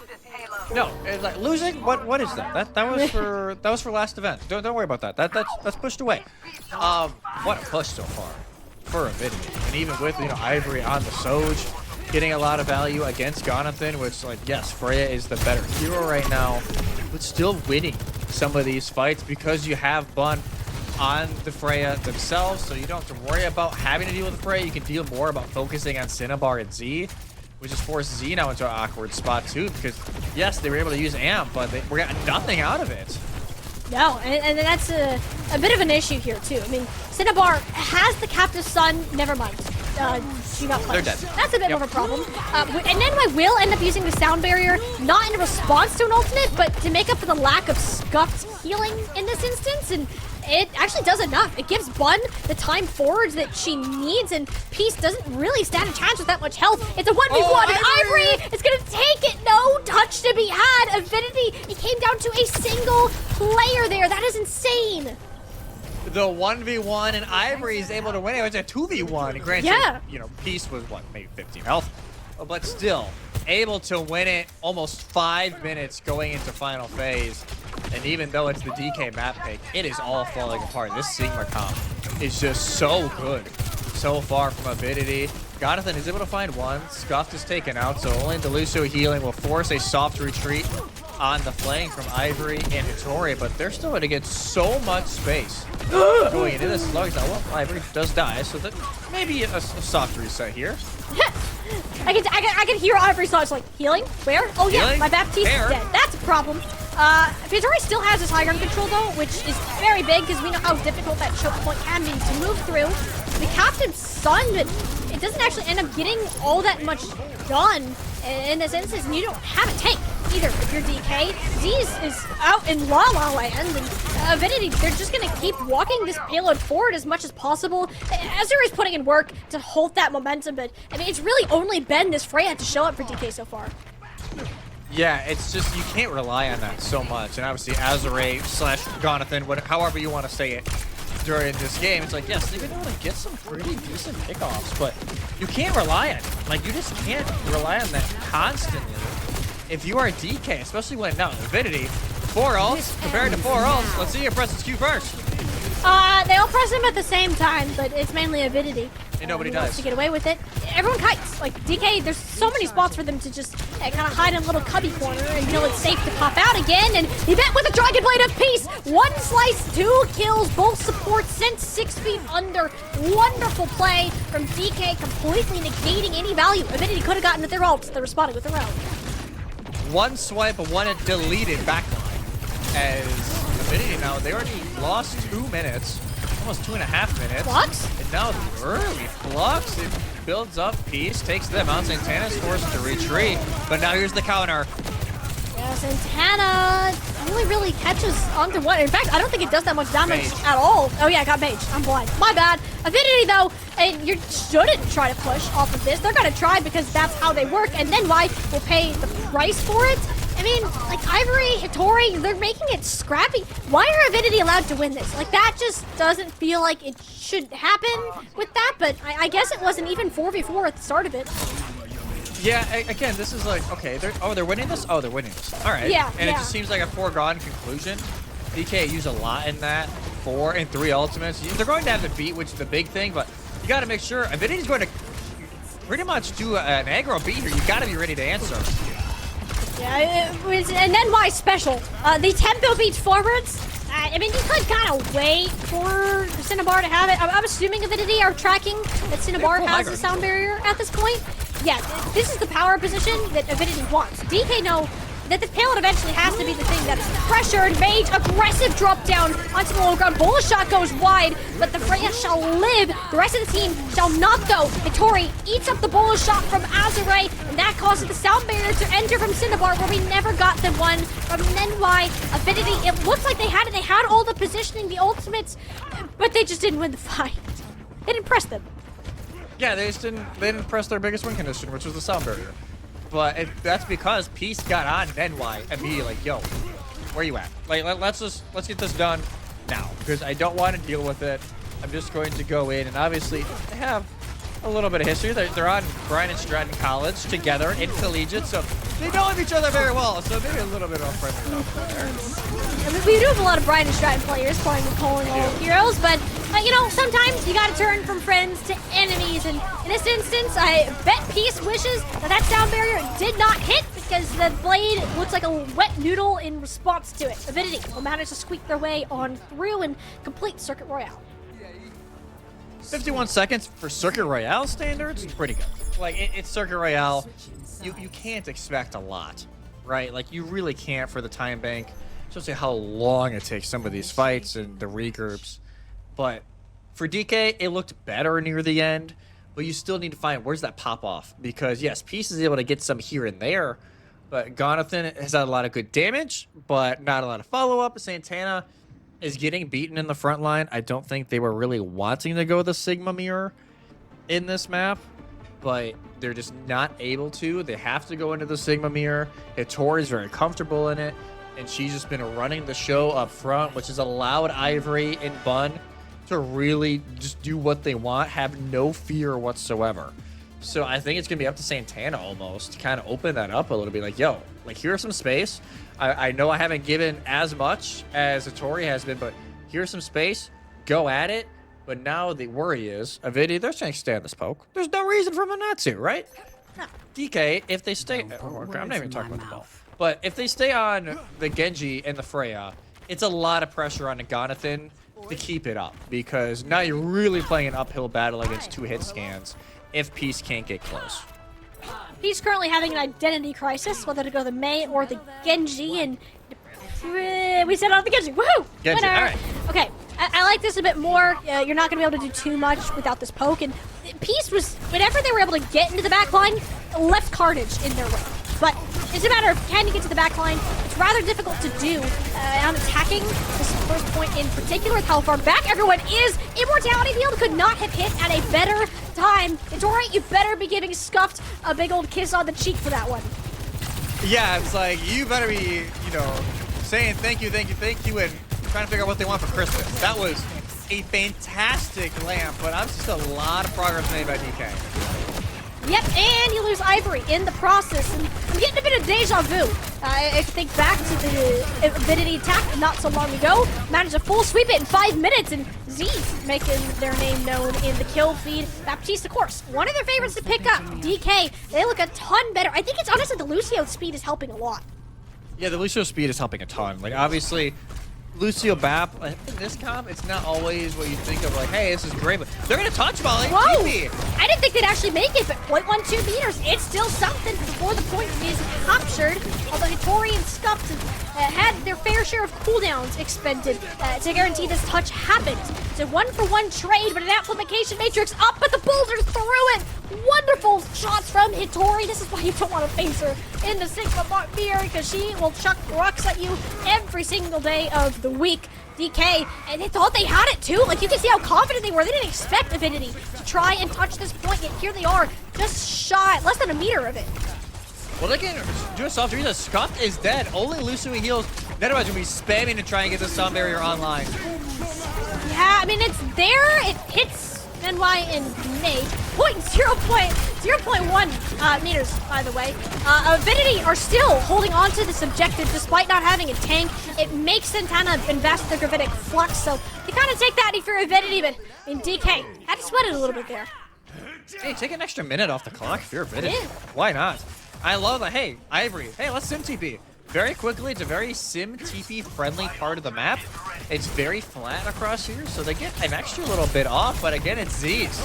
They get the pick onto the opposing Baptiste, and everything works out. Even though Santana, yeah, gets maybe a little up close and personal, more than they would want.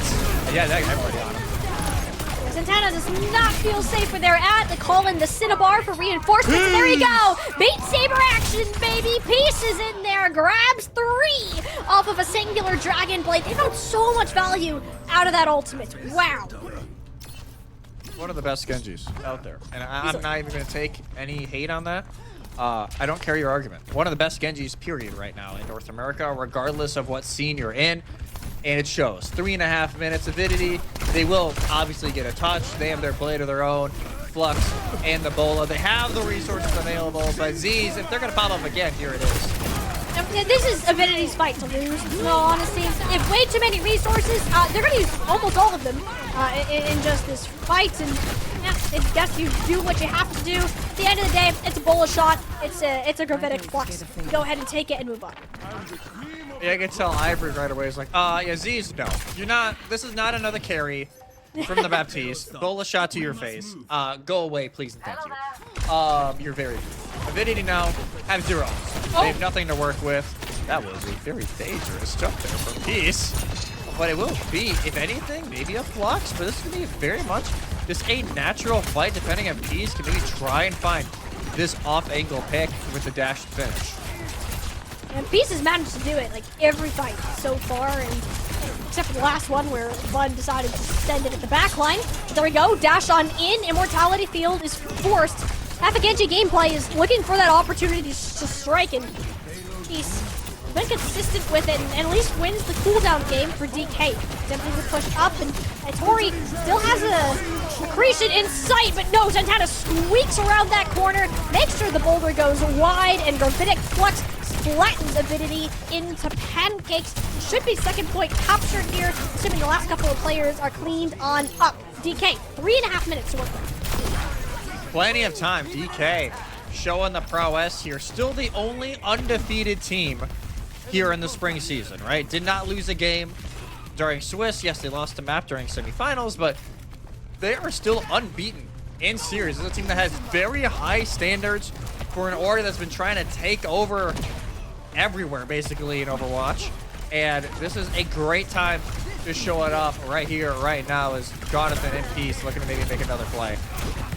Cinnabar, CC player is sitting close to the cliff, and as a Lucian player, her mouth is watering. She's like, I dare you move close. Or Mage can just walk into the little sound waves. That's fine too. Avidity still think it's winnable. Pop sound barrier and Bola shots, and none to much avail other than the snagged Elim onto Peace. But DK though, they're not the ones that are pressed for time. And Tori doesn't have the health to sustain around this corner, and with that tempo beat out of Cinnabar, DK should be able to push forward a lot faster. She just sends it into the back line, gets gets scuffed as a trade, and honestly, you take that considering the lack of healing that Avidity have.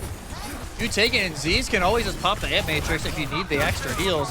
Beautiful beat to save Santana, who is also stuck on the high ground, but it may be all for naught. Ivory finds the trade on Agonathan. That will force the reset for DK with 2 minutes left. But I love that beat. And overall, it was just Cinnabar. Maybe she got a little greedy.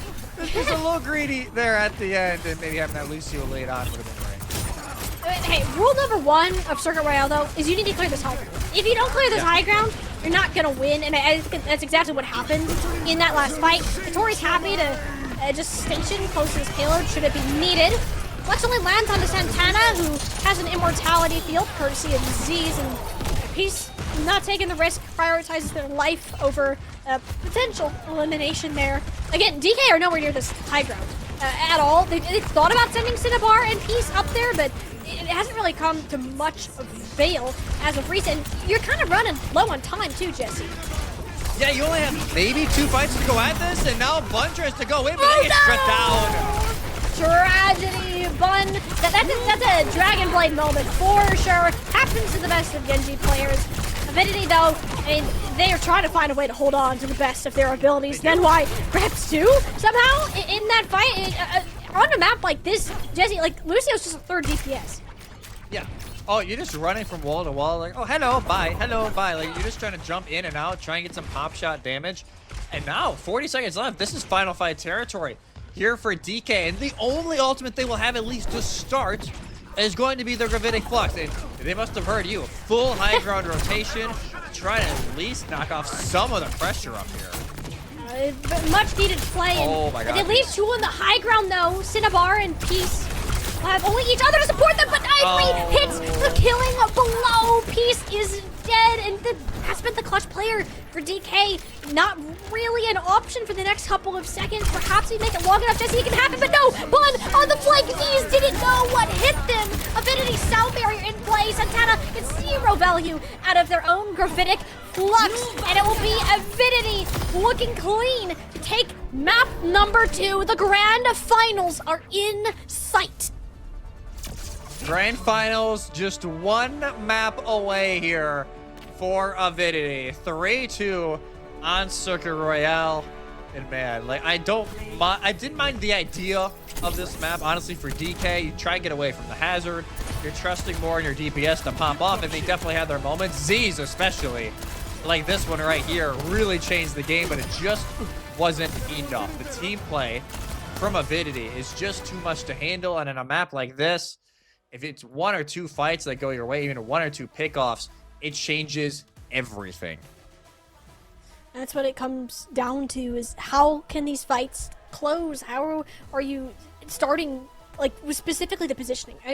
The positioning just seemed so different between these 2 teams. Like, not counting first point, that just didn't exist on either team's defense, but kind of moving forwards, Avidity knew exactly where they needed to set up, and DK, they just couldn't take the fights that were needed at that point. They couldn't get their Lucio and Genji in a spot where they can consistently attack the backline there. So at the end of the day, that map pick for DK is going to slip through their fingers, and I think that's where it starts to get a little bit more scary, because you'll get the map pick that you want here, but you're at a reverse sweep point.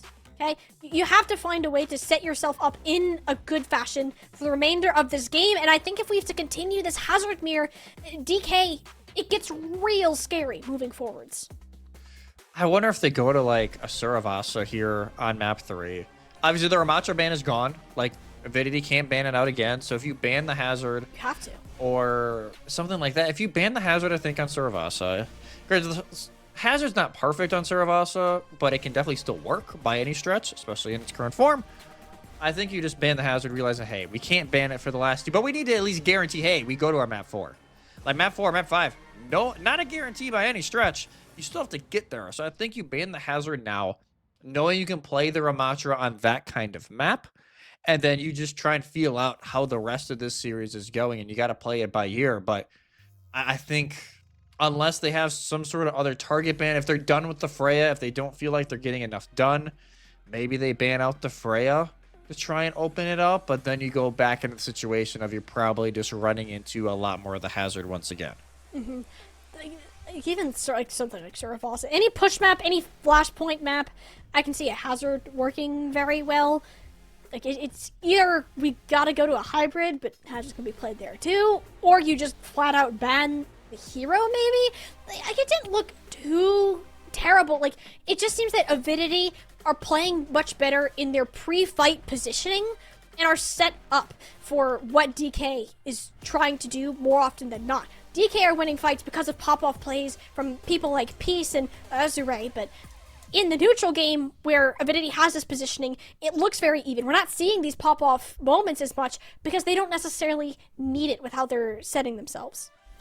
Yeah, like they don't always need to rely on the pop-offs. Like, oh, our team play is just so good. Like we don't need it 24/7. Like, oh my god, like go make a play. Like, oh, no, regardless of the fight, like, oh, Bun, go make a play, or Ivory, go make a play. Like, yes, they're getting consistent damage and they're really fending off the opposing DPS from making those styles of plays.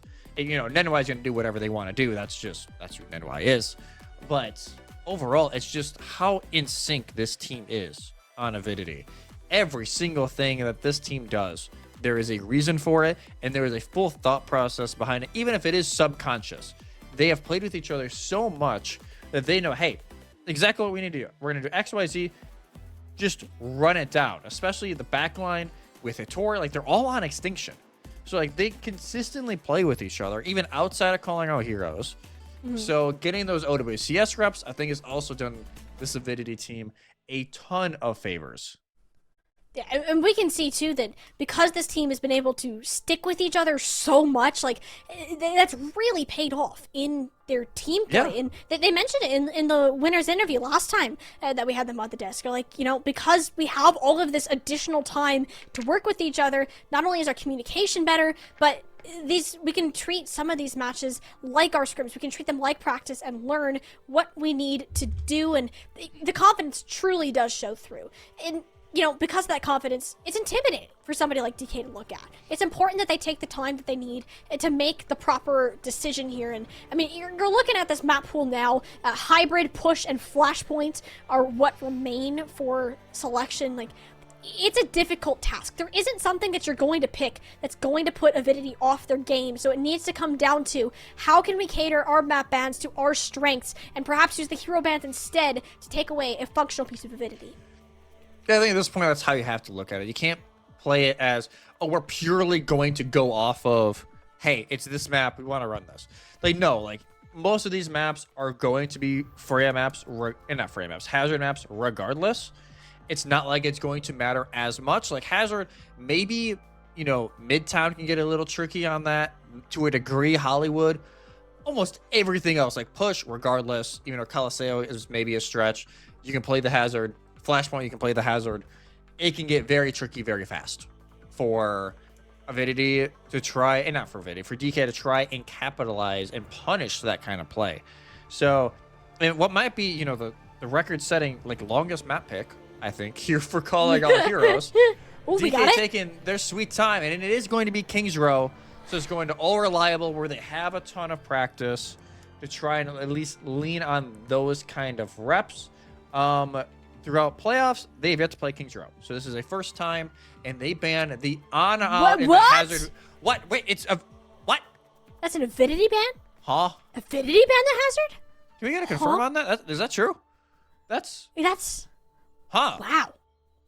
That's crazy. Okay. What? I mean, are Avidity that confident? Like, like, what? Okay, if we're not playing the Hazard from Avidity, then... What are they thinking? Like, do they want to try to brawl near this? Are they going to go back to the Winston?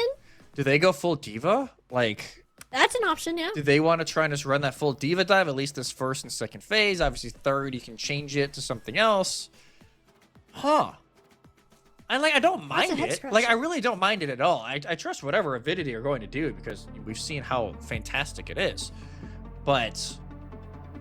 That's a head scratcher. That's a head scratcher, and not like in a negative way, obviously, but like I do wonder what's cooking up there. I don't know. I'm kind of interested, but also, Can we talk about the fact that Ana was banned? Yeah. Of all the heroes. And like, it's not. Scuffed doesn't play a ton of Ana. Like, Mm-mm.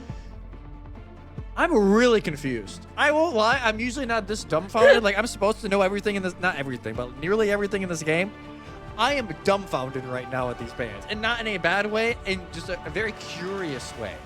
Because it's something Yeah. that we maybe haven't seen a lot from either of these teams, but like, the coach is like, what's Coach Raylan thinking here for Avidity? Like, obviously, she has something going on, and she's very confident in what they're doing.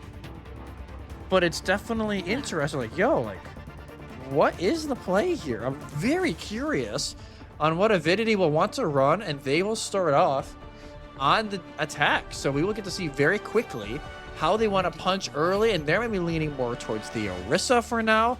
Also the same way that DK will go, but it's the Juno Brig backline. So maybe they just wanted to eliminate the Ana from the equation, and they don't feel pressured to run the Kiriko, and they can just kind of run Yes. this Brig Juno backline.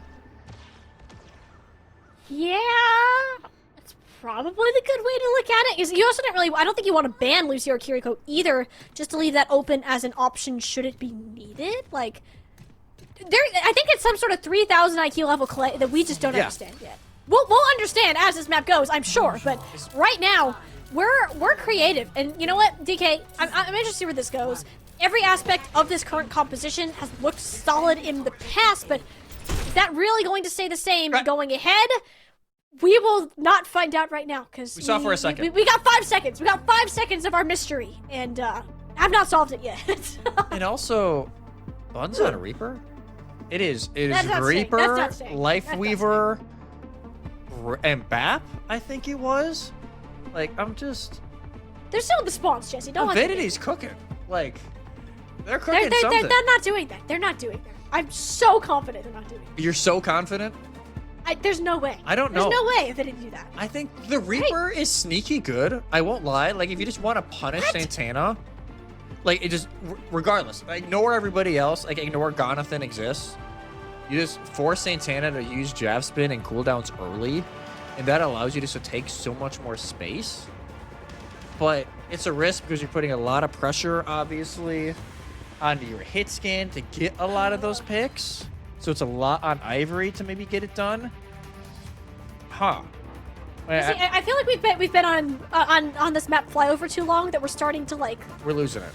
we're losing it. Like we're like hallucinating some stuff. We're here. almost 4.5 Surely hours not. in. Surely not. We're not playing right now. Like you get shredded by Freya. You try to step anywhere in her sightlines, you're just dead.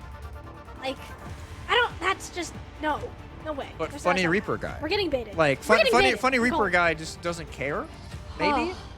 I don't know. don't know. Chat, I guess let us know. At this point, we may be waiting for a while to figure out when we're going back in. As I wonder, I'm guessing it had to be some sort of like maybe like a last second DC or maybe a mouse like Yeah. had an And that's the error. thing. Maybe it was something wrong on Avidity's end. They couldn't pause, so they were being silly. True. I could very easily see that. Yeah. We could talk about DK's comp because that's a little bit More traditional, right? I would say. Yeah. Like the Juno break kind of tells us they want to brawl. They want to brawl it out. Break. Which makes sense. But or they were expecting dive. Either or. Maybe, Works well. yeah. I'm guessing they're like, oh, they're gonna go this diva. Maybe it's like, so we at least have the brig to kind of bounce off everything, and it's like, we got to see for like half a second before the pause. We're really not sure what you're running, other than a widow shot that we heard. That's probably gonna swap anyways, but I don't mind the composition. I think, especially like the brig Juno is just really good. Like at its core, it's a very good backline, and peace on Genji is always a good thing. As it is a lag issue. So yeah, you're gonna be very here with us exciting. for a little bit here. We're chilling. We're 'Cause we're vibing out here, Jesse. Great. I understand. At least we got it the pause before any fight truly started. So that's the bright spot for me here. Is like, hey, the pause at least happened. We don't have to worry about it. It's not like a fight deciding pause. No. Yeah, it's like what 5 seconds into the Not match even. already? Maybe Like, 3. but I don't know. I think it was 5. I'm pretty sure it was 5. I want to bet. It is yes! 5. Thank you, God! producer! Haha! I have better eyes. You were calling me blind earlier, by the way. I can't remember Hey, why, now. but I just Hey, remember now. feeling insulted by you calling me blind when you were the blind one. I don't remember when that came up. I'm not blind. Was it when we were reading through map scores? I feel like that might have been. Yeah, no, it was during. It Something was in the like green that. room. It was in the green room. It was in the green room. Yeah, a little, peek behind the curtain. But It is. so it is. Let's see who it was. It was somebody on Avidity that had to. DC is scuffed. It appears. Their internet decided no more. The internet is indeed scuffed. At least got to follow the Unfortunate. namesake a little bit. Yeah. I wonder if that is why Scuffed is named Scuffed, because everything that has to do with Scuffed is now Scuffed. Maybe. And I will What did say I just the say? Reaper. Yeah, man, we were really late night, huh? This is late night Overwatch at its finest right now. Bun did swap off the Reaper. I just saw. I guess it must have just happened as the pause went through. They're on Genji, so they're matching piece on the Genji. The Reaper hopes are dead, but if they You swap, really wanted that Reaper, huh? I think it's just funny. I think it would have been It would cool. be funny. You're the Granted, if funny Reaper anybody's guy. going to run it, it's probably Phone, because we got to add another hero to the mystery hero pool for Phone. You got Junkrat, Bastion, The Junkrat, Widowmaker. Bastion, dude, everything phone they were rat. throwing out. The phone rat. I was thinking like Junk Phone maybe is a better one for Does that. that sound better? I think. Your junk phone. Is it bad that when you say that, I think of like landlines? Is that like? Yeah. No, I don't it's know. not bad. I mean, like it's not a bad thing. Like It's I've our never generation. seen We a barely working- have any landlines. No, Like, I've seen one working landline in my life, and it was because I worked a desk job before. Like, I don't like landline. I think that's a junk phone. But not then to, would not we to want to call compare? out, not to call my onto that? parents. They still have one. It has its throwback. perks. Don't get me wrong. Like you can just call the house and hey, somebody will pick up. Yeah, You know what? I don't know. I wouldn't recommend though. It's It's too convenient. expensive. It's not worth. Just It get is. a better cell phone. But True. yeah, this is an interesting one here because Ivory assumingly will swap off the Widow pretty quickly, right? Maybe they kind of tease it for maybe 15, 20 seconds. They'll go over to the Freya themselves. So the only difference in this team comp, I know you guys obviously can't see it right now. We can. Will be this backline because it was I think what Bap Weaver. Oh, it's Scuff's back. So yeah, Bap Weaver, which the Weaver actually swapped to get Ivory back in, and now we are full mirror, except again the support No, we're line not. with the Bap with the Lucio instead. Ooh. Are we kind of going back to the? It feels like so long ago since Bap Lucio has been meta. Yeah, This is a throwback. Sounds It's like when we peak grind dethroned the. Yeah. Oh, we should get Ryan in here. I think we could fit Santana to play Ryan. hey, maybe not this one. Maybe not this one. Oh, that'll be good though. But, yeah. For now though, DK postured everybody on this high ground, which it forces Avidity to have to meet them there, while some players can drop down and force the point. It was Bun until she got below 5 HP, and to go ahead and get Field back up and get everyone else on the objective. Okay though, Santana quite literally bodying their way into Hitori before Ivory, as full support's down to the Freya, has really been showing up in these past couple maps. Third final blow for them, and yeah, Avidity making quick work of the first point. Yeah, it was just a stalemate so far in higher. Like, hey, we're up here. Hello. We're just gonna jab back and forth, and a little bit of a whip shot coming in from Cinnabar, who now they've made the full swap as well to that Lucio and the Baptiste. So now we got full-on mirror action, but still just under 5 minutes in Streets phase here for Avidity as they look to close this one out. But yeah, so far, Avidity just feels like whenever they start going, there's nothing stopping them. No, not really. This is a very snowball-based team, and again, if you give them an inch, they'll take a mile. That's kind of just how Avidity works. Unfortunately, they are now negative 1 inch since Ivory is dead. Amplification and Matrix attempting to force Avidity through this choke, but the main person to get value out of that would have been Ivory, who is currently not present in this fight. And yeah, DK are just fine kiting out and waiting their turn to contest the pillar. And now at least, hey, Ivory is back. Try and really make something happen here with the Bola shot. And there it is. Used early, doesn't really get a whole lot. Nope, I mean, Terrasur instead invested and actually Tori? gets Tori good for 2 on that. Terrasur is such a good ultimate. Even if it doesn't do the full damage, like the mispositioning it does is huge. But you're able to drag everybody back in. She's like, oh, hello, everybody. Big hug. Now, die. hug. Like, it's hug, then die. And it's kind of a rough 180, that is, for anybody who's stuck in the Terra Surge, especially when you have so much you can pair with it. all Bun has to do is do a dash through, and everybody another 50 damage gone. So it is a tough go spot for your DK, but 5 ults almost on the board for DK. It feels like it's a must-win fight. If DK lose this, there are some red flags raised. I got issues. Questions, we got big issues. How many ults do you use to win it? Ideally, not more than 3. We'll see if that actually ends up being the case. I can smell Peace wanting to get that Dragon Blade cooking, but instead be Bun beat Blade action first, and she just gets completely shoved away from the point. Her team couldn't follow up because of Santana's Terra Surge towards the backline, but everyone has managed to stay alive for the time being. Now we get the second wave, though. Amplification Matrix on both sides, and it's enough to throw Santana off of tilt. He's though Dragon Blade finally active, looking for the Freya. We'll grab that one, maybe a third for the Genji. Z's will go ahead and steal it away, but the Genji has done their job. DK with the hold. That was everything. Throw the kitchen sink in at this point. Why not? Everything Avidity had, everything that DK had. Throw it into the fight. After the first fight, 6 ults used, nobody dies. Reset, 4 ults in favor of DK. But now the issue is, if you're DK, like we used everything. Friendship and vibes to win the next fight. That's really about all you have. We have heard a lot of teams say that they do run on friendship and vibes. The power of friendship, it's real. No joke. In Avidity, I mean, Bola Shot, Bola Surge combo. We gotta get a good name for that. No Bola Surge combo. Tori just uses it, and it's worth it. Who needs a Bola Surge if you can just have buns slicing and dashing and doing whatever it is that a bun does at this time of day? You go ahead and take that. Avidity, 3.5 minutes to go on this point. Cinnabar in the backline. Yeah, she got 2. Like, that's the thing. Like, she's able to get 2, but it's not enough. Not able to touch, not able to save the rest of her team, but it's a valiant effort, I will say, from Lucio. 3 minutes left going to the final phase. Ideally, obviously, they want at least a minute, so if DK finish with no time, it's guaranteed a draw at the absolute worst, and they have the Bola to start it off, but DK slowly building up those ults once again. You wouldn't think, but again, to use all 5 of them, I mean, you're forced to fight in a neutral, what seems like forever. In Avidity, they might have lost the battle, but they won the war in the long run of this economy. We'll see them reaping the riches of it so far.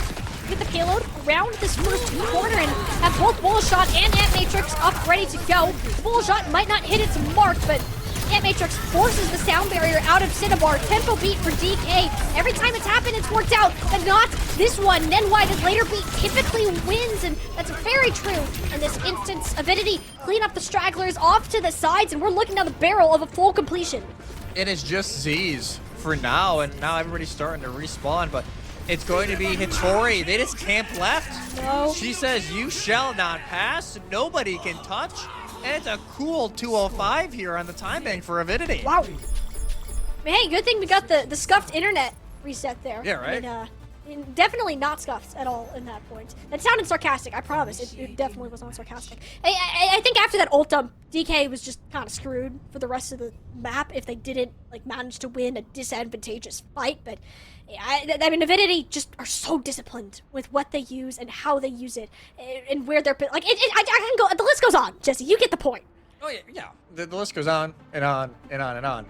If you're DK, what is the thought process here? Because you have to cap with time. That is at least the non-losing position. Is that have to finish with time. Can't finish in OT because that, yes, theoretically you can draw, and then we get in a whole bunch of very interesting potential map 6 scenarios. But I'm not even gonna think about that. That's getting thrown. I'm gonna knock on wood as I'm saying that. Throw that into the dumpster for now. You have to just figure out, hey, what are just the little things? What are the little things that we need to do better? Because if you start piecing up those little things, piecing up, man, my brain is just full pun mode right now. My God. But if you start to put those together, maybe you can get something to happen. But peace, I do think, is a big part of it. To not, come around on the joke. Peace, yes, they've had their moments, but I feel like they're not really. You see a lot of fantastic plays from them, and it just feels like they've been kind of silenced of how Avidity just kind of rotated away from them at every given opportunity. There hasn't been much room for Peace to get in there, and that's a problem. DK win based off of how far can Peace get in there. And, it didn't really happen on this defense. Attack kind of forces you to do just that, and this first point, the way that it's structured, a lot more open space and potential flank angles to move around, and that's kind of where Peace wants to play. Although Santana and Hitori, we're playing like this little switcheroo with the Orissa's bullying each other down the stairs. Eventually, Santana has enough of it, got a hold of Dizzy, dropped down to the low ground, and explodes. All right, DK, no more tank to work with. That should just be the end of that push. Yeah, it should be. The staggers will come through. Hitori again. Ivory finds one as well. Man, these staggers. I'll say Avidity maybe more than any other team. They love their staggers. Like just a little bit here. Like, oh, we're just gonna drag you out a little bit longer. And the wave respawns kind of ruin it a little bit. Yeah. But it's still good overall. And already, Ivory almost has the bola. Scuff almost has the window. Z's, though, could at least bring something, even if they use it, just to heal up Santana when they're trying to push through either high ground or statue. It seemed to be a little bit of a miscommunication on what DK was actually doing when Santana kind of came up, then wrapped around and dropped the point. The rest of the team wasn't quite sure where their tank was going or how to best support them. So hopefully this time that plan has been gone over at least 3 times. Will be both amplification this exchange, but Santana was in front of it. Hitori did some parkour, leap to the other side, and spun Z's into a corner. Z's is like, I'm helping you, like, oh, I'm in a dishwasher. I'm in a dishwasher cycle. I'm screwed. Santana's able to find one. And That's if anything, Scuffed. it's the most valuable player you can get in Scuffed. But it's still going to be long. Is NY going to go back to Taxi, I wonder? Avidity, though, honestly, if anything, you kind of peak early. You try and gain some pressure, knowing that you're going to have to play this slower until your BAP gets back. And yes, it was a Taxi coming in from NY. Scuffed is back. Yeah, the small little, I don't even really say anything bad. We're chill. Yeah. Avidity, though, bullet shot and a lot of stuff. Let's just go with that. Or shiny buttons that I see that could currently be pressed have been disciplined with not dumping them so far, and assuming this will be the same case with how close DK are to theirs. You're seeing a very different outcome, but I mean, you can tell DK are struggling. They don't know, do we push the high ground? Do we go for hotel? Do we push point? Eventually, Sentinel's forcing the objective, and perhaps the wrong decision. Ivory never cleared off the high ground, took care of Peace, and the ultimates find come to play. Bun in the back line with the Dragon Blade, slices through Z's, and is gonna look for more. DK, 60 seconds left to go, Jesse. 60 seconds left. Is Bun barely able to get out, but at this point for DK, very quick comments like, yo, what are we going to do? I think easiest solution, Blade into the Terror Surge. Try and find something early. You have to worry though, Hitori, she's been just an absolute nuisance this entire game. She may be looking to close it out right here. Counter Terror Surge, absolutely a thing right now. Should these be layered on top of each other, and even then, Santana can't get in a good position to use theirs. Hitori goes first. Jonathan is dead. This Dragon Blade has yet to make an appearance, and Santana has been burned down. 20 seconds remaining. DK, they're going to attempt to get a full reset, but it's not going to be anything but with Cinnabar dying late. Cinnabar dies late. Jonathan's going to try and find an early pickoff on high ground with the Widow. Window is used on high ground as well. There's nothing they can do. Nobody touches here. Maybe Cinnabar? I don't know. Yeah, it looks like they have a touch. It must be the Cinnabar in the back line or Peace in the front. Perhaps Avidity bit off more than they could chew. Bun wins at the front spawns because she thought it was done, but it is far from over. Peace gets one with the Dragon Blade for a millisecond left of a touch. And my goodness, Jesse, DK, they're going to hang on by the skin of their teeth. I won't lie, it's a little bit of a troll for Avidity. That was a troll. I'm not gonna Call him out. That was a troll. Like, they get so aggressive, thinking that nobody can touch. I think it might have been Peace that actually got the initial touch, but they just are able to get the one. A lot of them track back. They punish those who are spawn holding. One gets stuck in hotel, and all of a sudden the series not done over quite yet. DK, never say die. And yes, they had used a lot during that fight, but so did Avidity in the fight before. It's Scuffed now. They give up on the back. They will go Juno. Huh, okay. I don't hate it. I mean, it's more speed, but less sustain. With Avidity playing as fast as they have, I think it makes sense, but you just can't afford to stay in these long fights. That's what kind of needs to be remembered with this. Bullet shot out of Ivory first, and That's gonna do all the damage you were hoping for. DK, they want to round a corner so Z's can get an at matrix, but with Ivory and Mage getting as much work done as they have been on these DPS, just poking in and eventually diving in the case of Hitori and the Genji, I mean, that push was over well before it started. Yeah, as soon as it started, it was really over. As the video know, they can just have this very close hold on Archway. They know, like, even if DK, they finish on time, they still need one hell of a third phase to even have time left. So they're playing with house money. They know they can be aggressive. Maybe not as aggressive as they were at the end of first phase, but maybe just dial it back 5%, and they're still going to be in a near perfect spot. DK, both support ultimates. They have the emergency button if needed. It's there, but it's not an ideal situation to have to pull it out in more of a tempo situation. I mean, Hitori already just got the javelin kill. None of it was stable to a wall. DK, they're desperate. They're hoping for some strength to grasp onto, and the sound barrier did the complete opposite. Looking at 30 seconds now, DK have to regroup fully to give themselves the best chance. They're trying to fight Cinnabar. She's just trying to get out, barely does. But sound barrier gone. Still have window to try and push up with. You just have to be careful with the deflect from Bun. But watch out, Avidity they'll try and play this very quickly once again. You have to play fast. Low on time, DK starting to feel the pressure and the panic. But you're face to face with an orbital ray. Surely Avidity can't mess this up. Look at the Terror Surge in the backline. Lives are exchanged, but it's now Peace. The Dragon Blade has been the final save before, but can they manage to clutch it out again? They've been forced away from the rest of the team. Each team has a tank alive, but then why? Instead, Peace has been kicking with this Genji in the payload. It's moving away from them. Peace is still getting the eliminations. They're just out on an island by themselves. Eventually, Hitori returns to the fight, but only for Peace to cut her down. What a clutch from DK.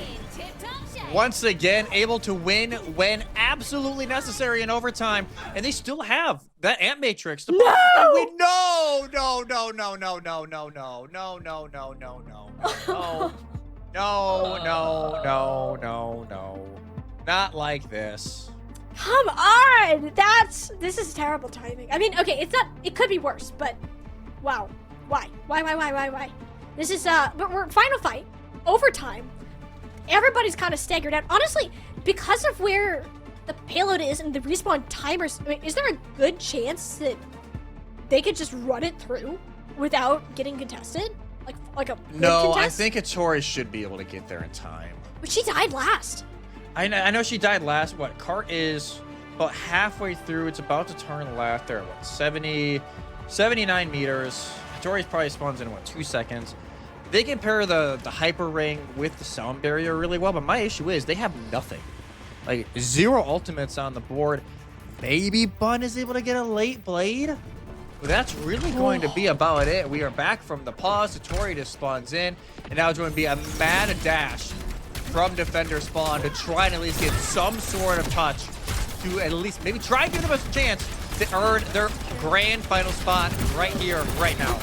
The Avidity grand final spot on the line. One fight needed to do it. Touch is guaranteed. They're gonna have to win this in the neutral unless it gets dragged out long. Z's amplification matrix has been pressed, but it just zones out Avidity entirely. They're okay with taking their time to get the contest in. With Avidity already up in one player. Looking much better for the defenders to close it out now. Hitori, though, she doesn't have the health. Sees on the high ground amplification matrix. It's so much to her overall point that Scuff couldn't pump in nearly enough healing. Bun pulling the blade, thinking this is still winnable without a tank, and it might just be the payload. It has since been forgotten. DK squeak it through for the second time and going to keep their heads above water. Man, we only got 2? We got 2 strikes tonight? Come on. As the fight was definitely going the direction of DK. Don't get me wrong, but you know, Bun maybe that could have been turned around, but it is a minute now, and they get so much free space they can't hold first corner. Avidity, they have to play quick. And then at Matrix, it is a scary sight to be seen, and DK thankfully able to kite fully, almost back to their spawns, just with how far that is. The speed boost of Cinnabar working wonders. You can't wait too long though. You need to finish with time here, Molly. 45 seconds left. You still have about 40-50 meters to go. You have to go quick. And Hitori's not gonna let them get there. She's just walking into the back line, ignoring the team entirely. Santana is in the back, but so is Peace. Dragon Blade, it gets onto Ivory, but ends up hitting the wall. Can't get the second elimination, but that's why you have teammates to help you follow up. Hefty investment from DK, but they got what they needed to keep the payload moving. And you at least pull out Beat from Nenway. They do not have the sound barrier for this potentially final fight, but again, 15 seconds left. They need time to at least have a chance, but obviously if they cap an OT, they still give themselves a chance to stay at 2-0 Avidity. They got the ult combo to end it all. Oh, but no, they lose Cinnabar, an early kill, but Gonathan is positioned on the high ground. This payload bus can't contested. That Matrix on the high ground, empowering Azure's shots one after another. She's gotten 3 within this fight. Might lose out on the ultimates, but the damage has been done. The Freya remained uncontested, but these spawns, there's so much favoring towards Avidity. They can get the reinforcements back, but they might not even need them. Tori is a one-woman army. She's gonna go ahead, clutch it up, and guarantee Avidity a spot in the spring season grand finals. One grand finalist confirmed. It is Avidity who is able to get it in a 3-0, but not one that didn't have some punches thrown here and there from DK. They will be sent to the lower bracket. They will play the winner of Exo, Sakura, and Month Genesis in our second game next Saturday. But what a match for Avidity. They earned their grand final spot, and they do it in a spectacular fashion, even if, you know, a little bit silly at the end of the first phase of Avidity. I will not lie, there's a little bit of the silly, but overall, it doesn't matter when it's a 3-0 result at the end of the day. They had to give us an exciting ending. There's to our a little winners' bit of finals. something. Like, if it ended there, we'd be like, well, that was cool. It was a 3-0, but no, we were down to a nail-biter. I mean, that was almost clutched out by Azure, but we won't know until this time. This was the first time that these two teams actually played each other since their Swiss stage match was a forfeit in favor of DK. So Avidity now taking down the #1 seed. Jesse, this positions them in a prime spot to go ahead and take the spring finals, because they have now beaten every single team that remains in this bracket. Yeah, they've beat everybody. Like, they have no doubts about where their journey has gone through so far. Now it is a question of don't let whoever gets the grand finals earn the revenge and get the vengeance. Like, that is the only thing on their mind. Now they have so much time to lay back. They can kind of watch how everything plays out over this next week, especially those 2 games of 4. Obviously, they're probably going to be in warm-up during that lower final, but they can kind of watch, like, hey, on the day, who is popping off? What are the small adjustments we need to make? It is such an advantage for an Avidity to go from upper side. Yeah, Avidity showing us the strongest team play and discipline so far throughout our tournament. We can analyze it, we can break it down all we want, but it's so much better to hear it from the players themselves. That being said, we're going to go ahead, throw it to a quick break, and get an interview from Avidity coming right up.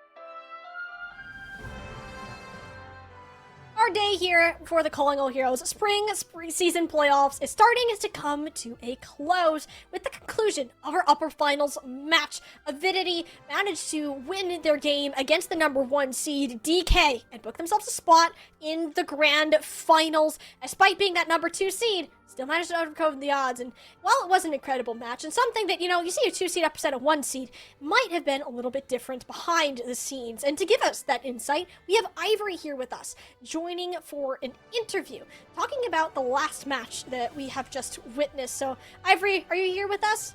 Yes, can you hear me? We sure can. Hello.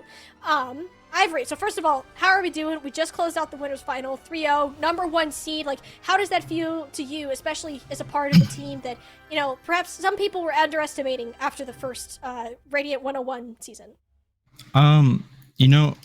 For me, getting like integrated into the team, I think there's a lot of big expectations and a lot of, giant shoes to fill with this roster having like Wisp, Senna, and all these other like amazing players prior to me. So there's a little bit of nerves, but I don't think they sweated at all integrating a new player. And I think they knew that even though we did have to FF that match due to OWCS in Swiss, resulting in us not being the number 1 seed, that we would totally be fine going into the tournament. We would be able to swiftly get through the winners bracket. Yeah, so I'm curious. Obviously, yeah, you had to FF against DK over in Swiss because of OWCS. How are you guys kind of going into this game? Because obviously, haven't played DK in any officials leading up to this point. So obviously, maybe some scrims in the background. But what was the game plan and some of the win cons going in tonight?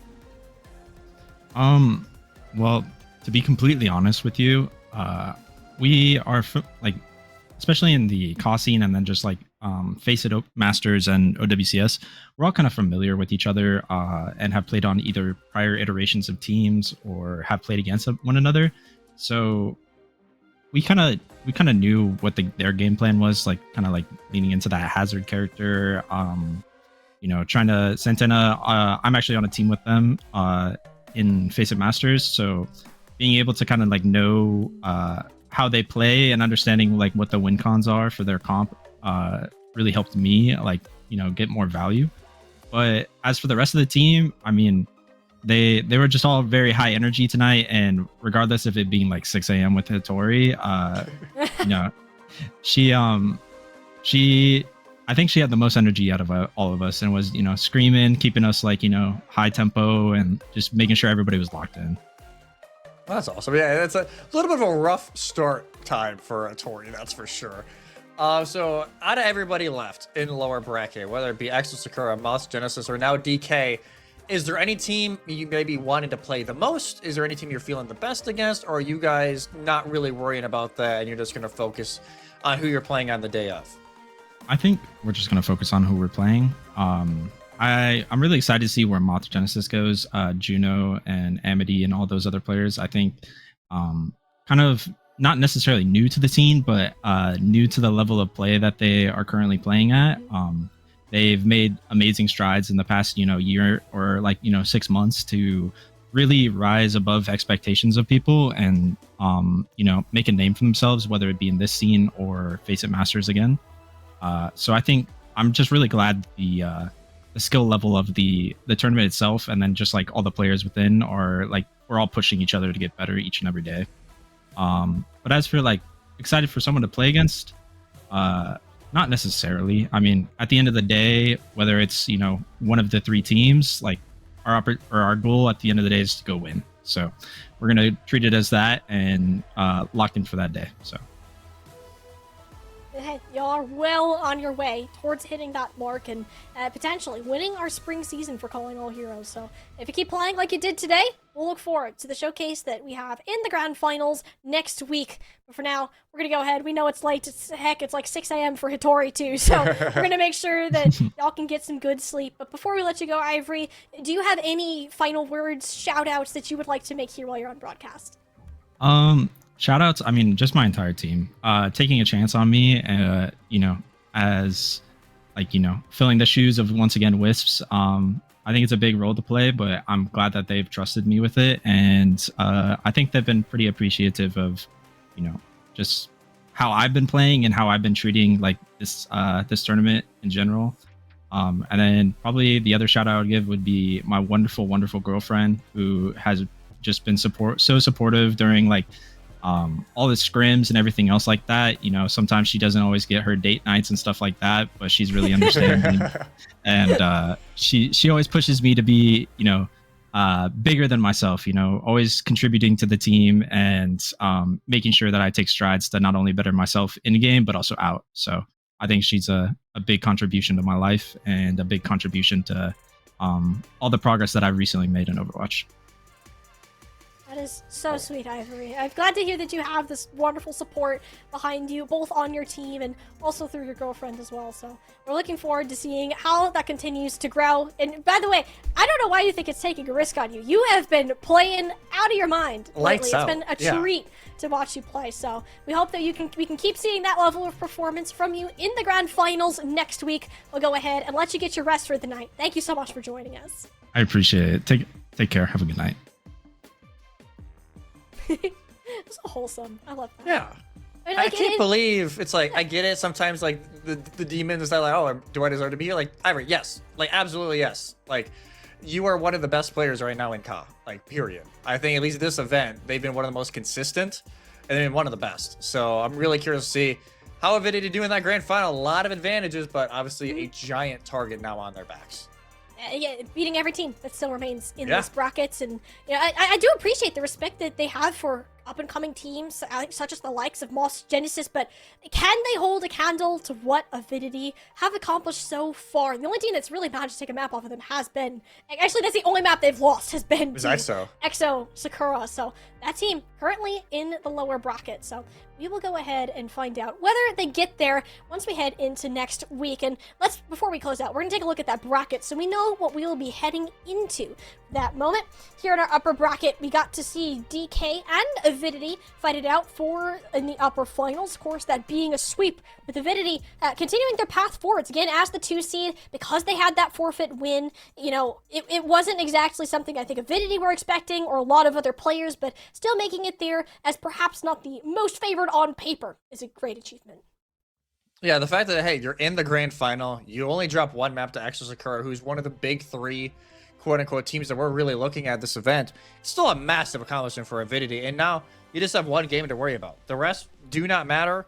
Just got to focus on what lies ahead, and if we go to the lower side, obviously, had to send 2 more teams home tonight. Never a fantastic feeling, and we're curious and, you know, excited to see, you know, how quick Nova and Hive-Mind Baddies they're able to do in the summer season. But obviously for the others, you know, EXO Sakura, Moss Genesis, what a night it has been for them, guaranteeing money, guaranteeing top 4, and they'll battle it out in our first game next week.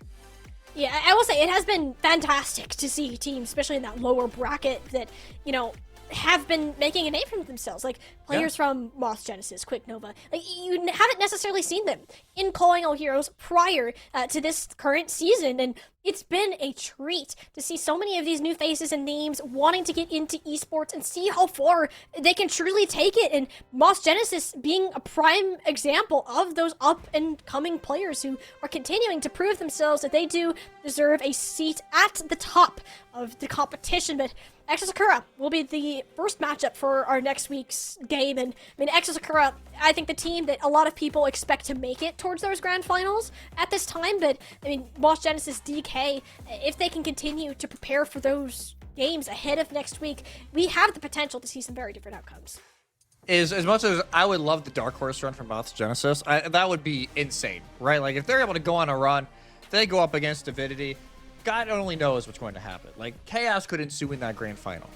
I will say, EXO Sakura versus DK, if EXO is able to win that first game, it's a very intriguing game against DK. It was a 3-2 in Swiss in favor of DK. So a very close game last time around. We heard Regime talking about it a little bit earlier. They said it wasn't their best stretch during Swiss. They had a lot of issues, but that will be the time, if they get the opportunity, to fix it and prove that they deserve to be in that grand final against Avidity. But regardless, that EXO Sakura Moss Genesis game, winner, guaranteed top 3, guaranteed place in the championship at the end of the year. That is going to be a very impactful game. It certainly will be. I mean, hey, all of these top 4 teams already guaranteed a portion of this prize pool, but the question always remains, how far can they manage to take it? That question won't be answered today. That shall be saved for next Wednesday. We're going to return with the final 3 matches of our Calling All Heroes spring season playoffs at 8 p.m. Eastern or 5 p.m. Pacific time. We have so much action to go ahead and close out for the remainder of the season. We've had new players, we've had old rivalries, and of course, we must crown a new victor. It's been Tiny Shiny and Twin Salty on the broadcast for you today. We'll go ahead and see you back Wednesday evening for the conclusion of the Calling All Heroes spring season.